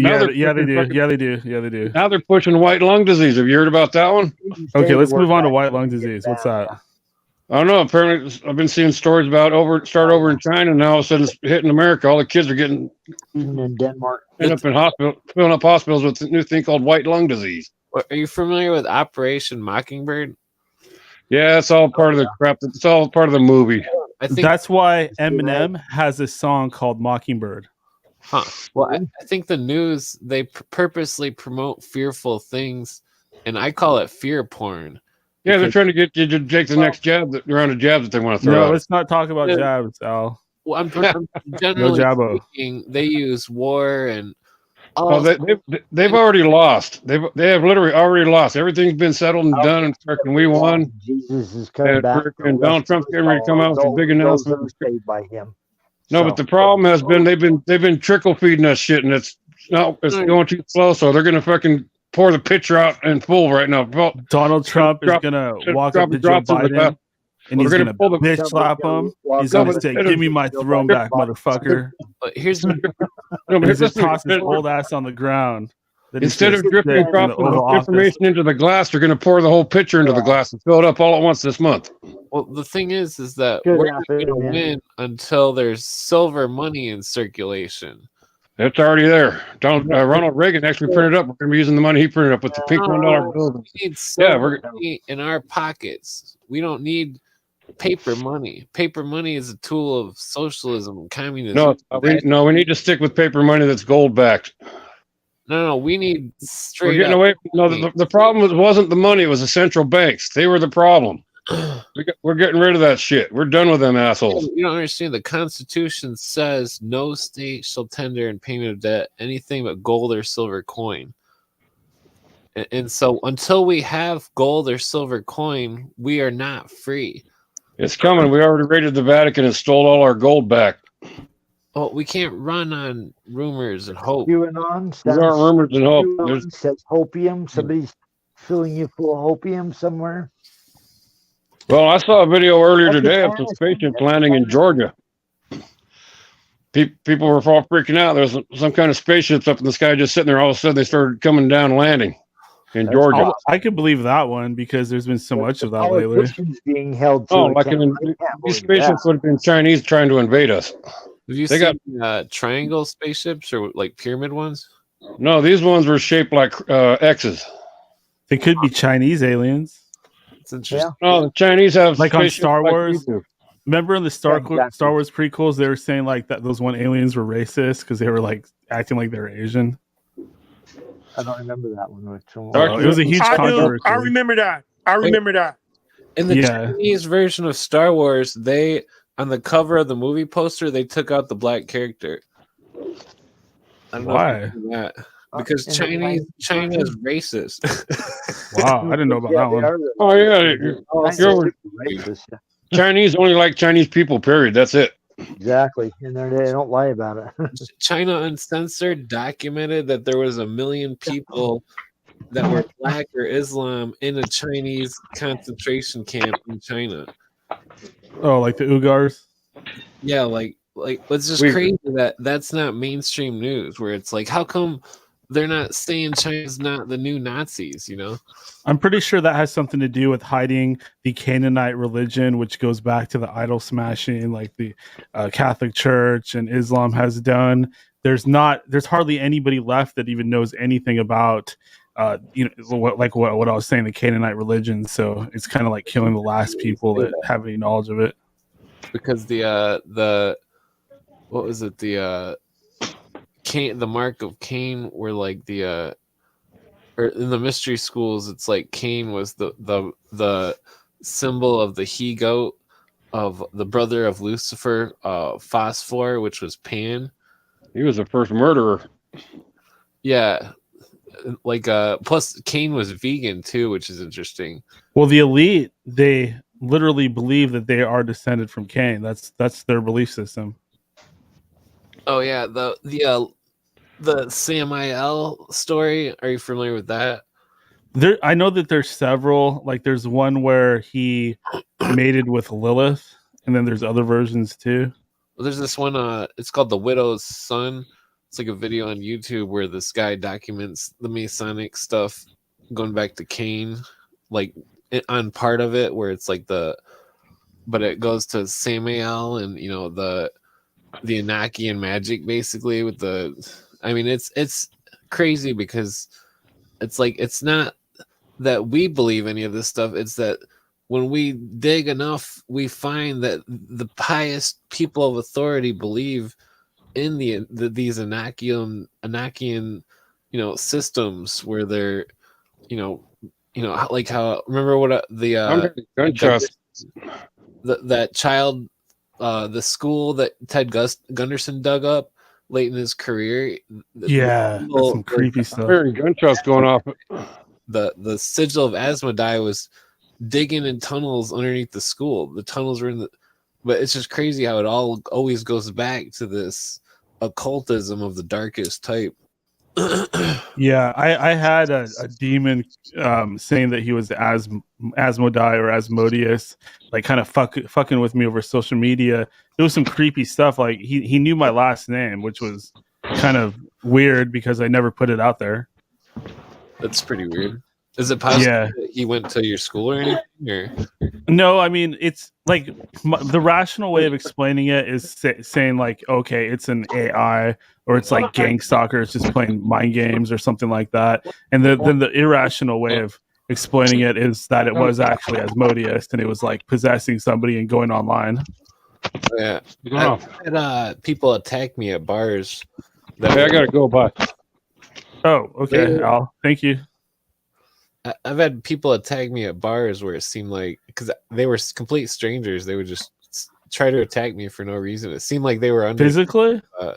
Oh yeah, they'd take a swing at me and all sorts of like. What the hell? Games. And this wasn't in a big city or anything. This is like a small town. It's like small town bars are dangerous. Yeah, I don't really go to bars for that reason. It's like some people want to go there and like hook up, which is cool, or just hang out. But like 1 in 20 of them is there to start a fight. The Matrix could take over and take you out. Wait, can you put the mic closer to yourself, Todd? Can you hear me? We can hear you barely. Can you hear me now? Hey, Todd, are you ready to do your segment? No, I'm not. How about you, Dr. Robert? Are you ready to do your segment? Yeah. It'd be real short, man. I just want to introduce to everybody real quick, but I got something for All right, I'm just gonna pull everybody else for a second. Please stay patient, guys. We're just gonna let Dr. Robert kind of go here. Okay. So Daniel kind of gave me my own segment. We haven't quite decided on a name yet, but I like Down the Rabbit Hole with Dr. Robert. And then I want my panel to be called the White Rabbit Kill Squad. Because we're going to kill a lot of bullshit and, teach a lot of truth. But right now, man, I want to just kind of share with you something. I like diagnosing the truth with Dr. Robert. Yeah, I like the whole White Rabbit thing because it's kind of just some kind of like psychedelic shit. And it shows like we're going through, we're dealing with some like dangerous knowledge that can get you death threats and shit and gang stalk like you were talking about and all that shit. So now I need a kill squad too, So Down the Rabbit Hole with Dr. Robert and the White Rabbit Kill Squad. featuring Logan, the black magician. Because we're going to do a lot of magic and shit, man. The psychic vampire. Yeah. Logan I think you like Kenoris. this, Daniel. But something I do want to talk about, and something we'll be exploring more on the End of Days radio show, is whether or not there is a pro-Nazi cabal lurking in America's political halls of power. As for the public record, the following evidence that I'm about to share with you might suffice as a little evidence. Fact. In 1945, Operation Overcast and Operation Paperclip bring hundreds, some say even thousands, of Nazi scientists, many of them, such as General Walter Dornberger, the future boss of Michael Payne, at Bell Aerospace, considered war criminals by the Nuremberg Commission, as well as the rest of the world, to the United States to assist in the space program, much against the express wishes of Democratic President Harry Truman. Other Nazis, including an entire division of Ukrainian Waffen-SS, are assisted out of Europe and in the safe havens in North America, South America, in Australasia, and the Middle East by the U.S. State Department, British intelligence, French intelligence, and the motherfucking Vatican. This operation will be aided, abetted, and covered up by the CIA in the post-war years, and especially beginning in 1953 when Allen Dulles becomes CIA director. Dulles, chief counterintelligence, James Jesus Angleton, later the CIA Vatican liaison, and Frank Weisner are particularly involved, along with thousands of former Nazi freedom fighters. What was variously known as Die Spine, a German word meaning the spider, and the Comrade operation, and Odessa is born. But it is in reality even more of a Vatican operation than an organization of former SS officers who are primarily its beneficiaries. Fact. Also, in 1945, Dulles, along with his OSS agent Hans Berg Jeeves, a former Gestapo officer, was accused by the U.S. Treasury Department of laundering Nazi funds from Hungary into Switzerland, where Dulles was based. The investigation was dropped when the U.S. State Department claimed jurisdiction. Jeeves himself was working for the massive intelligence operation being run by a white Russian, General Turkel, and known as the Black Orchestra, a Vatican-linked Nazi intelligence network that was in reality a miracle of Soviet penetration, not sexual, into the Western intelligence services, something that Dulles would not have known at the time. Jeeves, from his position with Reichsbank, also had excellent connections in the Nazi intelligence services and had been used by Dulles to communicate with Admiral Canaris of the Abwehr during the war. Now enters Richard Nixon. Richard Nixon was brought into Richard Nixon was brought in on the money laundering secret by Allen Dulles in 1945 or early 1946, of which the Treasury Department investigation had only revealed a small portion. Nixon, in examining captured German documents as a Navy officer after the war, is presumed to have come across evidence of his money laundering efforts and other links between German industrial and banking firms, OS officers, and Dulles in particular. I'm going to close up soon. I just want to give you a few facts to show you we're going to run down on here on End of Days Radio and on my segment. The same time as the U.S. Treasury Department investigation, so it's reasonable to assume that Nixon uncovered documents of a paper trail that would implicate such firms, hold on to your seats, ladies and gentlemen, as Chase Bank, Morgan Bank, ITT, and other companies that have since been revealed to have operated freely in Nazi territory, and often with Nazis on the local board of directors. Let me say that again. With Nazis on the local board of directors of Chase Bank, Morgan Bank, ITT, such as Nazi intelligence chief Walter Schellenberg, who kept his board position with ITT throughout the war. Dulles, in return, promised to assist Nixon in his California congressional campaign if he buried the data. A lifelong partnership was born, a match made in heaven. The two hit it off fancifully.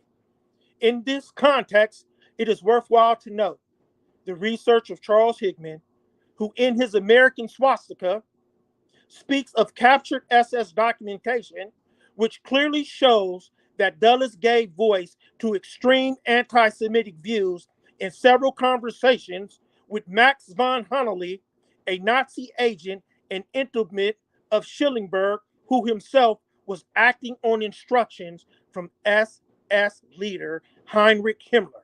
The plot thickens. Higman's research was further corroborated by Christopher Simpson in The Splendid Blonde Beast. Henley had first cleared Dulles' credentials with the Spanish ambassador to the Vatican, who proclaimed Dulles reliable. Dulles met with Henley in Geneva in January 1943 and is recorded by the SS, remember in their documents as stating that in Europe there must be no toleration of a return of the Jewish power positions. Hingram's paraphrasing, and that the Americans were only continuing the war to get rid of the Jews, and that there were people in America who were intending to send the Jews to Africa. We may choose to give Dulles the benefit of the doubt here and assume that if these remarks are correct, he was only trying to win the cooperation of anti-Hitler Nazis with whom he was negotiating. This is basically what Simpson is saying. Dulles told Henley that Allies would not accept Hitler as a leader, but that he was more interested in creating a buffer zone between Russia and the rest of Europe, and that a reconstructed post-war Germany was central to the scheme. The extermination, check this out, and this is where it gets deep. The extermination of the Jews was a fringe benefit. Even the eventual resolution of Czechoslovakian was immaterial to the Allies. In other words, the key to this geopolitical problem was anti-communism, which is code word dun dun dun for the fucking Russians. The Allies, according to Dulles, had no interest in the eventual dispossession of European Jewry, understanding that Europe would not tolerate a return of the Jewish power positions. The Nazis could do as they liked, but were such anti-Semitic remarks necessary in order to win the cooperation of men like intelligence chief Schellenberg and Himmler, on whose behalf Henley was meeting Dulles? By accepting Himmler as a future leader of Germany, Dulles had already played any cards he needed. He could have saved countless lives if he had made it clear to the Nazis that the United States was firmly against the Holocaust, thus threatening Himmler's future career if he persisted in genocide. He would have at least made Himmler and Schellenberg stop and think, right? And perhaps slow down the ongoing mass murder, perhaps using it as a bargaining chip, if nothing else. By giving tacit approval to Himmler for the Holocaust, indeed, by saying that America was only continuing the war to collaborate. There's no word in Hitler's extinction of the Jews. He gave the green light to the SS to go ahead with the final solution. Let's stop there. But we're going to investigate all those facts and more.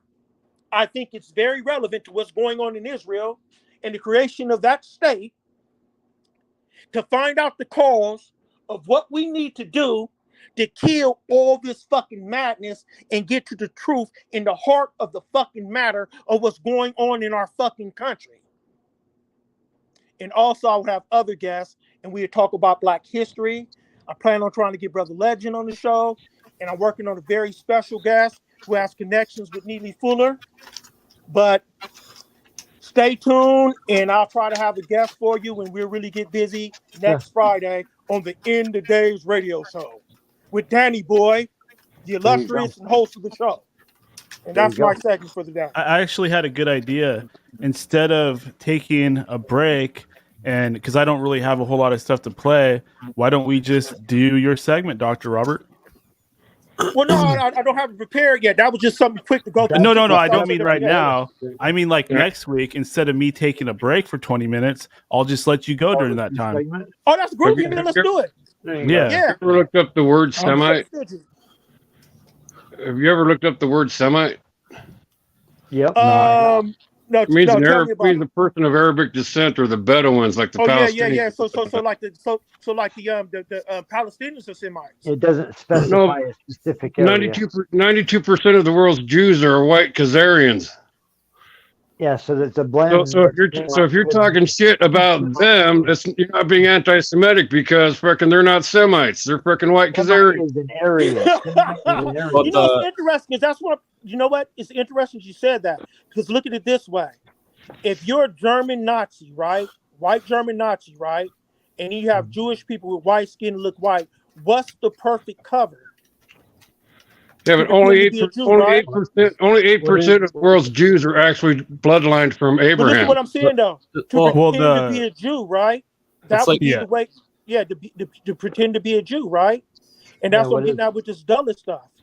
You know, that's like the perfect cover. Just like the perfect cover for a pedophile is to be a priest. There you go. It's like in Germany they were killing Hasidic Jews. But like I knew the traditional ones with the weird hair and the hats. Yeah, and that the Nazis were claiming that the Ashkenazi was like a blonde Jewish descent. Well, yeah, those are the Khazarians. They're just Khazarians. They're from like Eastern Europe. I would refer to them as Ashkenaz, or I would. They're from Transylvania. Yeah, that's Ashkenaz Jews. Yeah, it's called the Ashkenaz Jews. I call them the Ashcan Jews. Look where Transylvania is. It's right there at the foot of the Caucasus Mountains.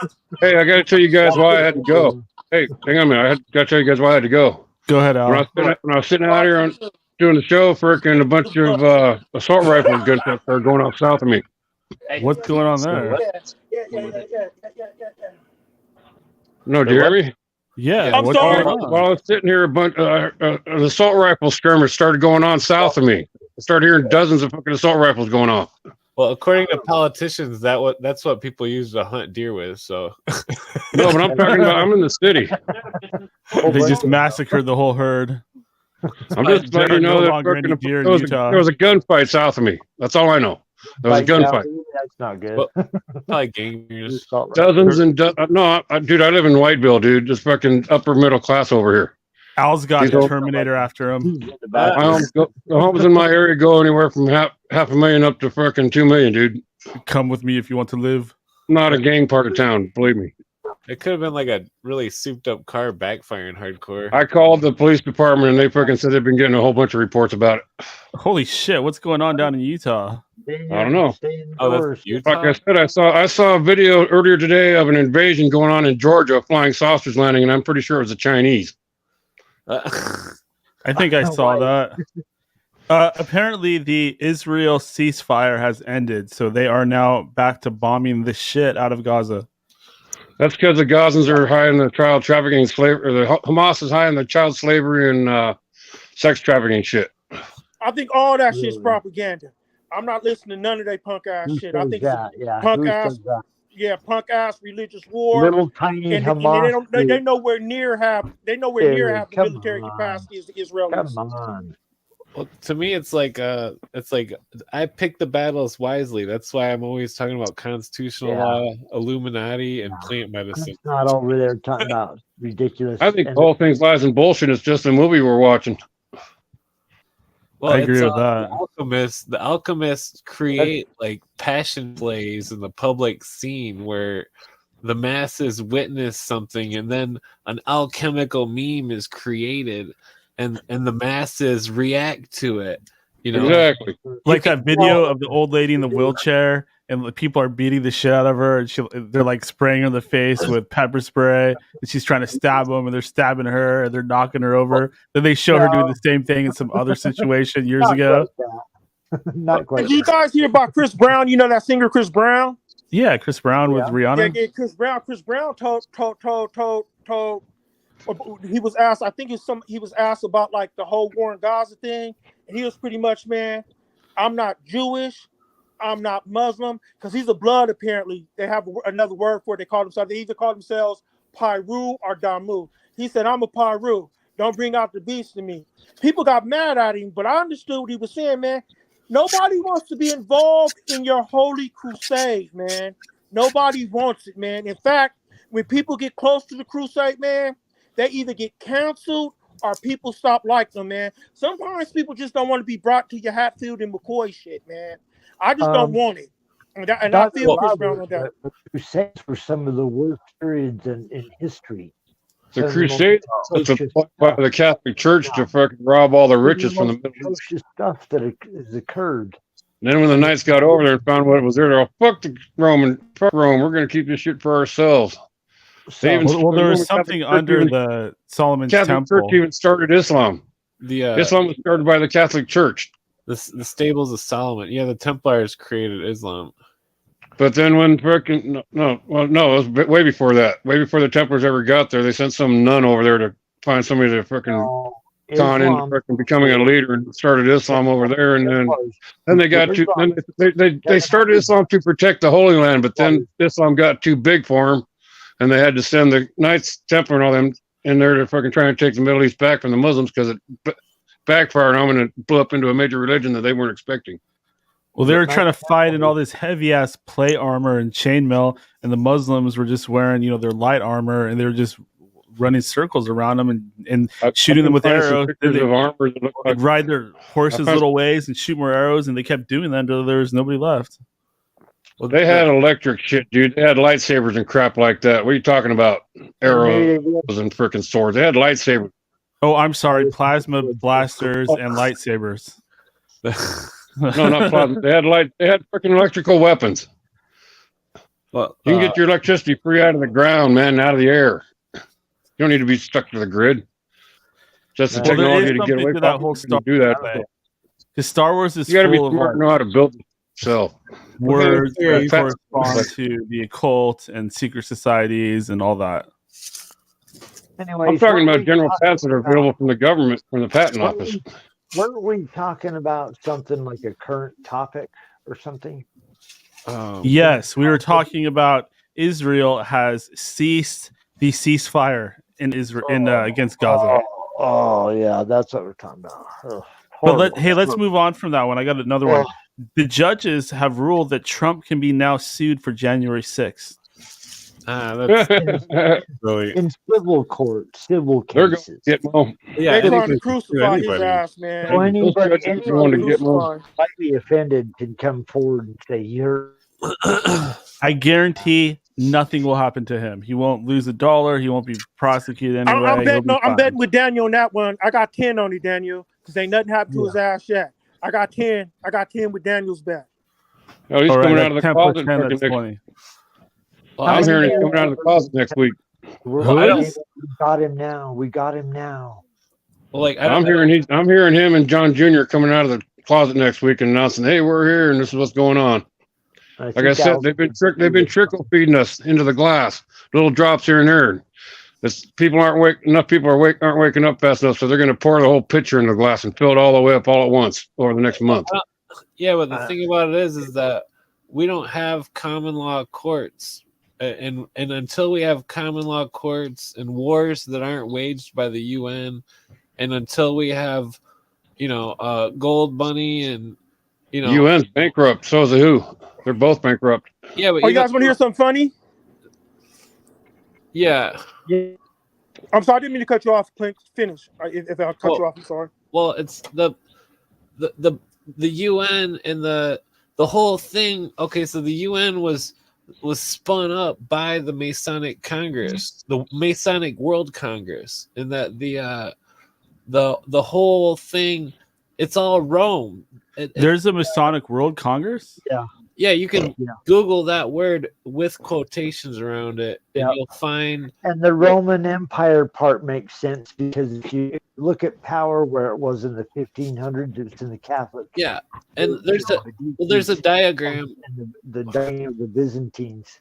Because I heard it's like split into the Masons, I think like North and South or something like that. I know that there's the York Rite and the Scottish Rite.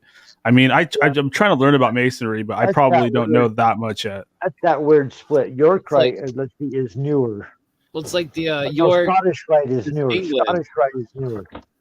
The York. Well, it's like one of these secret breach societies. Give me a break. Because I think like wasn't Albert something about the condition of the world? Wait, what's that? What of world? Hold on. I can't hear you that well, Todd. Can you move your phone closer to you or something? Can you hear me now? That's way better. That's way better. They tell their members, we're so concerned about the condition of the world, and we've been here hundreds of years, and we have advanced techniques. Why doesn't the world ever improve if all these hidden members are everywhere? They're all soothsayers. They're all working towards the enslavement of mankind. How ridiculous that sounds. They lie to the masses and deceive them with good intentions and roads paved in gold to hell. I want to see it. We're not seeing it. So that's why they want to. They're always using that utopia garbage to, create. Weekend will tell you all these techniques for can improve yourself, but the world's not going to improve. Okay, Vader, thank you. It's like they're sitting there. That cat just popped his head onto the screen for a split second. I'm not against Masons, but the society itself isn't helping people. The churches aren't helping people. The organizations are not helping the people. It's not enough. That's because Masonry is Zionism. They're like the same thing. They're all tied together. It's like that's very connected. It's very British Zionism created Israel, British, and that the British Zionist movement, which is not Jewish in any way, and is what helped fuel the Nazis, and like that that movement is what controls New York, and that's why it's called the York Rite, because it's New York, the world empire, and that it's like everything Fred Maxwell said. The York Rite. Do you know Jacob and Boaz? Well, it's like the original UN was the land was donated by Rockefeller. It was created by Nazis and communists and Rothschild and all the Illuminati. And I told you we were better eugenicists than the Nazis, Clint. I've seen the information. The United States had way more influence on the Nazis than they had on us. Well, it's like the world government was already established at that point, where before the Nazis existed. It's like they just created boogie boo enemies to fucking, like the Nazis and the communists were both a creation of the Illuminati, and that the two clashing together, which is the mainstream rhetoric, that's part of the Illuminati synthesis of the masses. The belief systems always clash. I mean, I can agree with that. Like what I was talking about, I think it was last week or before. I've been kind of studying the first like early origins of the Rothschilds, and when you get into that stuff, you can tell that they're just like puppets themselves. They were just coming up in a system that was long since already established. I mean, you could say it's the Byzantine Empire, or you can just keep going back. It's really hard to pinpoint when all this bullshit started. It probably goes back before the flood. Well, in modern times, they're related to the royal family of England, and that their name was originally something else, and it was the German word for red shield, because they were members of the Order of the Dragon. They also had a branch called the Green Shield. It's like that's why in England or in Scotland when That's why the Wales Daniel took brought. over. Hold on, Clint. Daniel brought Napoleon last weekend or on one of these shows where the Rothschilds helped defeat Napoleon. That's Well, one it's of those like things you don't teach in history. The Rothschilds helped defeat Napoleon using their money. well, yeah. I mean, Napoleon, he created the skull and bones, and then it's like the genocide and the eugenics. Because in the French, they were the first to do what was called useless eaters, and that's when they started killing a bunch of Catholics and killing a bunch of different groups of people, and that and they were doing population counts and they were doing the eugenics, and then later the skull and bone movement goes from there to Germany and then to the Nazis, and then currently skull and bones movement goes to Yale, and the members of the skull and bones become the world military. I can't remember John Kerry's position, if one of you guys remember, but he's skull and bones, and he's still in the position of a world. His name in Skull and Bones is Long Devil. Long Devil. Skull and Bones But is the Long fact Devil. that, he holds a high position of Poppy, the senior military power. I doubt anybody would get close to the presidency without being a member of some kind of secret society or something of that nature. Well, from my understanding, that's why civilization. Well, that's why they don't like Trump, because it's like I don't vote or anything, but he's not one of them. Yeah, on that one video, part of their secret society, he's a TV guy. Yeah, Newt Gingrich says on TV, you can look it up on YouTube. Newt Gingrich They're says never going to let him get in here and be in there because he's not one of them. There's a lot of pictures where Trump is doing like Masonic hand signs. Well, I think he's just he knows you got to operate. Kid, that just meant okay, You could be fucking with him too. There's a picture where Trump is standing in front of a picture of a famous Mason, and he's making a Masonic signal. I don't know if it's this one, like the 666 or whatever. I don't know which one it is, but he's making a Masonic signal with his hands while standing in front of a painting with a famous Mason in it. I've seen him do the little hand triangle thing too. Yeah. This whole thing, the diamond with the hands. Well, before he was elected, he had a Facebook that was posting Knights Templar International. So, I mean, it's possible. But Knights Templar International doesn't seem to be Illuminati. It seems to be like some wannabe Knights Templars. Well, if you're... the real Knights Templars died in 1307. There has been no upbringing. It's more simple. He believed in Jordan Vincent Peale's The Power of Positive Thinking. That's where he went to church as a kid, was listening to that, age mumbo jumbo, the new stuff, where you just think positive and you can change the world. That's where he was. Norman Vincent Peale. Well, check this out, you guys. Check this out real quick. I just thought of something. Like, for whatever reason, I was watching clips of the show The Brady Bunch on YouTube the other day, and I'm watching the old episode where they're all singing, right? They go on some kind of talent show or something like that, and I look in the background. There's like 4 pentagrams. 2 of them on the right or the left, depending on your perspective, are facing the normal way, and the ones on the other side are flipped upside down, like the head of Baphomet or the upside down pentagram. I'm not kidding you, man. I'm not shitting you. And then if you look at the floor, it's black and white checkerboard, Masonic shit all over the Brady Bunch from the freaking 70s. Oh yeah, they indoctrinate the masses through television. Like how that singer was wearing the checkered. Or I don't remember which singer it was, but she was like upside down or something with one leg rolled up, or What did you say if I told you all the kids on television and every single TV show and all the commercials are freaking from their sex trafficking shit? During the day they have them dancing and acting, but during the nighttime they're doing all kinds of crazy shit to them. Well, you know what the Nickelodeon conspiracy? Nickelodeon. Biggest one of them all. So, Disney's the biggest one, but Nickelodeon's up there. Apparently, all these people you've seen these Target commercials and shit are all from that too. Yeah, it's like Nickelodeon had that one guy that was I can't remember his name, but he was definitely part of the pervert ring. You know, most of them are arrested and going to Gitmo. Those gunshots I heard could have been a military special ops team going after somebody special. I live in an upper class part of town. There's a lot of people in my area that could be part of that whole sex trafficking shit. Oh, that's interesting. Those aren't pentagrams; they're just stars.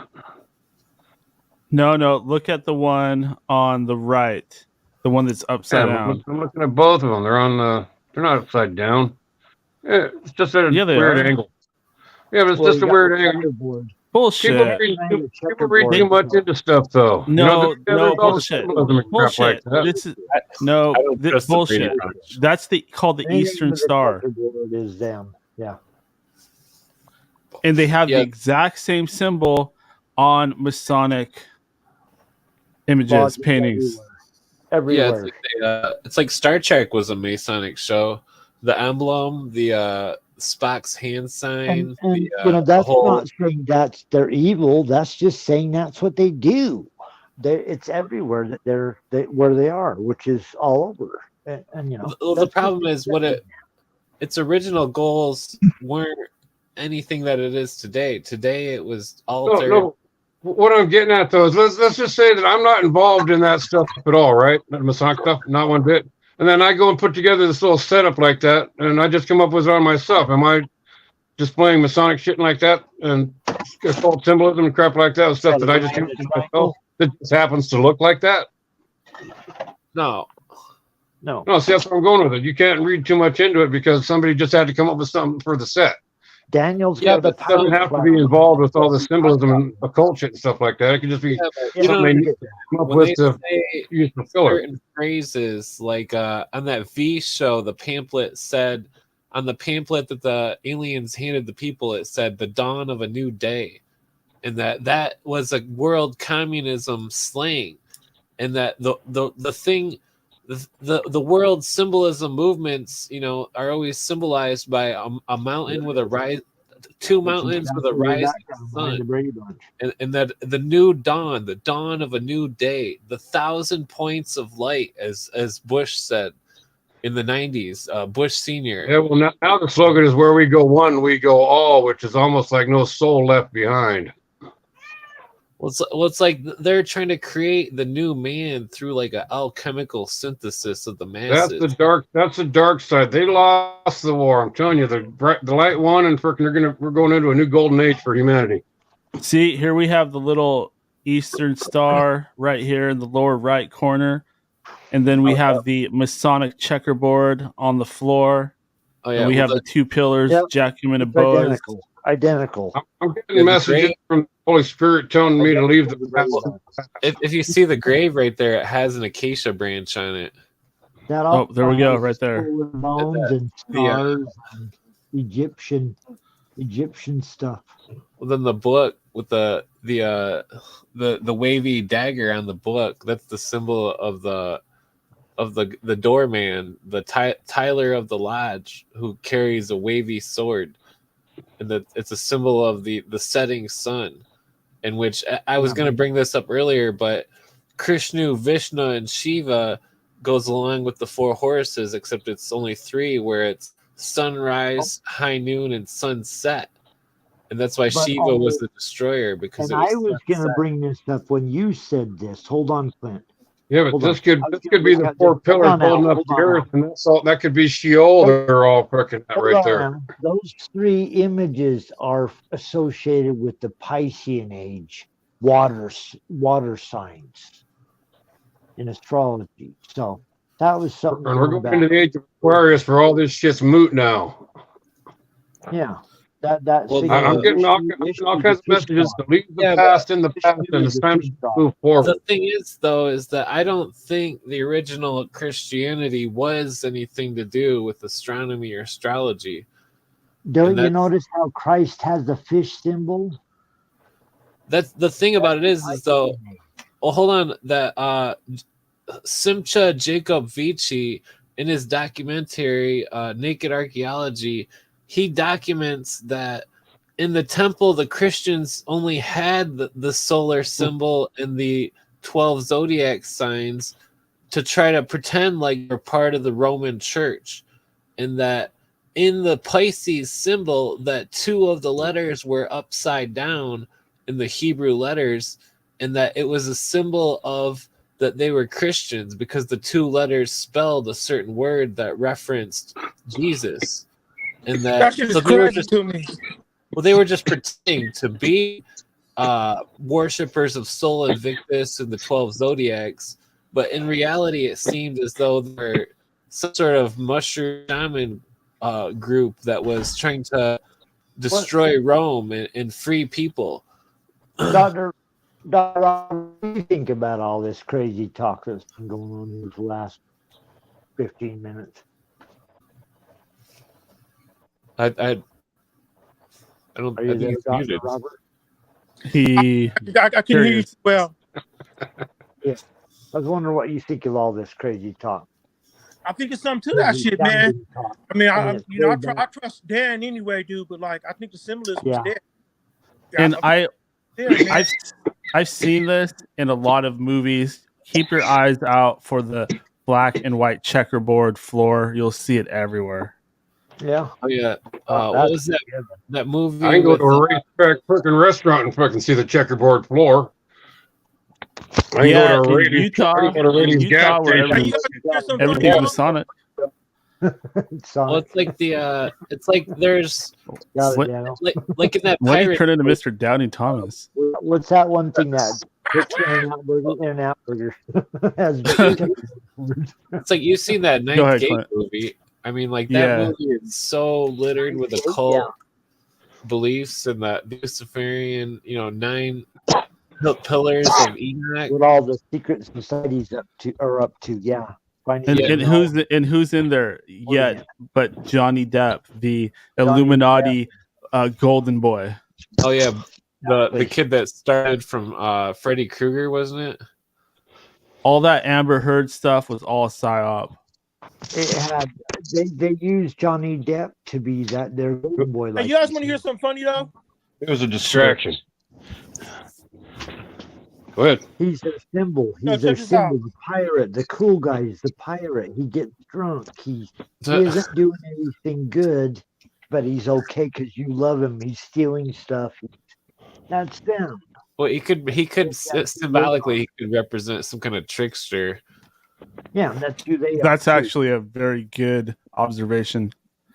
I agree.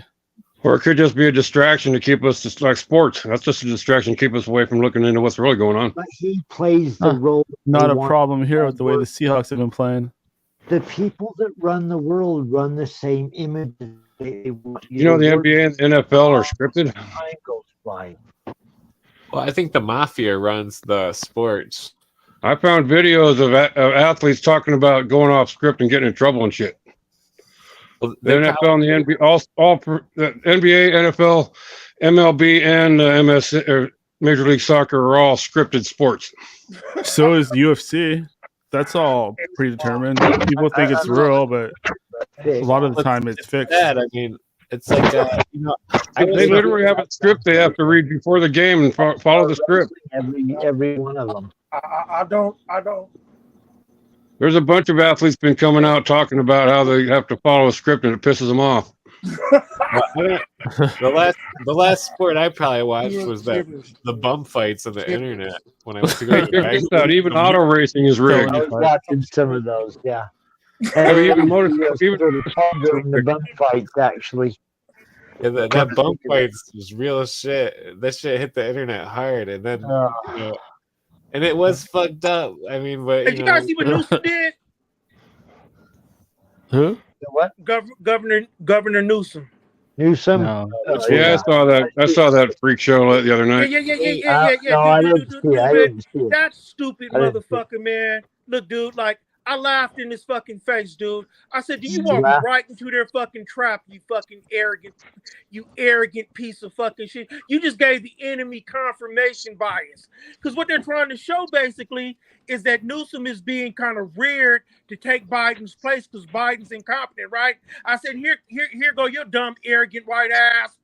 lusting for power, go up there, Oh. think you're gonna show your stuff. You just showing them how presidential look. I said, you're proving their points, you fucking But idiot.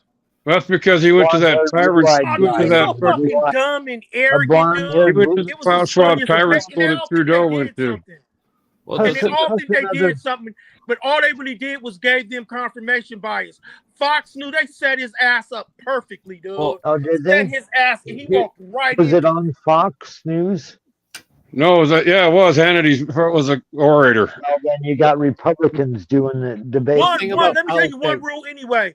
One rule you never do, and this is what I mean by like not understanding. Even If somebody DeSantis who looked has like on a a clown up shiny there. suit, No, even knows the other how guy to looked like a smile, clown. knows how to talk, And and then DeSantis has looked whiteness good, yeah. as his eye, they just sort of believe he knows everything, dude. Look, dude.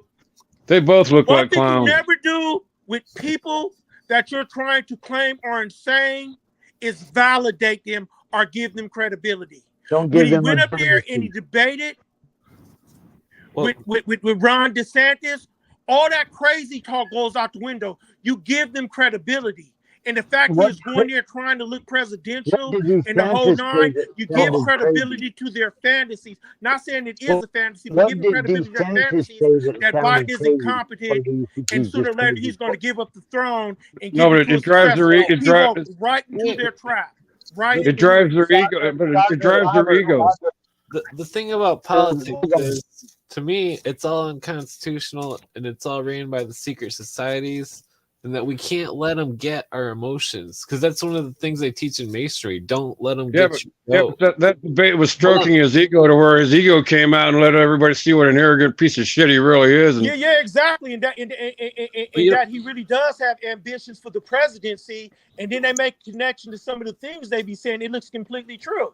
he has ambitions you for don't want to ruler of the give world. like that credibility, and that's exactly what he did. And that's what He I'm trying thinks to say. he's going to make it the ruler of the world. Hear me out real quick. I said, dude, you don't understand the way these people think and the way they process information. You're thinking you're over here. It's like, dude, you walk right into their trap. And they're sitting there trying to present him as this gold. But I said, he's a dumb fuck, man. He gave them exactly what they wanted. He gave them exactly what they fucking wanted. And in warfare, you never give the enemy what they want. Hold on. The thing about everything is, though, is that we're all there is no U.S. constitutional republic, and that we're all slaves to the New World Order. And one taxes go 1/3 of our income tax go. 1/3 of our paycheck goes to these wars that are unconstitutional that we don't. Actually, every single tax collected by the United States government goes straight to FERC and the central banks. Well, that's because the world government is fully established. They run the show. There is no America. Not anymore. And that until we have a but the World Bank, all them assholes at the top of the food chain have already been dealt with, and we're going into a new golden age here. I'm telling you, it's coming. You just got to be patient. It's a plan. Rainbows and roses. They already have med beds down in Phoenix, Arizona. I can go down to Phoenix, Arizona right now and climb into a med bed if I want for free. I think that's too far for me to drive.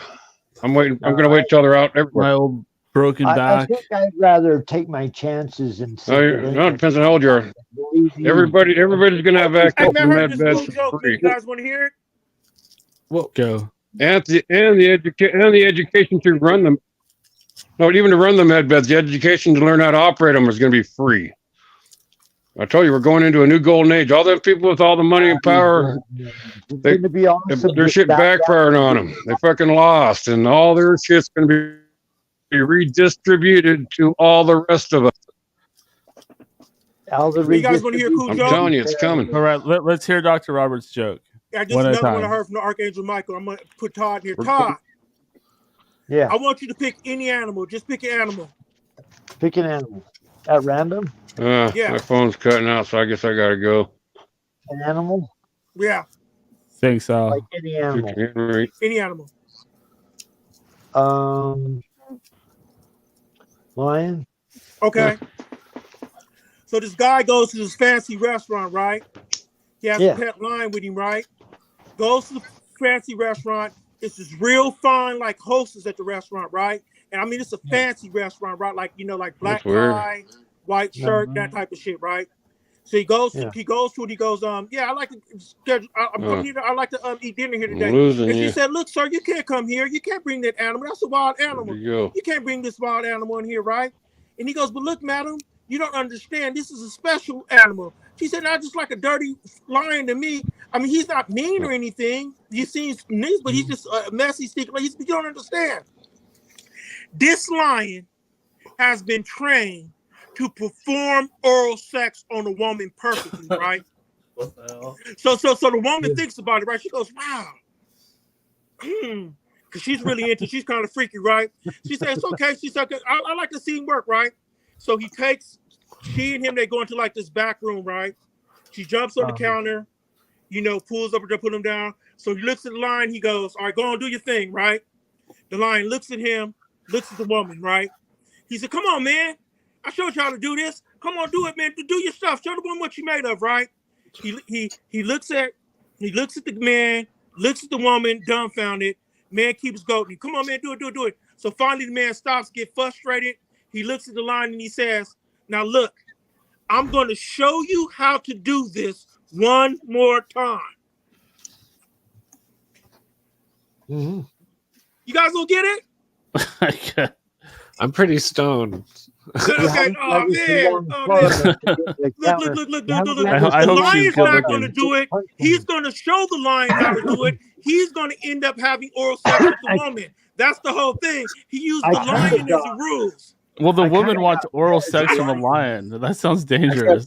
I kept reminiscing about watching Death Stream movie. I thought you guys would get that one, man. That's what I get for dealing with a bunch of fucking She's going to get a free C-section. Dr. Robert, what if I would have said rabbit? Same thing. It works with any animal. I'm going to show you how to do this one more time. That's bunny molestation. Not a rabbit, not an innocent, fluffy little bunny. How about a pit bull or a python? We do a Frenchie or some shit. I don't know. Yeah, python really worked a little time. Yeah. It seems like, I mean, from what I've heard, that women usually prefer dogs or horses if they're going to go the bestiality route. With the peanut butter shit. You remember that movie? I think it was, I forget what movie it was. It was the movie with, it was the guy, but he was like a criminal. I think it was called Zoo. The guy that was having sex with the horse. He was like a criminal. It's an action movie, right? But Yeah. at the same time, like he goes to like those meetings that they had like in Fight Club, like those therapy meetings, like like I met one for like nymphomaniacs. And he said, we all know about the peanut butter on the snatch, ladies. Put your Man. Some strange things go on in this world. Did you ever watch Def Jam comedy? I gotta remember that movie, man. I was impressed, Daniel, that you had that character on Jin tonight, because I've been watching or listening to him on Jen Lee's show for months. Oh yeah, that's kind of a recommendation by Robert and also Lee too. Yeah. Jen and I are pretty close, man. We talk as much as you and I do, Todd. I like Jen. I like Jen just as much as you do. He was great. Get on. Yeah. I like Dr. Robert. And Dr. Robert, I know Al. Al's one of my friends, even though we you was kicking ass today, man, with your questions. You know your shit. Yeah, I know all that shit. I mean, I know my perspective from it. Stuff I saw when I looked into different parts of this. It's like and I try never to just bore anybody because there's a lot to go over here. It's I'm glad we got Clint on here because man, he's a researcher. He's delved into stuff. It's like from the mystery school standpoint, each religion is a school, and that the doctrines, all the doctrines combined equal are hidden in there. Your whole lifetime you couldn't learn all the mysteries of their secrets too. So I've kind of thought about that, like how in all the different cultures, like they have the same gods, yet they don't really see them the same way. Like they have their own way of looking at it all. Like the stuff in India isn't really similar to Sumer, yet it is in a way. Well, you have the categories. You have people that believe in many gods. People believe in single God. People it's believe that changed over people time. believe that nature itself is a god. So, and science has It's- broken up. Well, it's like if you belief in handed God. 14 people a thing and then had them tell it to 100 other people and pass it down the line, each 14 different groups would have a different result of what a different view of what they said originally. Yeah, it's like each culture emphasizes different parts of the symbolism. Well, they say that the earliest religion, at least after the flood, was goddess worship in the Indus Valley by the Indo-Aryan people. Are you talking about Ishtar worship or? Well, that's the weird thing about it, because if you look at the goddess they were worshiping, it's not much different than the same goddess in every other culture. And there seems to be this thing about her riding a lion or being carried in a chariot of lions. Like you see that pop up in just about every culture. The lion popped up because 10,000 years ago, it seemed there was probably a worldwide religion. Well, it was the age of Leo, wasn't it? Yep, Leo, the age of Leo. Then we get back to this again. Hercules was pictured wearing lion skins. Well, I think the Nemean lion, that was part of his labor, right? He had to kill that lion. I think it's like a Nicomonian lion. He choked it. Hercules' story was when the son of Ptah, that was the lion, which was the precursor of Jesus, was like that culture killed the lion with their god to consume it. You see, it's like oh, that's interesting. Wow. Every culture that takes over the next shows the next culture being devoured. It's like Hercules. Well, Hercules is synonymous with Heraclitus, or damn it, what's that word? Heracles. Yeah, and Horus as well. I'm pretty sure. But it's like if the one god skinned Jesus and wore his skin, or you know what I mean? Like it's see now we're taking Christianity and placing it back in Egypt and in Africa. Yeah, where not only there, I believe but that if Jesus was a person, which I would, John Allegro's work says he was a mushroom, but he could have been a witch doctor that used mushrooms in particular. But according to the story of if he was actually alive, he traveled all over the world basically, and that I would assume that he traveled down to mid Africa to the lion temples, and then I think that he brought this religion back north with him from these lion temples. That was the son of Ptah religion, which was like an exorcism deity, and also the other connection, a big one, is the Sphinx was a lion, and they whittled the head down to look like a pharaoh. And that's why Jordan Maxwell says that the pyramid is a Christian thing, because I think that Christianity built the original pyramid and the original Sphinx. Yeah, because if you go back and you look at the historical records versus the Bible, instead of Moses, it's Akhenaten. Yeah, well, I mean, Akhenaten in Egyptian means beneficiary of Aten, which Aten was the hidden deity. And then from there, it's like, what's that, Todd? The hidden deity is a very weird topic. Oh, amen. Yeah, the hidden God. Yeah. The God behind the God, that's very weird stuff. But there's historical records of beliefs in that.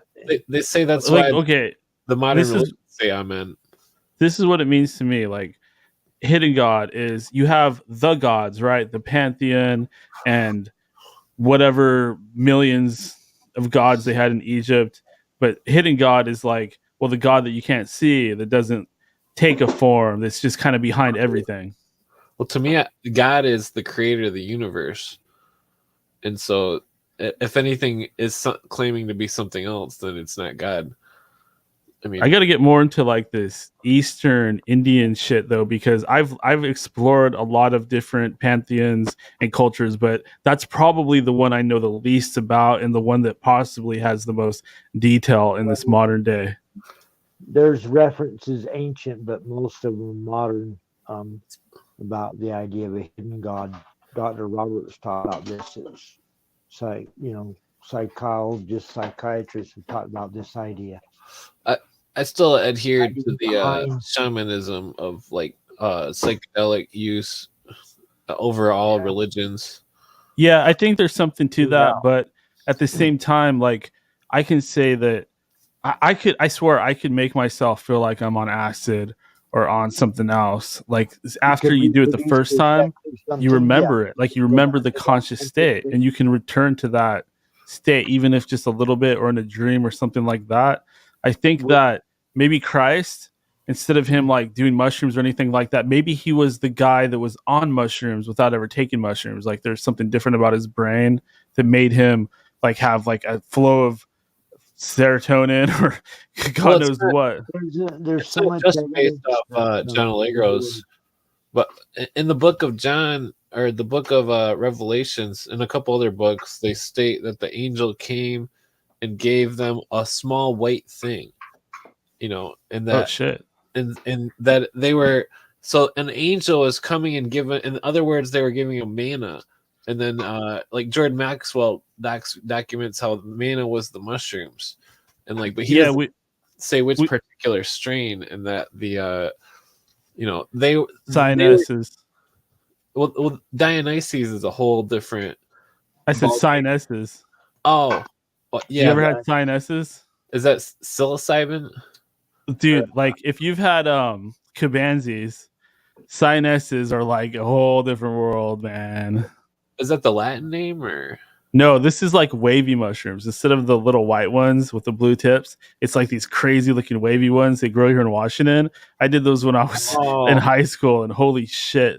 I've seen those in a book that yeah, I know what you're talking about. Send me a picture of those, Daniel. Because it's like not just the psilocybin, there's other stuff in the mushroom, as well as the amounts of psilocybin and one other chemical that also affects you. It's like I see it's been a while since I researched all this stuff, but it gives you a total, it's like different strains of weed give you different high. Sinuses give you a way different high than Cubanzis. Wow. Well, like the translator that talks about the mushrooms, he says that each angel was a different strain of mushroom, and that I always thought that was really interesting. Oh, and I got off my original comment was we were talking about before, I think, about McKenna, and he was talking about like where the people say that they got knowledge of how to mix ayahuasca, and they said the plants told us. The mushroom, yeah. Oh, totally. No, that's why McKenna wrote a book called Food of the Gods that was based on the idea that mushrooms created apes that got smarter. We're the descendants of apes that took mushrooms. He makes a good case. The Gods was all about. It was pretty incredible. Genetically, we share to the outer limits, where he said that. Well, his argument's pretty interesting. Where it's like he says that genetically we're closer to mushrooms than anything, and that the mushrooms are the only thing that can survive atmospheric reentry, and that the mushroom itself is if you were to look for an alien species, that you would look for something that has a unique chemical signature, and that the 5-MeO whatever in the mushrooms is a unique chemical signature that would indicate that mushrooms are aliens. They had mushroom sculptures. I'm sorry, the Mayans had mushroom sculptures, and they had a lot of mushrooms growing in that area. So they were definitely taking them, and that has a lot to do with why they had such like a rich culture. And also, check this out: Anki was portrayed as a mushroom, or maybe it was a penis, one or the other. Well, in the Aztec, Tiananacatl was the word for one with the mushroom, And they were so similar with the samurai of Japan who were also taking mushrooms. Whereas if they The would samurai become, were taking mushrooms? I didn't know that. yeah, Shiitakas. Well, Japanese I were bet they taking were. mushrooms up till modern times, but like that's why they're the unique culture. But like the Tiananacatl Aztec warriors would ingest the mushrooms with a hot cocoa drink, and then they would if they weren't worthy, they would stab themselves in the stomach, just like the Japanese with the what's that called, the kasune or suke, or their sword they used to kill themselves through suicide. well, it's got a specific word. Yeah, it does. I can't remember the word, but it's the same thing, to where I believe that the Japanese samurai warriors were eating the mushrooms, and the mushrooms were making the ones who weren't worthy do that. And it's a really bizarre subject, because certain people who are like evil in a sense, it's like the mushroom will punish them, it seems. And that the tribal it's like they would cleanse the people with the mushroom, and that the mushroom in ancient Egypt was said to be kind of like the opposite of the serpent, where it would warp the serpent, and that's why I think the lion religion was associated with Jesus, and that he was warding off Satan, basically, because in the Egyptian it was a pep, which was a giant serpent.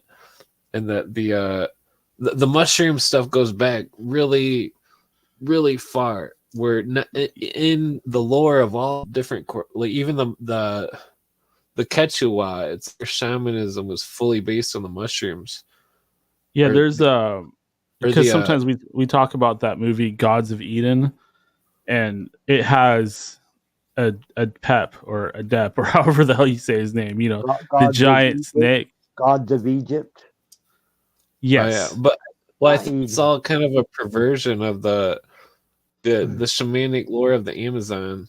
And I think I named the wrong tribe on that last one. But anyways, it's like they take the ayahuasca and then they see serpents, and then like it's like they believed that the Aborigines came to the same conclusion with their own form of ayahuasca, where they believed the material world was controlled by a serpent or serpents, in that I'm with you on that. How these ancient cultures are using these chemicals to change consciousness, to have powerful effects. Isn't that and to instill beliefs in God systems? Can you imagine if they're combining the effects of mushrooms with their God systems? Well, I think non-psychedelic cultures were misunderstanding the ancient shamanism, in that they perverted over time. Class that's because people. Well, like the masses always overthrow the ruling class. Your trip today, where you're a psychonaut expanding out, trying to learn about reality. How easy, how you're not being locked down by belief systems unless you are. But in the past, they would have locked you. Religious systems, and then as you go on to your trip, you're gonna buy what they're telling you. Well, the whole thing about the trip, though, it's like I believe that what you see in the visuals is the spirit world, and that the spirit world can mess with people. It can play games with them. It can do all sorts of, or it can just show you what it is.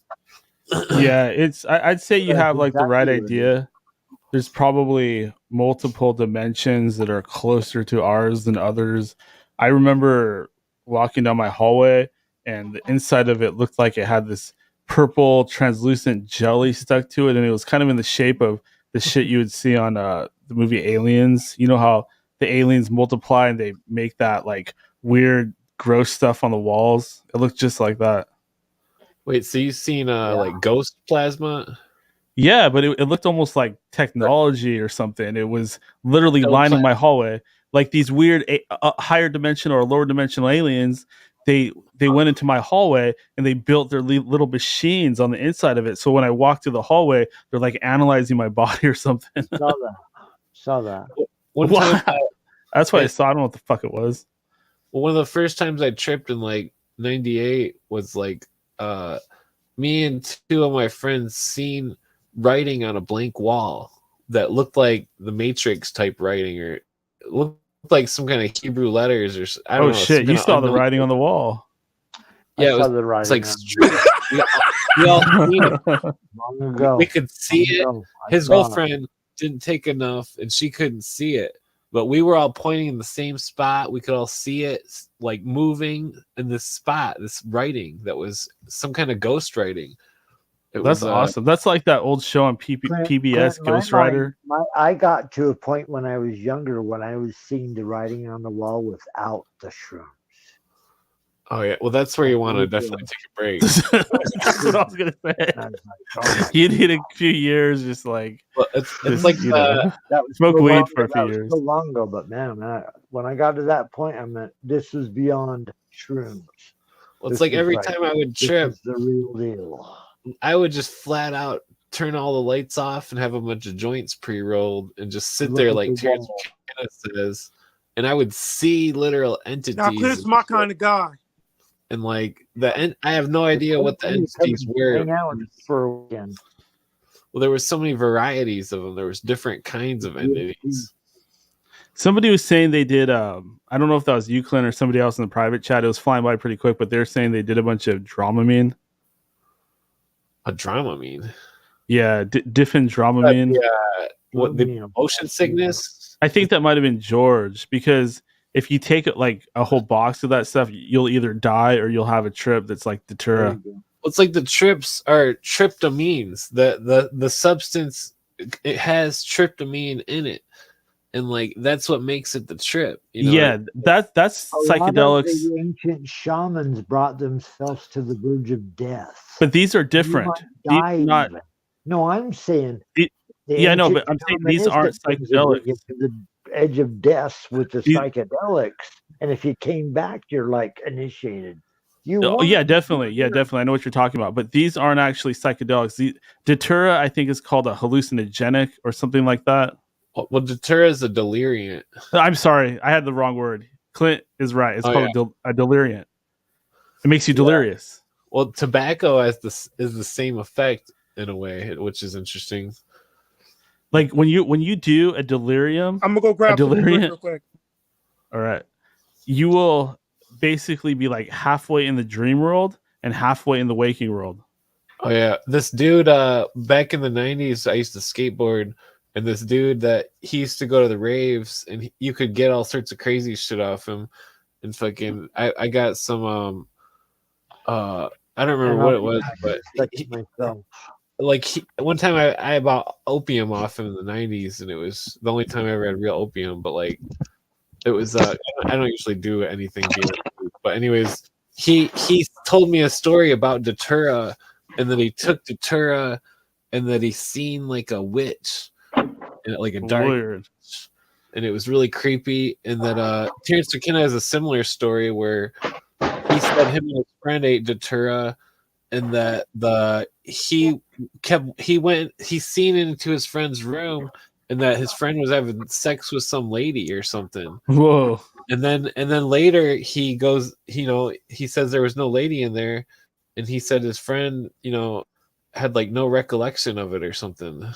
And like, it was like an incubus or succubus that was like, attaching onto the person through the plant. And that it's like some plants have good spirit guides and some have bad, Sure. And there's also like people that are into black magic, like really into it, where when they sell their souls and all that, when they die, they don't go into the light. Like they know how to purposely avoid it. Plus they've already built up their astral body. So they just roam the earth and they become like these shadowy parasitic beings that all kind of live in this hierarchy in the astral plane. Well, some of the occultists believe that the material plane is like hell on earth, and that this is the only thing left, and that they're just going to die and become nothing. And that's why they adhere to the Luciferian doctrine, because then they believe that they're gods, and that the material world is their realm. You know, it's like, and that it's just crazy, their belief systems, where, you know, William Cooper goes over all the bases of it. Yeah, it's weird because I know what you're talking about. That's like the type of Luciferianism when Alex Jones first started talking about it, where you're basically just a complete material atheist, but you're all about the human intellect and the potential of the human race, and you have a Luciferian ideal because it's all about accelerating knowledge and understanding and technology at a rapid rate into the stars. But that's just another way of looking at the mythological Lucifer, who is trying to usurp God and take over heaven. I mean, it's basically the same thing when you think about it. Yeah, well, I mean, they all have this concept which they put in the TV shows about uploaded, and that you'll live forever if you're uploaded. And I don't remember what. Yeah. No, you're right. That's a big part of it. It's like, okay, we know we're going to die. How do we achieve true immortality while we're here? Because we don't believe in anything. Transhumanism. They believe in cyborgs and like the Borg type shit. Because at some point something's going to happen to our realm where it you know, we become like Christ, where we have like an open third eye, or we actually physically go into another dimension in some way, or knowledge is just all over the place, so that it's impossible to like lie to people. And in order for them to prevent that from happening, they have to lock us down now by lying to us and pretending we have no psychic abilities. We need smartphones to communicate with each other. We don't have any ability to live on beyond death, so now we need to move into the computer circuitry. And what that's really going to do is that's just going to lock us down so that we cannot progress spiritually. It'll just put us into a state of, what's that? It's like a power play. Exactly. Like some people will call it or they'll call it 0 point, or they'll call it -1, kind of like that Godzilla movie, where they're actually that represents everything going completely cold and completely still, which is what the demonic beings or insectoids or reptilians want to happen to us. It all kind of reeks of that lottery book where the people were given the lottery and then they would die, and that they thought they were going to paradise, and that it's like the people are told that they're going to be uploaded, and then they just die, and there's just a copy of them that's not them, you know? Yeah, that's like on Star Trek, where they say when they use the teleporter or whatever it's called, that's not actually them. It's just like a copy being made wherever they're being sent. That always annoyed the shit out of me. It's like they die every time. I think that it's possible that they invent ways for people to die, like hence the wars and all the abortions. It's not that abortions is bad, but just the availability of it in like certain neighborhoods, like how they would put them all in black neighborhoods and stuff, to where it was eugenics and possibly like some sort of you know, like they love sacrifice, I believe, and that's why they love death, and they train people to make death, you know. Yeah, they definitely have like some kind of white supremacist agenda, and even beyond that, it's not even like they want white people to live. They just want their specific bloodlines to stay in power. They want their small group of people to rule. Yeah, basically, they want their little. They are racist, but I mean, they're probably racist to whatever they are. I don't. But they're also, we have to look at the possibility that there might be a custodial race that they are just descended from, like what they would describe as Nephilim, or like reptilians, or like giants. All around bad. They believe in that 12 tribes thing, where it's like they're perverting biblical lore, and they've created a new psychopath doctrine that they think there's, or it's like nobody knows if there's actually 12 tribes of Israel or not, you know. But the Nazis took it to an extreme point where the Aryan race was the tribe of Aries, and that, you know, and that they chose red for Mars because Mars is the ruling planet of Aries. And that's why they were a war tribe, because they believed they were the Aryan war tribe, you know, like. It's like they were they thought they were the supreme warriors, you know. But like that concept of like then the crown believes that Well, see, that makes me wonder. That makes me wonder, not to go too Well, deep, but could that be and like, could that be Yahweh? I mean, go down there. if these are the Zionists and one of the names for Yahweh is like a god of war or something like that, how do we know that the Zionists aren't that same tribe? Well, what, I think what also was happening here, hold on a second. You know, the Vikings, if you think that the leaders of Britain or from Britain, you know, the current modern day rulers, they ain't from Britain. They have ancestors that are Vikings coming from the north. Way north. It's all related. It's like Yahweh was Jehovah, the volcano god, and who was the volcano god of the Norse? Thor, was it, or? Oh wow, I didn't know that. Well, That's a new connection for me. It's like that's why I don't really adhere to the Old Testament or anything. I only study the New Testament because the Old Testament all seems to be the ancient religion where, you know, it's like all the gods, like how Jehovah is the volcano god Thor, which is also the planet Jupiter, I think. But it's like it's like the New Testament seems to be some type of new thing that's based off from some kind of shamanism, but that is attached to the old lore, because they do mention the dude getting swallowed by the fish in Nineveh, but I'm not sure if that's symbolism or you know, because if you look into the story of Jonah. You talking about Jonah in the well? I'm back. Yeah, because okay, so Jonah gets eaten by the Leviathan in the city of Nineveh, which happens to be the temple of Saturn, where Nimrod had a temple. And Nineveh also like meant Saturn in Babylonian, I'm pretty sure, but like I believe it was an initiation symbol, possibly, but like because the water, there's a river by Nineveh, but there's no way it's deep enough to have a Leviathan. It's like 20 or 40 feet deep. So therefore, That's a whole nother rabbit hole. Yeah, it must have been symbolism, because I mean, you know, there's just no way that some giant sea creature. There was another. Listen, but guys, like, I'm sorry, but I cannot go 5-6 hours. It's just too long. People won't want to listen to a show that long. So it's about 4.5. So I'm gonna go ahead and let everybody kind of do their goodbyes. Why don't we start with you, Dr. Robert, since you are back now? Dr. Robert. I'm here. I'm kind of eating too. Hello, everybody.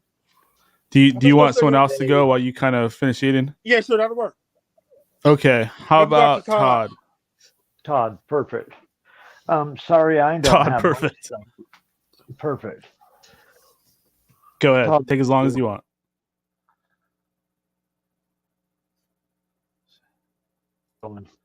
By the time I do drop this stuff, I don't want to rush it.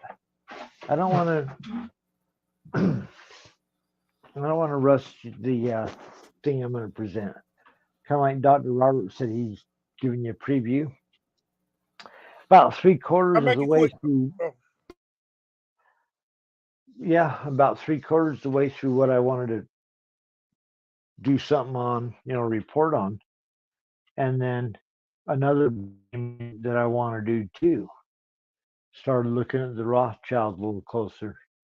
And it all ties into all this other stuff. Fantastic. I thought your thing tonight, Doctor, just the preview sounded fantastic. Let's get into these Nazi bastards.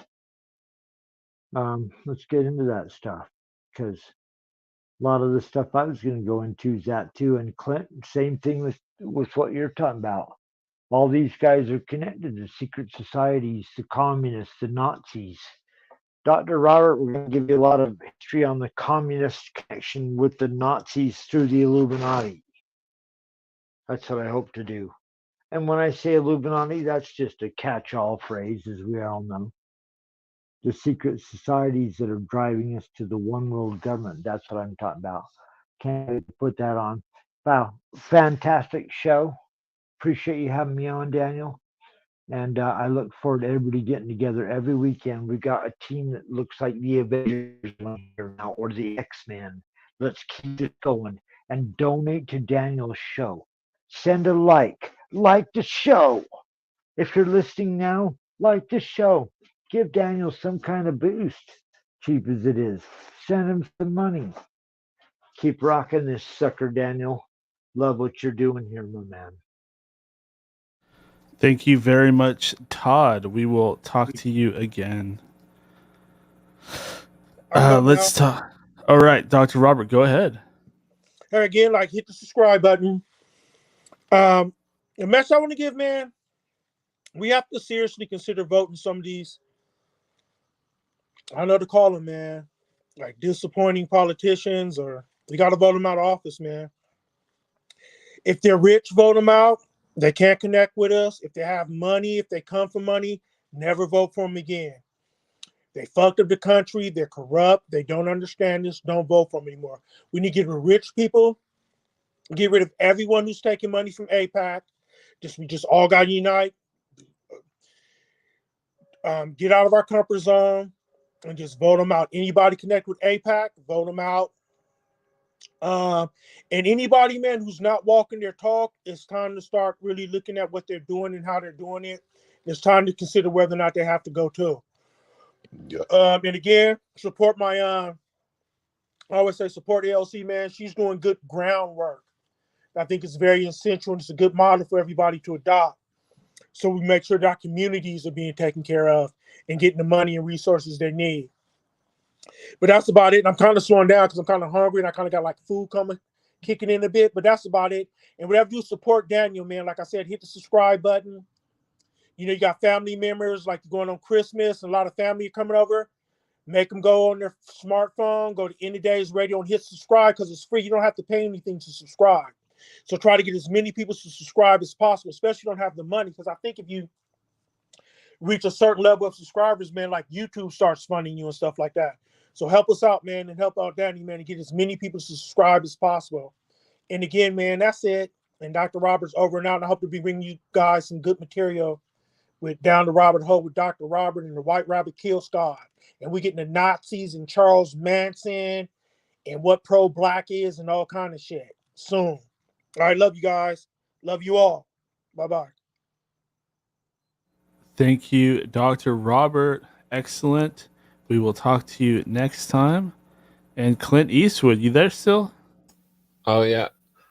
Yeah, I guess since I guess we're talking about solutions and stuff, like I think the solution would be to because I don't really vote because I don't consent to be ruled by unconstitutional government, but like the to complain to everybody, just started complaining about, to complain to every legal person they could possibly complain to about something that's unconstitutional, because that would be the biggest thorn in the side of the New World Order, because you know the law is on our side. They're bound by oath to uphold it, but yet they're not. And so if people talked about it, complained about it, I think through nonviolence, simply talking will take care of the problem. You know what I mean? Like, because, you know, the law is on our side. They can't have these wars. They're not supposed to legally tax that much out of your paycheck. You know, it's unconstitutional wars, unconstitutional taxes. You know, everything they're doing is unconstitutional, you know, and that's why I don't vote, because, you know, not that I can't, because I can vote if I want or whatever. I mean, technically, if you sign up for the voters registration, they also try to throw you in to be a jury member or whatever. But if you're smooth, you can tuck your way out of that one. But like, it's like everything that's happening right now, the whole world is being, all people of the whole world are being assimilated by this machine that's taking a cut out of their paycheck, and then it's going towards the New World Order, this world government that dictates commerce, and that people are under the impression that there's some type of free commerce, but there's all these companies that are government, and they're all, you know, controlling the economy in a way to where someone with a good idea can't make their good idea shine. And that, like, you know, it's like how every car company is backed by the government. You know, that's, or how 49,000 banks get bailed out. You know, that's not a quote unquote capitalist society. That's not how, you know, 'cause we can't even have it to begin with when we have unconstitutional currency that is, you know, just one more tax on top of all the taxes that everybody already pays. Or, you know, it's like the Supreme Court ruled there shouldn't be any sweat. You can't tax the sweat off a person's brow, you know, and that the you know, there's so many, you know, it's not an enumerated tax. It's a tax that violates the 10th Amendment. It's not even a tax that's happening on money, because the money is Federal Reserve notes, and under 12 USC 411, Federal Reserve notes are obligations of the United States. And then 31 UFC 3124 obligations of the United States are they're exempt from taxation.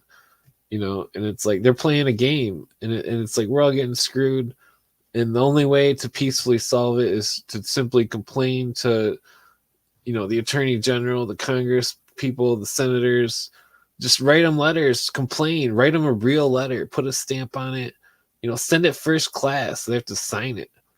You know, make it a pain in the ass for their day to be interrupted over and over with letters coming to them that are complaining about all sorts of unconstitutional shit that needs to be resolved.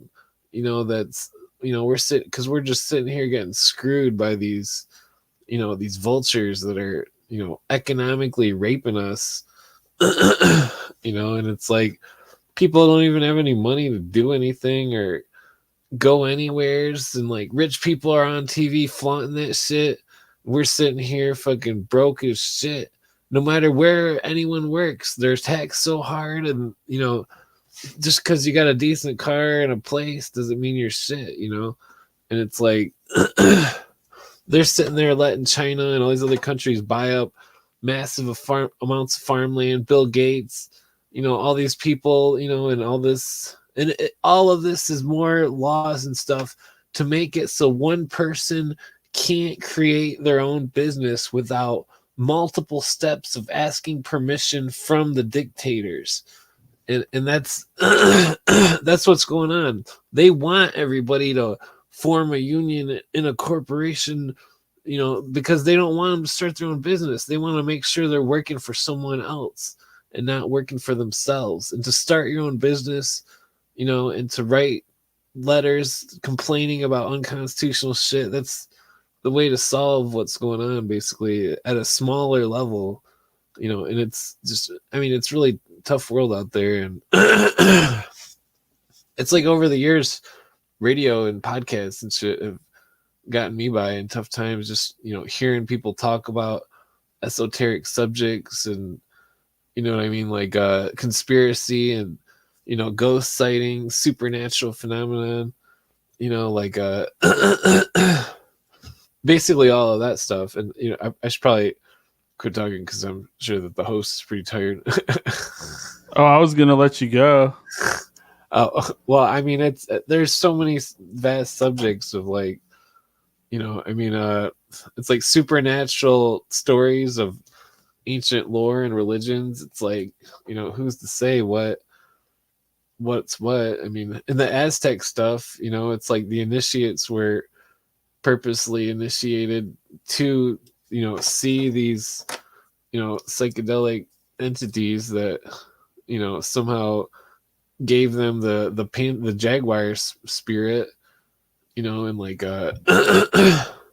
you know, it's like there was a method to their techniques, to whereas it was like a technology, these psychedelic plants, and that you know, it was like spiritual binoculars where, you know, hunters could take them and have increased hunting skills, and, like, you know, the high priests were, you know, ingesting them and, you know, solving problems between human interaction, or, like finding where the food was, where the cattle, where all the deer are or whatever. Like, it's like that in all ancient communities, there was a shaman who was ingesting psychedelic shit, and that everybody in the tribe would go to them and tell them their problem, or like, ask advice about something, or ask, not consent, but like, is this a smart idea? That type of thing. And that there is no, like in Australia, it's called the wise man. And it's like, there is no wise people that are, the young people aren't consulting wise people. They're consulting fools, and that the fools are running the show. And it's like they've got their secret societies, and the most documented one is probably the Order of the Jesters, which was doing all sorts of sex stuff in South America, and that they were getting prostitutes and stuff, and they were a Masonic sect that was but that's just a small, that's not even like the big scene of, that's just a small thing where it's like the whole Epstein thing is like a huge conspiracy that's in the middle of the public, and yet we're sitting here and there's no release of the list or anything. And even though it is like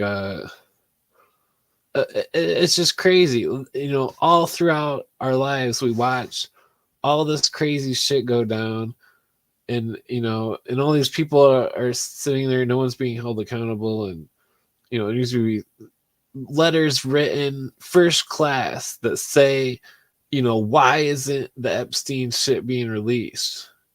Like why, because I've like written and called so many places and bothered so many people, asking why, or asking about the law, or trying to confirm something, or and that's the thing, is that people need to start complaining. It's okay to complain about something to somebody who's supposed to do their job, because maybe it'll get them in motion, and they'll actually do something, and that they're paid to do, and not just sit around and fuck us over with that Nazi ideology of how like the Nuremberg defense, where we're just doing our jobs. It's like, well, no, you're not. You're enforcing New World Order laws that are enslaving us. You're taking away our constitution, our common law courts.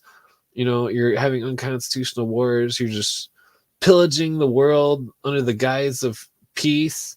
And it's like the it's like the Soviets outlined what peace is for the United Nations, and that peace was the total absence of all opposition to socialism, and that it's like the Nazis were socialists, and everybody in the mainstream is in denial of that, even though you can pick up 100 dictionaries and it says that Nazi means National Socialism, and that right now the socialist engineers are engineering the world government, the political science.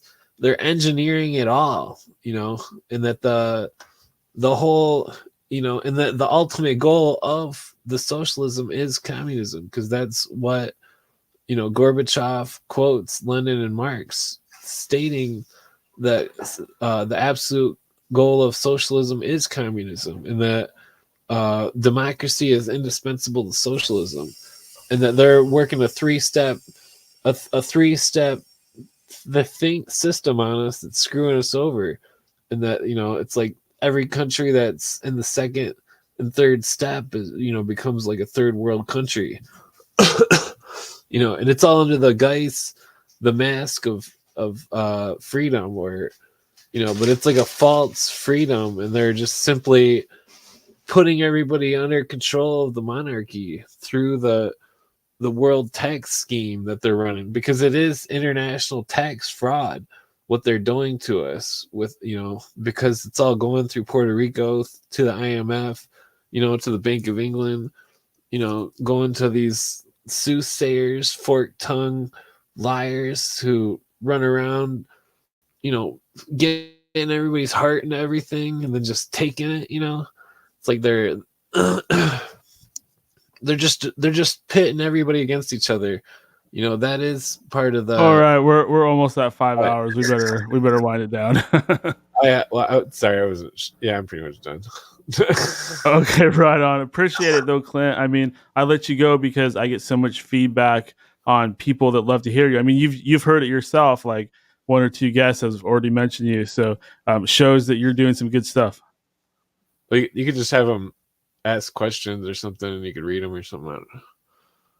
Hell yeah. We'll do all that. Absolutely. All right, my friend. I will talk to you later.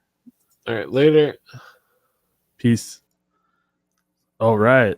Always love talking to the guys. My God, what a great panel we have on this show.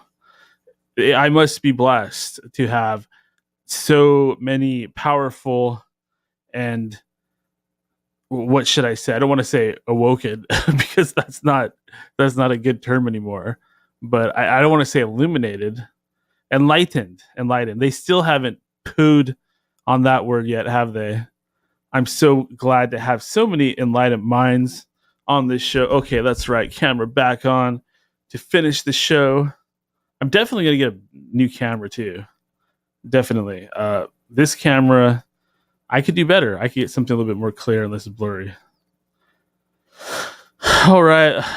I'm going to kind of skip the news and sports section again.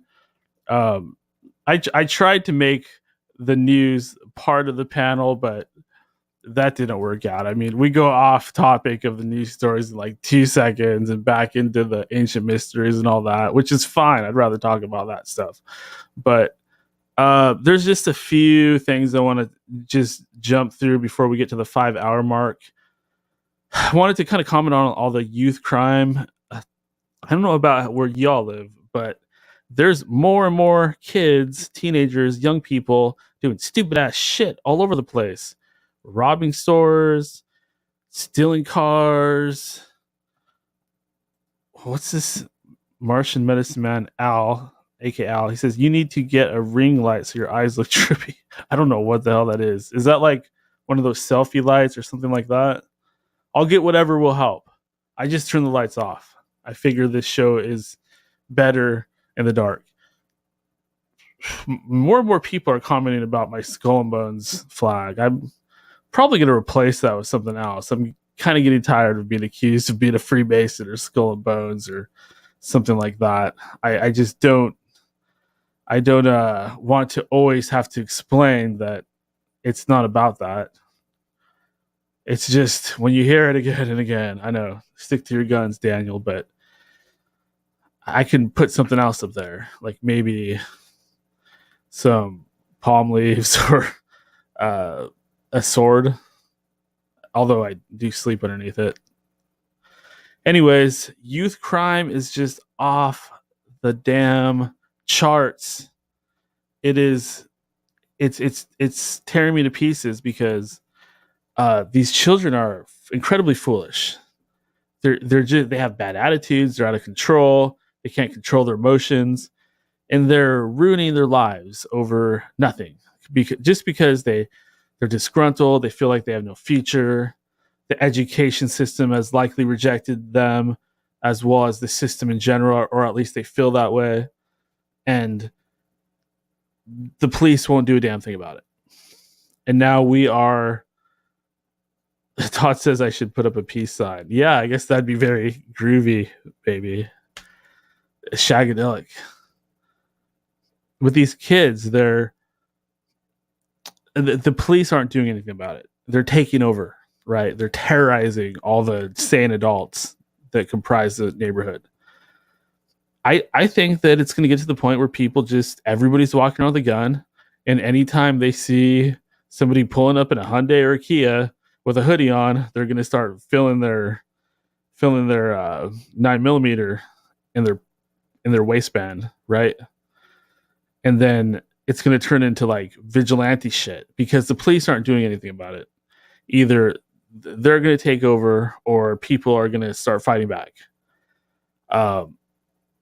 Why it's happening, I don't know. The devil's after the children. We've seen it time and time again. You see it all over social media.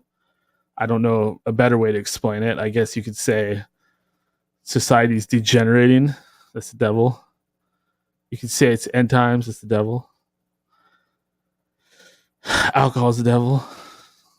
Weed is the devil. No, not the wacky tobacco. Moving on.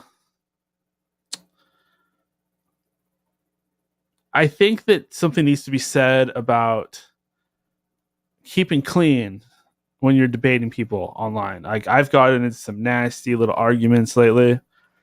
And one thing I could pride myself on is I've been at this internet thing for enough time where I know how foolish it is to argue with people on the internet. I know it's even more foolish to get mean and nasty and vicious and weird when you're having these arguments, right? I don't think there's anything wrong with debating people. It's a good way to pass the time. Maybe you'll learn something. Maybe you'll change your beliefs. Maybe people might enjoy the back and forth. I mean, if you're stuck in waiting in the emergency room or waiting for your flight, or there's downtime at your job or something like that. But why do people have to go so over the edge and start calling you names, start personally attacking you because you have a different belief than they do? You see things differently. I don't think anybody needs to go from 0 to 60 that fast.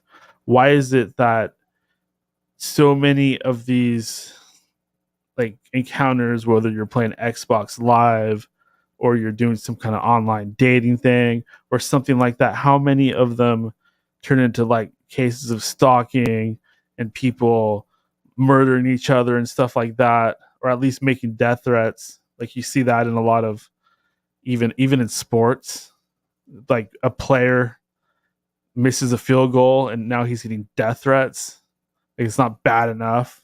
You got to pile on the guy because of a stupid football game. The people that act like that are idiots. You do not take a ball game that seriously. Fuck all the balls.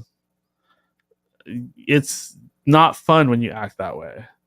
And people that can't separate fun from taking something seriously and letting it dictate your life, whether that's an online argument or your team losing or a traffic altercation, the best thing you can do yourself is be smarter than these people and not engage in such barbaric activity. That's plain and simple. You do not have to ride in the streets. What I feel bad is for innocent people who are doing nothing but get targeted by lunatics and idiots and fools and degenerates. Society has a lot of degenerates. Hold on, moving forward. Let's get into sports so we can get the fuck out of here. And by out of here, I mean out of this room and over to the bathroom and kitchen. Or at least not sitting here anymore. So, in wrestling news, I watch a little wrestling. We talk a little bit about it on this program. We like to talk about CM Punk for whatever reason. I feel he represents the style and format of this program. But he debuted in WWE after having another altercation in AEW after the first altercation with the Young Bucks and Kenny Omega. Now he is getting rewarded again for his unhinged, antisocial, borderline psychotic, violent nature. And he's debuted in the WWE, and now Vince McMahon is out of the picture. Triple H has taken over the creative. It's a good combination of things. That all going on, CM Punk debuting. I'm getting the feeling of a new era. I am. I'll say it here tonight on this program. I feel like the new era, the fabled new era is finally here. I'm feeling it. That's just too much good stuff all coalescing or coagulating in the same place together. Super Bowl favorites. Let's see. The Chiefs. Oh, yeah. Big surprise. The Eagles. Oh, yeah. Big surprise. Last year's winners. So exciting. And the 49ers. It would be cool to see them go. I think. No, wait. That's right. I hate them. But what I'm saying is that because they've been hunting that position for a while, it would be nice to see somebody other than the Eagles and the Chiefs, the Kansas City Chiefs. Kansas City, which I learned is not even in Kansas. We're not in Kansas anymore. Moving away from the world of football, Mike Tyson and Mike Tyson news.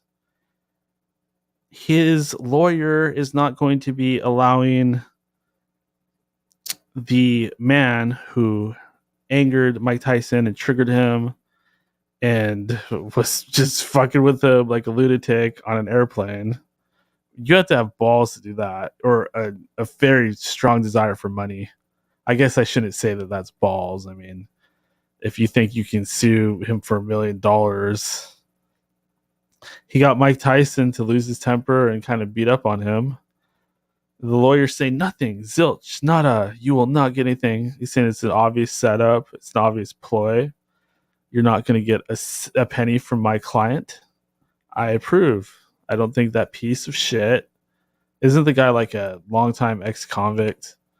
He does not deserve a damn thing. I mean, obvious setup is obvious.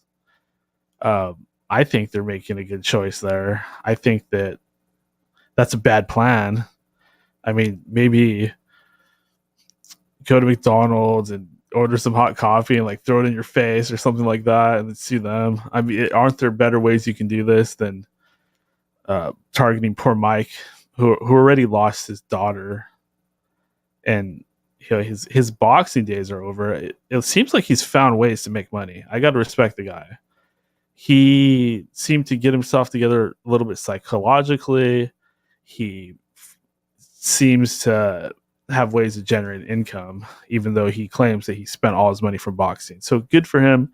Hang on to what you have, Mike Tyson. Just wanted to throw it out there that, hey, donations really help this program. As you know, I am not a rich man. Otherwise, I would not be able to fit through the eye of a needle, or the thread of a needle. No, the eye of a needle. So I don't even want to be rich. I want to go to heaven, baby. Fuck that. But it would be nice if I could make ends meet a little bit better. So if you wouldn't mind supporting this program and donating whatever you can, I don't care if it's $1, $2. If you send me $2, I will be grateful for that. $5, even better. Send 10, send 20. I mean, if I get a $20 donation, that makes me smile. I'm not trying to get rich here. I'm just trying to make ends meet, and every little penny counts. Help me keep the servers on, the lights on. Help me make ends meet so that I can have the time to do this program. I promise you guys, if I get to that level, if I get to the level where I'm making a little bit off of this show, well, I will do it every day, at least 5 days a week. Why wouldn't I? That's been the goal for a while. And you guys out there, you've been great. And it's not really that you need to do more, but there just needs to be more and more listeners to this show. So tell everybody about this program. Tell everybody you know. Subscribe everywhere. Donate if you can. I'm not going to charge you for this program. That would defeat the purpose. But if people are kind enough and sweet enough and spiritual enough to recognize the value of this program and what you are getting for free, stream live on the internet, prove to me that this business model can work. Prove to me that people are smart enough that they will willingly pay for something they don't really have to because they want it to continue. It wouldn't take much, especially if we had lots and lots of listeners. I don't want to do a program with a bunch of commercials. That'd be boring. I don't want to push penis pills. I don't need those. If anything, I need a pill to like turn that off. I don't know why anybody in their right mind would want that stuff, but I'm not hawking that shit on here. I wouldn't chalk anything that I wouldn't use myself. I don't want your damn. What else do they sell on these like fucking vitamins that are supposed to make you smarter? That's not gonna make you smarter. That's just gonna make you feel stupider because you know you just got conned again. Fuck that smart shit. Like you think there's some kind of limitless pill out there? You think that's real? No, sorry, wrong. Take your vitamins. I'm sure that like they could inject something in your brain that might help you grow some more brain fibers or something like that, but it's not going to make you limitless. It might just make your forehead bigger. If you want to make yourself smarter, just like I said, take vitamins, get really healthy, and just read and learn and value learning and value the human intellect. Like if there's some positive side to all this Luciferian stuff, isn't it having an interest in things like the arts or technology or just learning things in general? I think if we can look at the mysteries from a positive perspective, well, let's put it this way, there has to be something positive about them. I don't think that just because they're a secret that they're evil, or just because they're magic that they're evil, because there's magic everywhere. There's magic, like even Christianity, praying, that's manifestation through intent. Or stained glass windows, those are a form of hypnotism. Or when they walk down the aisle and they swing the incense, that's all to have an effect on your brain. That's magic. That's why they call it the word. And when the Lord created the world, he said the word. That's like a magic spell, right? And then people say, no, that's God, and that's just supernatural strength through God. I can dig that, but I think that there's more to God's world than we think, and that following linear perspectives and belief systems that limit your ability to learn and learn about knowledge that's been passed down through the ages, that is probably more true than whatever passes as science nowadays. Look at Todd. He says, give Daniel money now if ... Just kidding. He must be on his like ninth beer by now. He's into his second 6-pack of Budweiser, and now he's going off the rails on a crazy train. Thank you, Todd, for contributing so much to this program. You are a gentleman and a scholar. Thank you to all the fans out there. Thank you. Even if you don't donate, thank you for listening. You guys are awesome. And what you can do that's even better than just listening is come to the live show, please, and participate. That is the best thing about this show. Look, we had a new panel member tonight. Our friend Luciferius, well, let's just call him George. That's a little easier to understand. But look, we had George on here. You can be like George. You can come to this live show on YouTube. It's usually, right now it's on Fridays at about 3 p.m. Pacific Standard Time. We aim for that time slot. I'll let you know if it's going to be at a different time. Follow me on Twitter or go to endofdaysradio.com, where you can also find a link to follow me on Twitter. I'll let you know if it's going to be at a different time. But you can be here live with us. Help make this show better by being on it.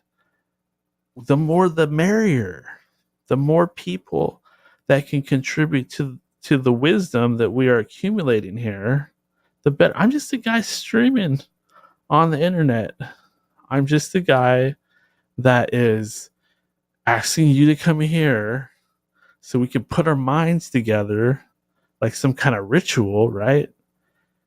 And we will gain much, much more wisdom and knowledge. And you can contribute your unique perspective. You hear all the different beliefs, like earlier when we were talking to Al, and he was telling us that all this stuff already happened, and Trump is president, and John F. Kennedy Jr. is vice president. I mean, this sounds like a hillbilly's wet dream right here. I'm just kidding. Or a QAnon member's wet dream. But that's what he believes. That's great. Like, if you notice, all of us have our own individual belief system. So you can be part of that. You can be part of the hive mind, or whatever you want to call it. You can be a part of this. And even if you don't want to hop on, you can hang out in the chat room. You can participate that way and ask questions. Look how many people we have in the chat now. But the point is, you got to be here live. And I'll live up to my end of the bargain. I'll be a little bit better about getting that schedule out there and making sure you know when the show is actually going to be on, and not taking those long breaks and things like that. But this is your chance. So many people. So Martian Medicine Man responds. He says, "What you gonna do when I'm right?" Oh, Al. I could see there being truth to it. Like, I can really tell you that I'm becoming aware that there is some kind of white hats out there, right? It can't all be doom and gloom. There has to be balance. That's something that we've always experienced throughout our lives, is somewhat of a balance between light and dark. Even if you grow up in rather deteriorated conditions, there's still some kind of hope or something somewhere, right? You probably have good family or something, some kind of light in your life. Well, it can't be all dark behind the scenes. Otherwise, we wouldn't even be here, right? Like, we would have killed each other off a long time ago. But the fact that there's something here and there is happiness in this world means that there has to be some kind of white hats or good magicians or angels in the outfield or good aliens that protect us with UFOs and plasma rifles. People like this are the ones that are helping us. And it may be, if you want to just really be very, very, very hyper rational and just, all this is fake, one of those people, well, you could say there's just good people out there. So let's see. He says, if I'm right, can I verbally kick you in the nuts? Sure. In fact, I'll let you really kick me in the nuts. If all this happens, or like 2 things of it happen even, then I will let you just kick me in the nuts as hard as you can. And we'll film it and we'll put it on YouTube. But look, this is starting to go long. If you'd like to be on the show as a guest, okay, now different story. Now the bright lights are shining. We talked about what you can do as a fan or as a panel member, but now this is next level. If you want to be on the show as a guest, if you have stars in your eyes, then you can email me at daniel@endofdaysradio@gmail.com. Al says he's communicating with me through the chat. He says, I wear steel-toed boots. Wow. I don't see why you would have to wear steel-toed boots. I guess that would be less gay because there's like harder stuff between us. But that's not good. You'll probably rip my sack or something like that, dude. Just participate. Just kick me in the nuts with at least leather boots with no steel toes. I think I could hang. I could make it through that. No, I wear I used to wear steel-toed boots. Now I like just like the hard plastic tips because those are heavy. Al's just fucking laughing now. You got a kick out of that. All right. Well, you guys, we had fun tonight. We debuted the first segment of diagnosing the truth with Dr. Robert. I'm just kidding. He wants to call it Down the Rabbit Hole with Dr. Robert, and something about like the White Rabbit Kill Squad, I believe. Okay, I can dig it.